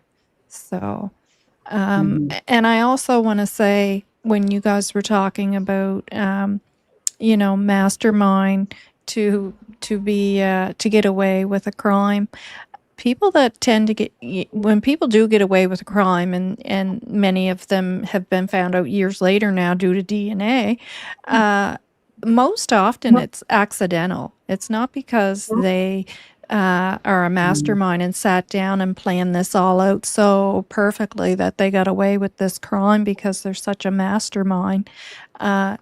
Typically it ends up being accidental, and you guys know that from listening to cases as well, and you hear the perpetrators telling, when they are finally caught years and years and years later, that it was accidental. It wasn't because they planned out this perfect crime. It's for me personally, I you cut me off. There was a case. I didn't mean to. We started at the same time. No, go ahead. Go ahead. There was a case years ago, and he was a serial killer, and I can't think for the life of me right now SK which and one. SK. Oh, sorry, yeah. he was an SK. But he actually had a victim in his trunk, and he was pulled over. And they didn't it was the victim, they would have caught him red-handed, right? So yeah, I agree with what Novah was saying. A lot of times I'm not saying that they're all masterminds. I think they're very lucky. I think that the fact that they are so far out and in such a rural area, that is helping them, because it's not like if you live in a town, or like me, I live kind of in a suburb, and I'm used to the country. If I go out to my dad's, I could, take somebody out and unalive them out by my dad's and never be on video, and never have, because no cell service, no video cameras, none of that, right? Whereas if you live more of an in-town situation, you've got the cameras and everything. I think the fact that they live so far out and in such a rural area has helped whoever did this, whether it be family or otherwise, get away with this to this point, because those babies will be found. We will not stop. I know I won't. I know Justin won't. I know you won't. Char won't. None of us will stop, right?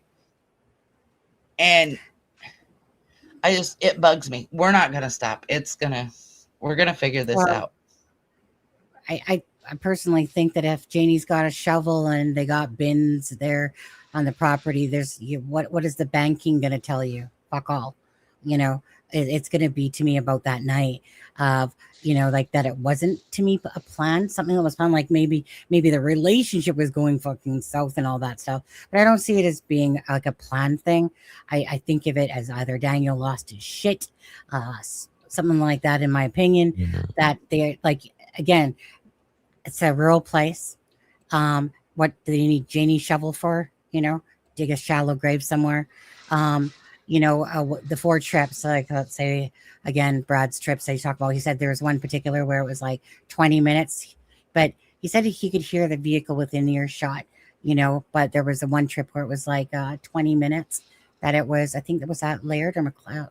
Trying to think of which one that one was. But anyways, so I don't know. I think that a lot of the area was searched really well, for sure, but there was definitely, if you look at the mapping, it kind of veers off the one way.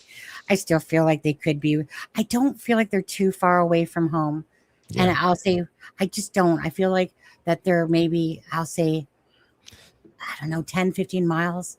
I really just feel like that whatever was done out of panic, and they didn't need. And I think that this is where the information fails for the RCMP, is because of all these added little layers of, not enough digital data stuff. There's not, banking's not going to, banking's going to tell them that they took out money, went over to Patty's, they used their bank card like a cash Yeah. cow, Yeah, and stuff like. that's ridiculous. They were broke and they were using Patty's card to begin with. I mean, come on. Yeah, But so well, I was going to say something. Patty's card of cacao money, 10 or 15 kilometers, anything coming back to you? Or did I need Celine Dion when it's all coming back to me now. Where is she? Yeah, I know, right? I don't know. But to me, it's just like that's what that case this case lacks is the evidence, the proof, and I think that they have some good, like some solid information, but not enough that it turns it into a case at this moment. I feel like it just lacks because of the situation of the rural area, and we know that Daniel said that the freaking phone was on the end table, and Janie, she's saying that she never pulled out her phone till the RCMP came, but she pulled it out before that. Right, so the RCMP comes at 10:27, but yet you see the call from Ron at like 10:19, and so I don't think that these people are bright bulbs. I don't think that they're the dumbest asses in the world for the most part, but I don't think it's really a matter of that. I think it's a matter of the situation of the area, and then just again, what are you gonna do at nighttime? I'm gonna text my Himalaya, just so you know, I just took out the 2 kids. Hey, mom, just so you know, right. I'm just like they're not. So there's not going to be this communication on the phones that's going to give anything. They've left their phones, they're smart enough to do that. I would hope so by now that people know, right? Now, I was told that Daniel had 2 burner phones by family, a member. Okay. Now, how that all works. And I know we all know that people use burner phones. We know that, apparently that, like drug dealer and stuff like that and doing drugs and you do that stuff.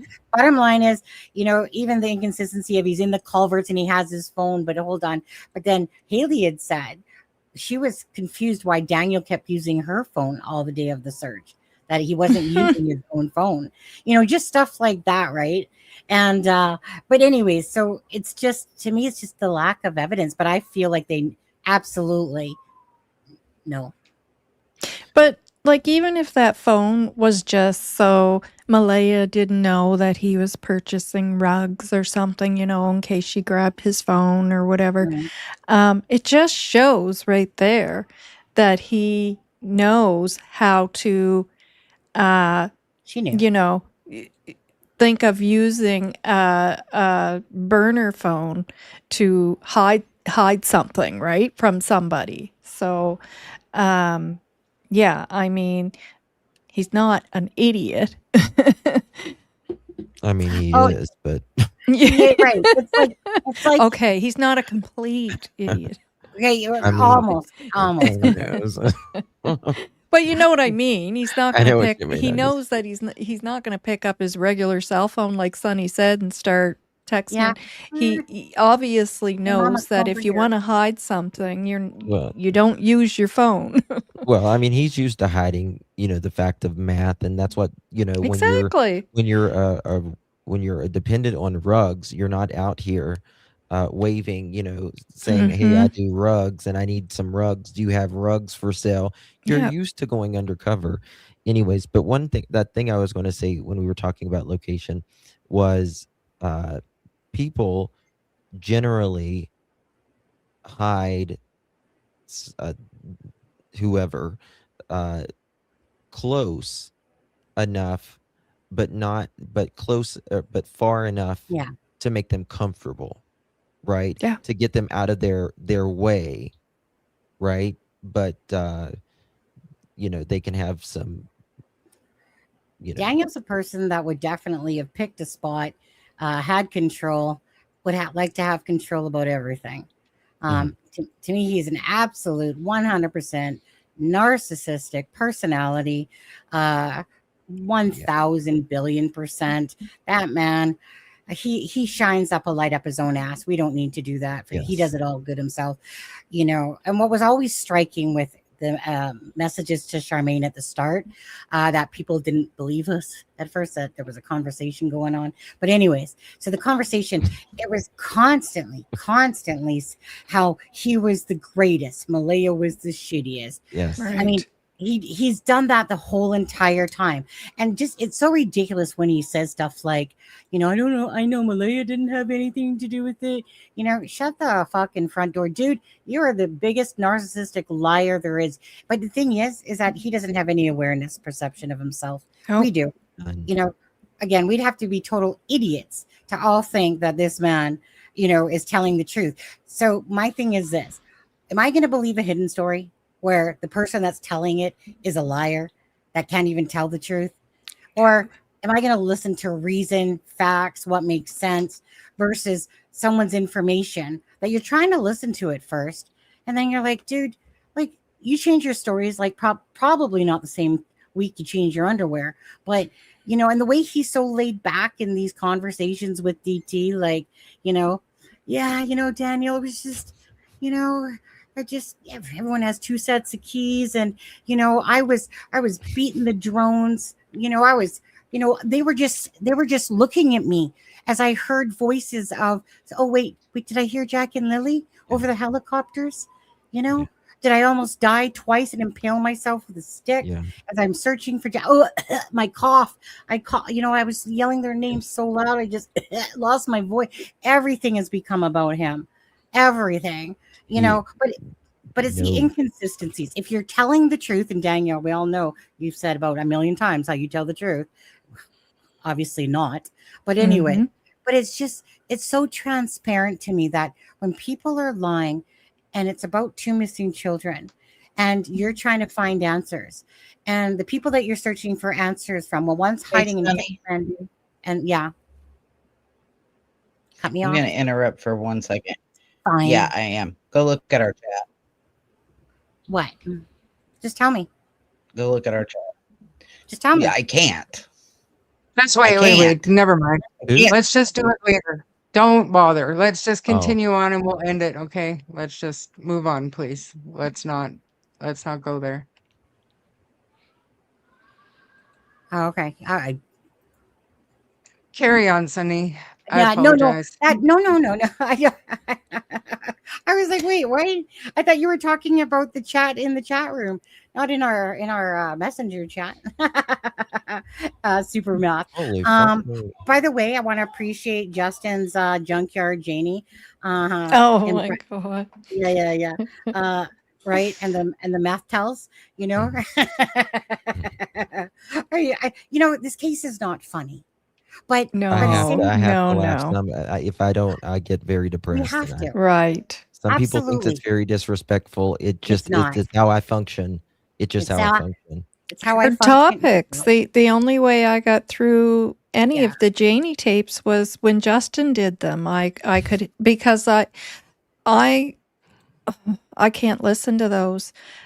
They trigger me big time. I mean, severely. Well, Like she's every constantly time. telling.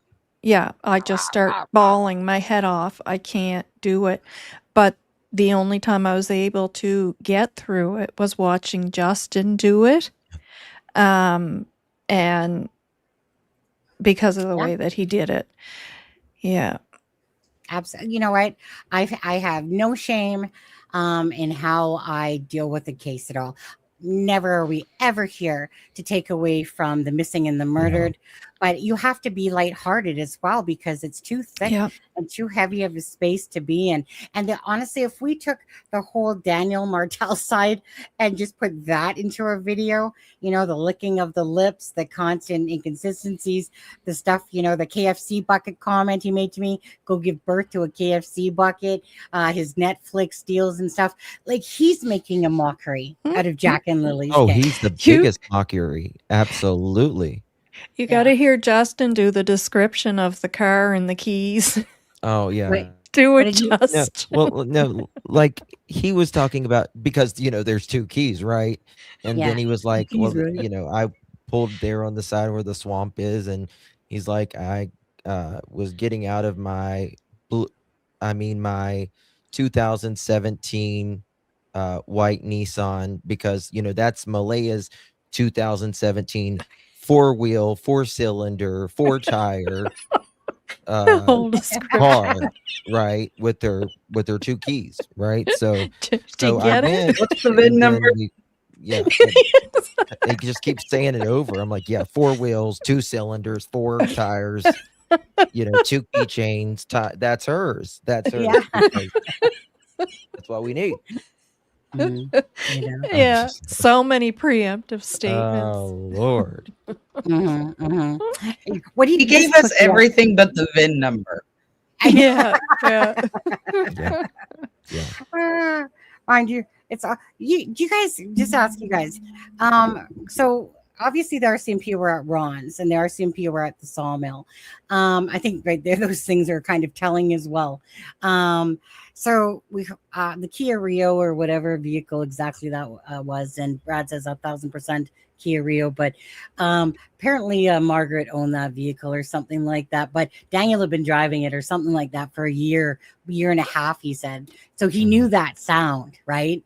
He knew that loud ass sound that started up every day and blah blah blah. And like I said, that's why he said, that what stood out to him was that loud sound. But it was funny because I was watching Trish James. If you guys don't know of her, she's a tarot card reader, and she had said, like, in one of her reads the other day, I was watching her. She's one of the few that I do watch, and she goes, "There's something about a missing vehicle," and I'm like, "Yeah, where's this vehicle Yeah, that was tell us used what that that is, night? please. And is it in the water somewhere? Like, what happened to this vehicle? This is where you wish you knew someone at the DMV to be like, hey." Can you just look up Margaret? So do you guys? Someone got to be here from Canada working at the fucking DMV watching us, mother. Email. We keep our sources. Swear to God, I will rot before I say somebody. But it's just the thing that confuses me there is about the vehicle at Earl Martell's place that apparently, but yet Daniel in that statement says that his car didn't move that night or the day after. And it's like, dude, I think Ninchi put that up. I think it was Ninchi. Ninchi, by the way, she does a great job. She was in here earlier. Was she? Okay, I think I saw her name, but Ninchi does a really great job of, really digging for the facts. And she just messages RCMP and be like, hey, these people are saying this, and blah, blah, blah, blah, blah. And then she'll get a response back saying that's completely false or whatever.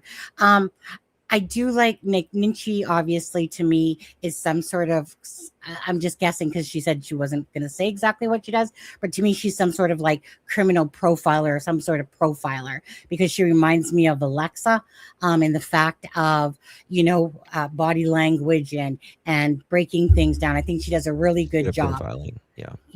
Yeah.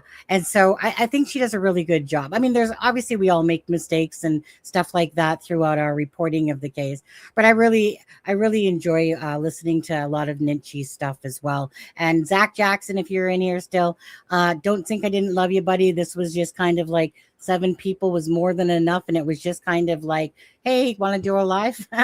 Want to do a power? So trust me, there's other creators. I know AB, I think, wanted to be on here. Anyways, there's a lot of other content creators, like Charmaine said at the start, that, obviously cover the case, that do really good work. But you can only allow like 9, and 9's too many. Like, it was already been long enough with 7 people as we were trying to do round table it, but it was a very great live in the sense it wasn't a bunch of over talking. So before we get going, guys, thank you guys so much for all of this. But what would be anything? And if any, like I said, if one of you creators want to do a live, after Christmas, man, I'm freaking off for 2 weeks, by the way. So just saying, I'll be doing some good. That's good. But I just need to get through Christmas. We all need to get through Christmas. But I got 12 to 8 Monday, Tuesday, and then Christmas Eve is 9 to 5. My niece coming over. But anyways, I got 2 weeks off after that. So I've been very limited because I just finished doing 12 to 8. And plus I needed to take a break. There's other stuff going on in my life besides true crime stuff. So I've taken a little bit of a mental health break, to be honest, in part ways.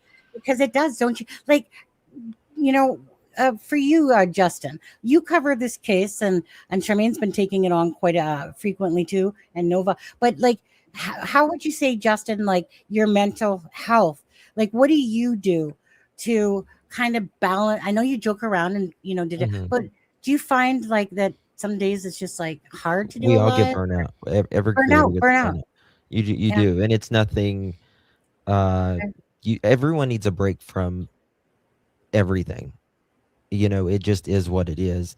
Mm, For me, I have to go outside. That's for me. Like I have to get out in nature and just yeah. smell the fresh air. For me, and Clear the head. yeah, and sometimes I just have to do another case or whatever. I just can't go there that day or whatever.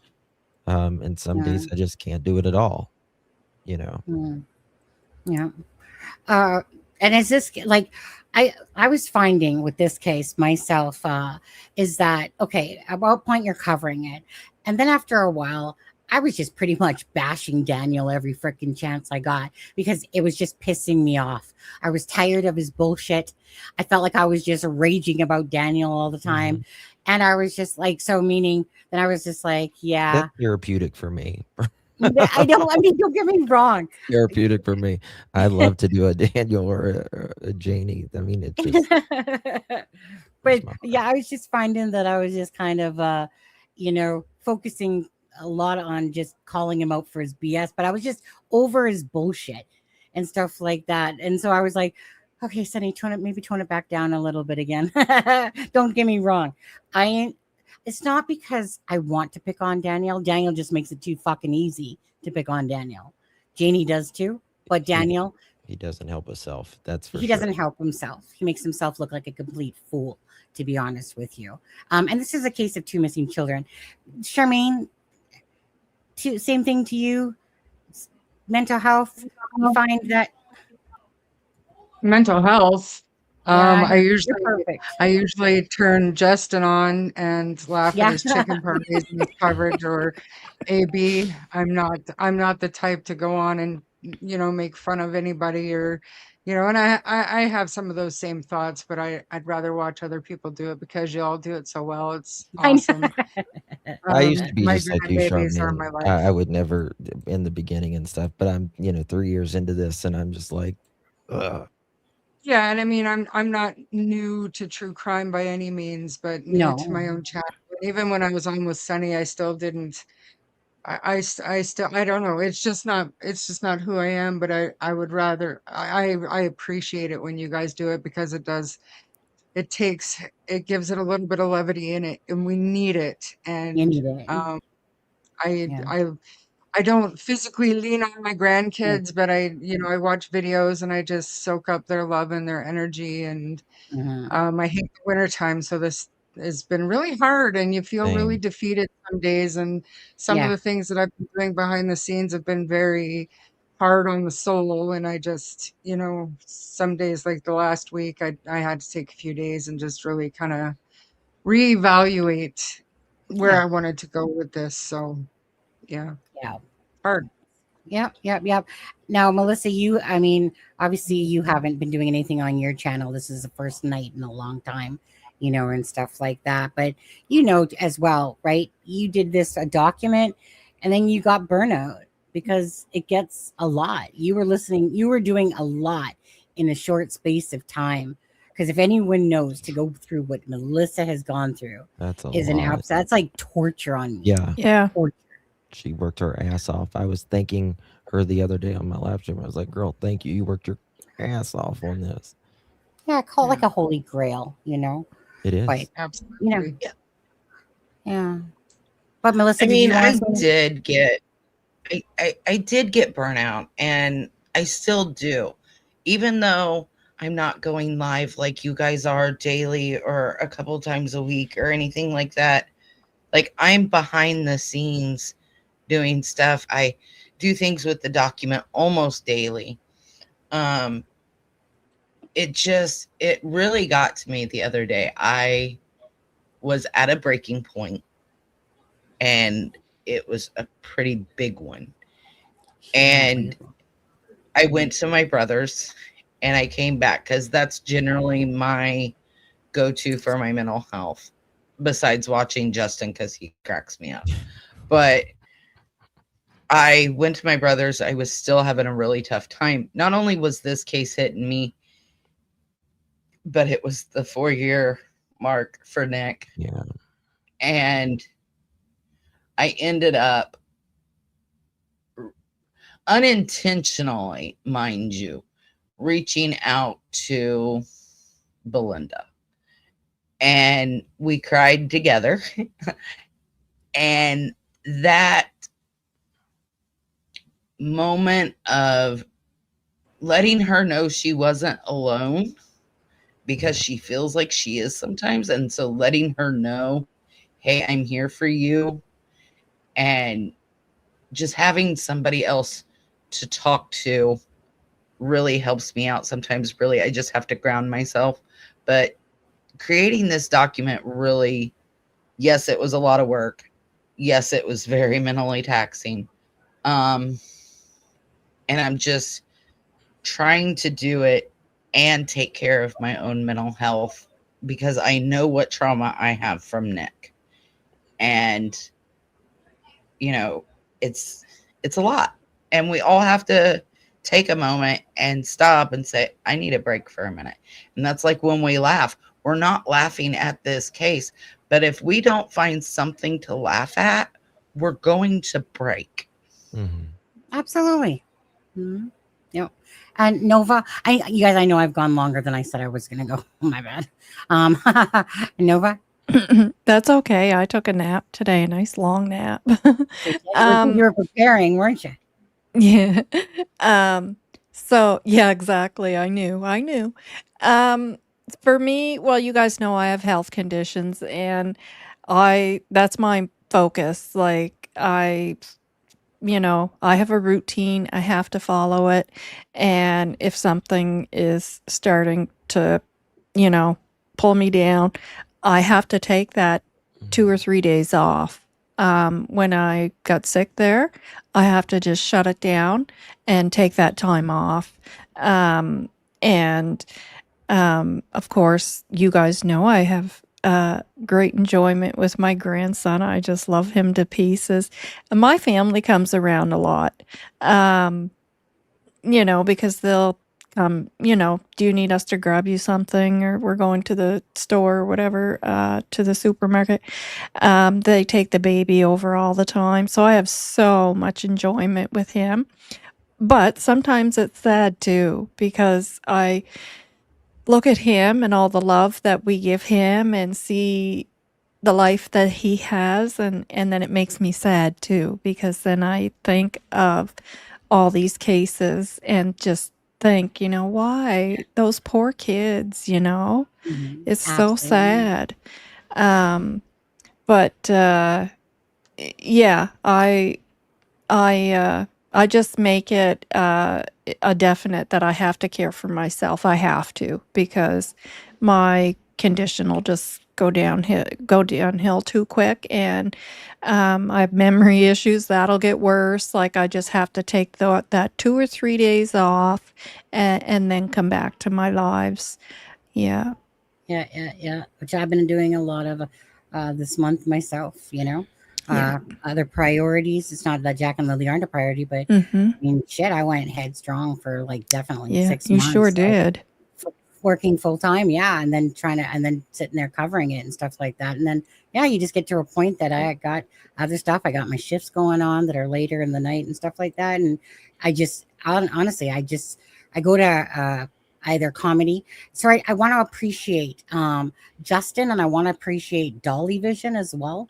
So that, yeah, when I want to laugh and stuff like that too, I have a good chuckle out of it and stuff like that. Because again, if people want to be serious all the time, and in a case that's heavy hearted and stuff like that, sorry, I live my life by laughter and stuff like that, but I take things like this very seriously. Yeah. So the last thing I'll just say, so anyways, all you guys, much love to however you guys do your channels, and however we do them.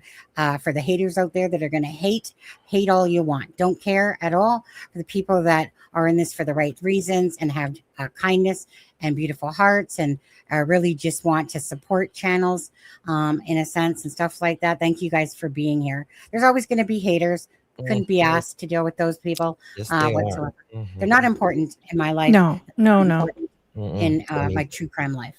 I listen to Justin every night at bedtime too. That's my bedtime routine. When I go to bed, I watch you guys usually in the day, but my bedtime is Justin when I'm just all snuggled under that nice warm blanket, and I put him on in my ear pod and I listen to that voice, and Because I'm most Southern and I talk slow. I talk slow too, so I appreciate it. It's great it's great for my new brain.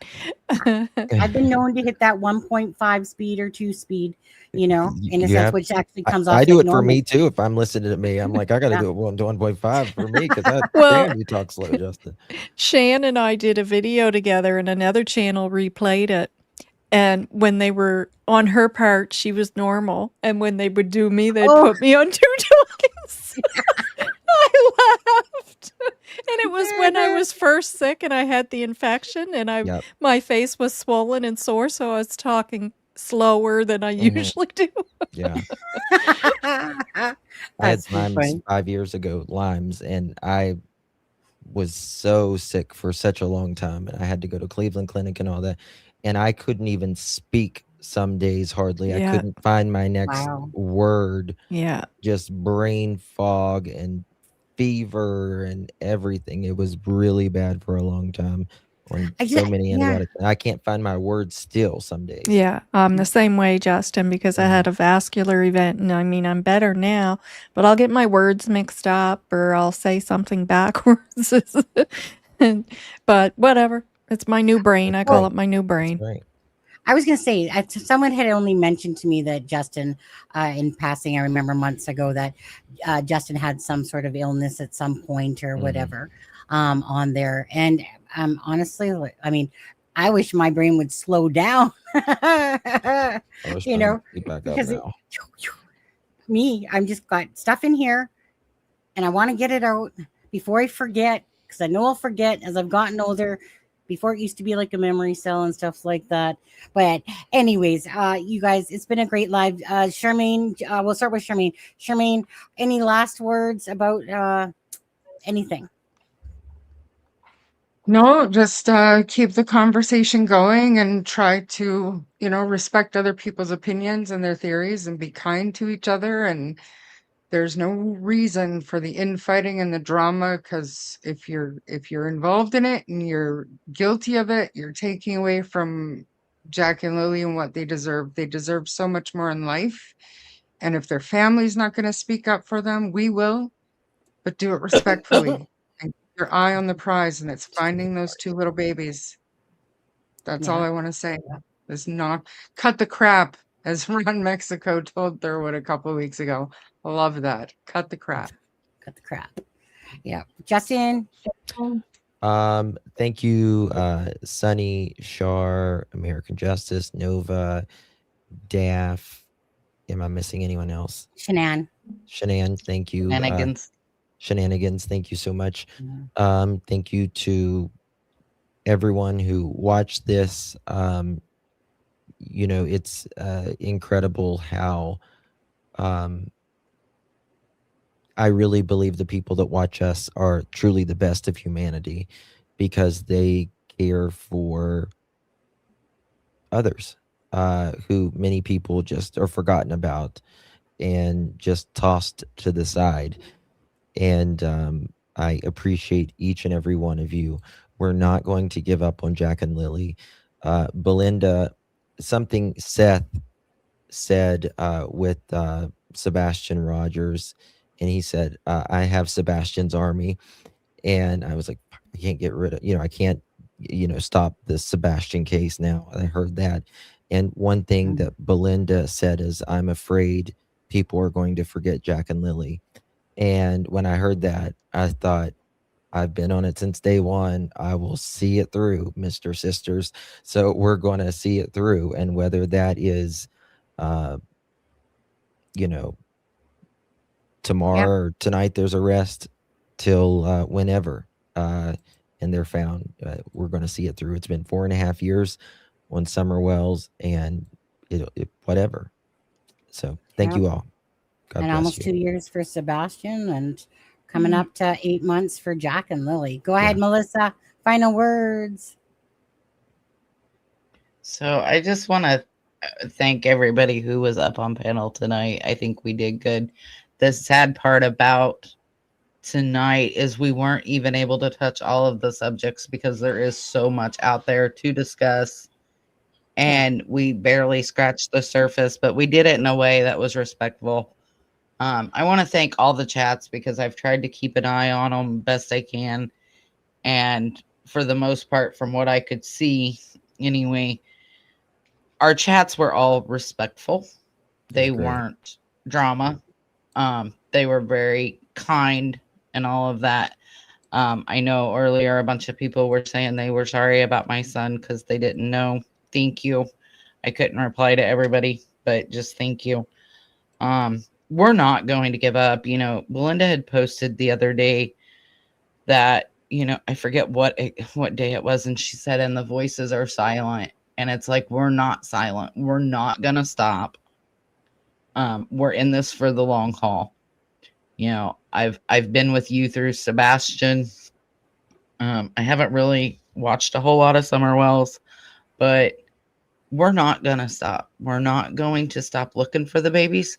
We're not gonna stop looking for the truth, and we're gonna continue. Those of us that were up here anyway, I don't know about everybody else, but the ones that were up here are going to continue spreading the facts of the case. And that's all we can hope for. We're going to keep their names out there. And God bless the family. I know I can't say that enough. Like, I get it. Much love. Yeah. And Novah? Just, you know, be patient. Let the RCMP do their job, and, you know, just be patient. And everyone keep talking. Keep talking. And thank you to everyone for being here. Thank you for having me on here. And I'm so happy that I came across all of you. And I had my channel before I met you all, but I was newer, probably like a year, maybe a little bit over a year. So now I really do look up to all of you guys and think of you as mentors for sure. And lots of love to Belinda and Chelsea and other family members as well. And just keep talking, everyone. Keep talking. We will. I know I will. I think we all will. Lots of love. Yeah, and so I guess I'll have my final say on this, you guys. Again, thanks everyone for joining tonight. It's been a pleasure. Justin, I was on a live with you once, I think, for a little bit, just on Crime Line and Lies, I think it was that night. If you recall. It was Shares. That one. Is that what's that one called? Oh wait, that's something about voices. Yeah, voices behind the wall or something. Yeah. Voices behind the wall. Yeah. Again, I do love when I have the time to watch your show, and I have fallen asleep a couple times to your show in the last week here, for sure. I've woken up to listening to Ninchi as well in the morning, and just different ones or whatever. I listen to Ninchi in the morning. You know, yeah, like just what I can anyway. But anyway, so honestly, Justin, I'm so glad that I was able to us to all have a live together. Yeah. I love your dedication to Jack and Lily. I like your authenticity, and stuff like that personally. But anyways, it's been a pleasure. Charmaine knows she's obviously my BFF, kind of, sort of, a little bit, whenever she bullies me around and says I have to be. But I'm so glad that Charmaine started her channel, a channel that brings awareness And Charmaine definitely has a lot more time, and she's been doing a lot of lives and stuff like that. I can see the support even in tonight's live. Most of them were all in, a lot of them were all in Justin's channel because, you know, he got those good numbers. He got pretty much like usually 800 to 1,000 or something typically in his lives. And Charmaine had a good couple hundred during her time today again. And for me, it's all about just, you know what, bringing awareness and attention. Melissa, again, never looking for limelight, just wanted to help out with the documents. You know, Novah, again, just a beautiful heart, beautiful soul. I'm so glad as well that I ran into all of you guys along. Oh, is that your hand up? Well, I was just no, I just wanted to say all the links to all of these creators are in my description. So go sub up to every one of them. Yeah, as well in mine for this live as well. All the links for each of the channels, all 7, are here as well. So again, bottom line is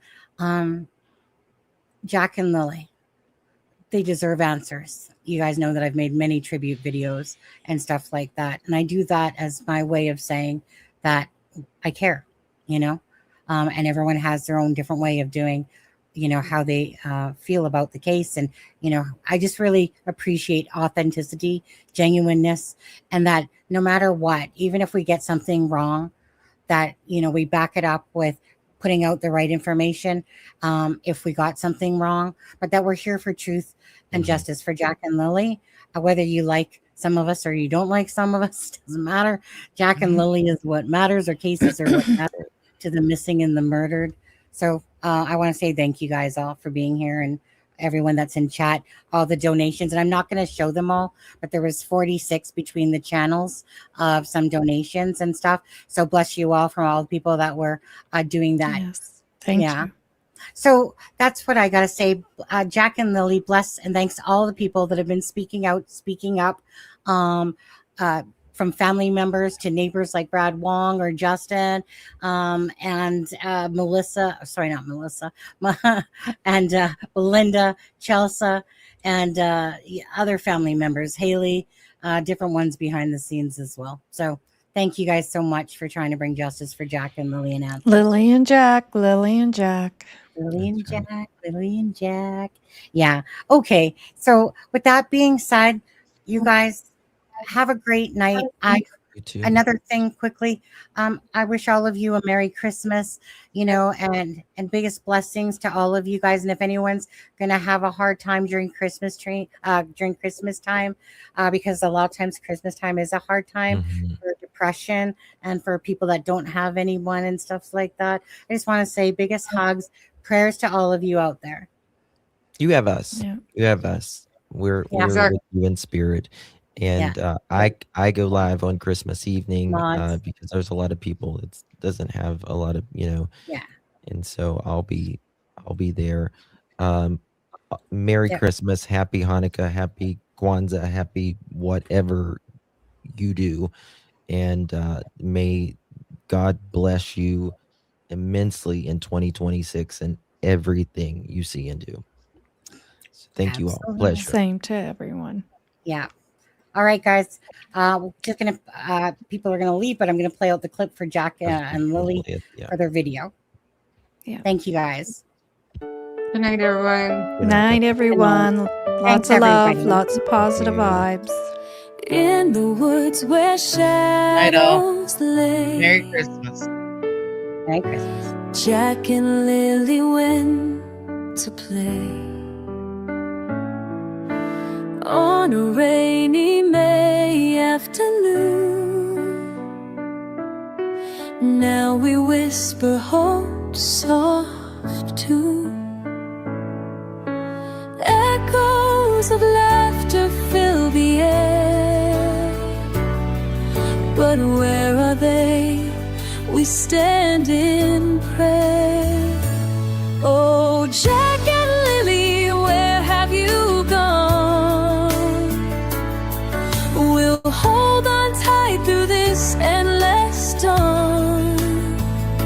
In our hearts forever you'll stay. With every prayer we send your way.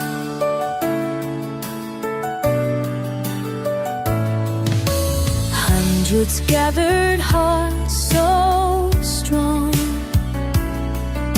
searching deep where they belong. Through the trees and storms they roam, wishing every child came home. Fatigued but fierce, they won't give in. For every soul we search within. Oh, Jack and Lily, where have you gone? We'll hold on tight through this endless storm. In our hearts forever you'll stay, with every prayer we send away.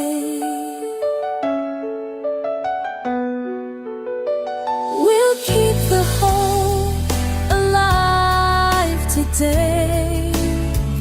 In the silence, love will lead the way.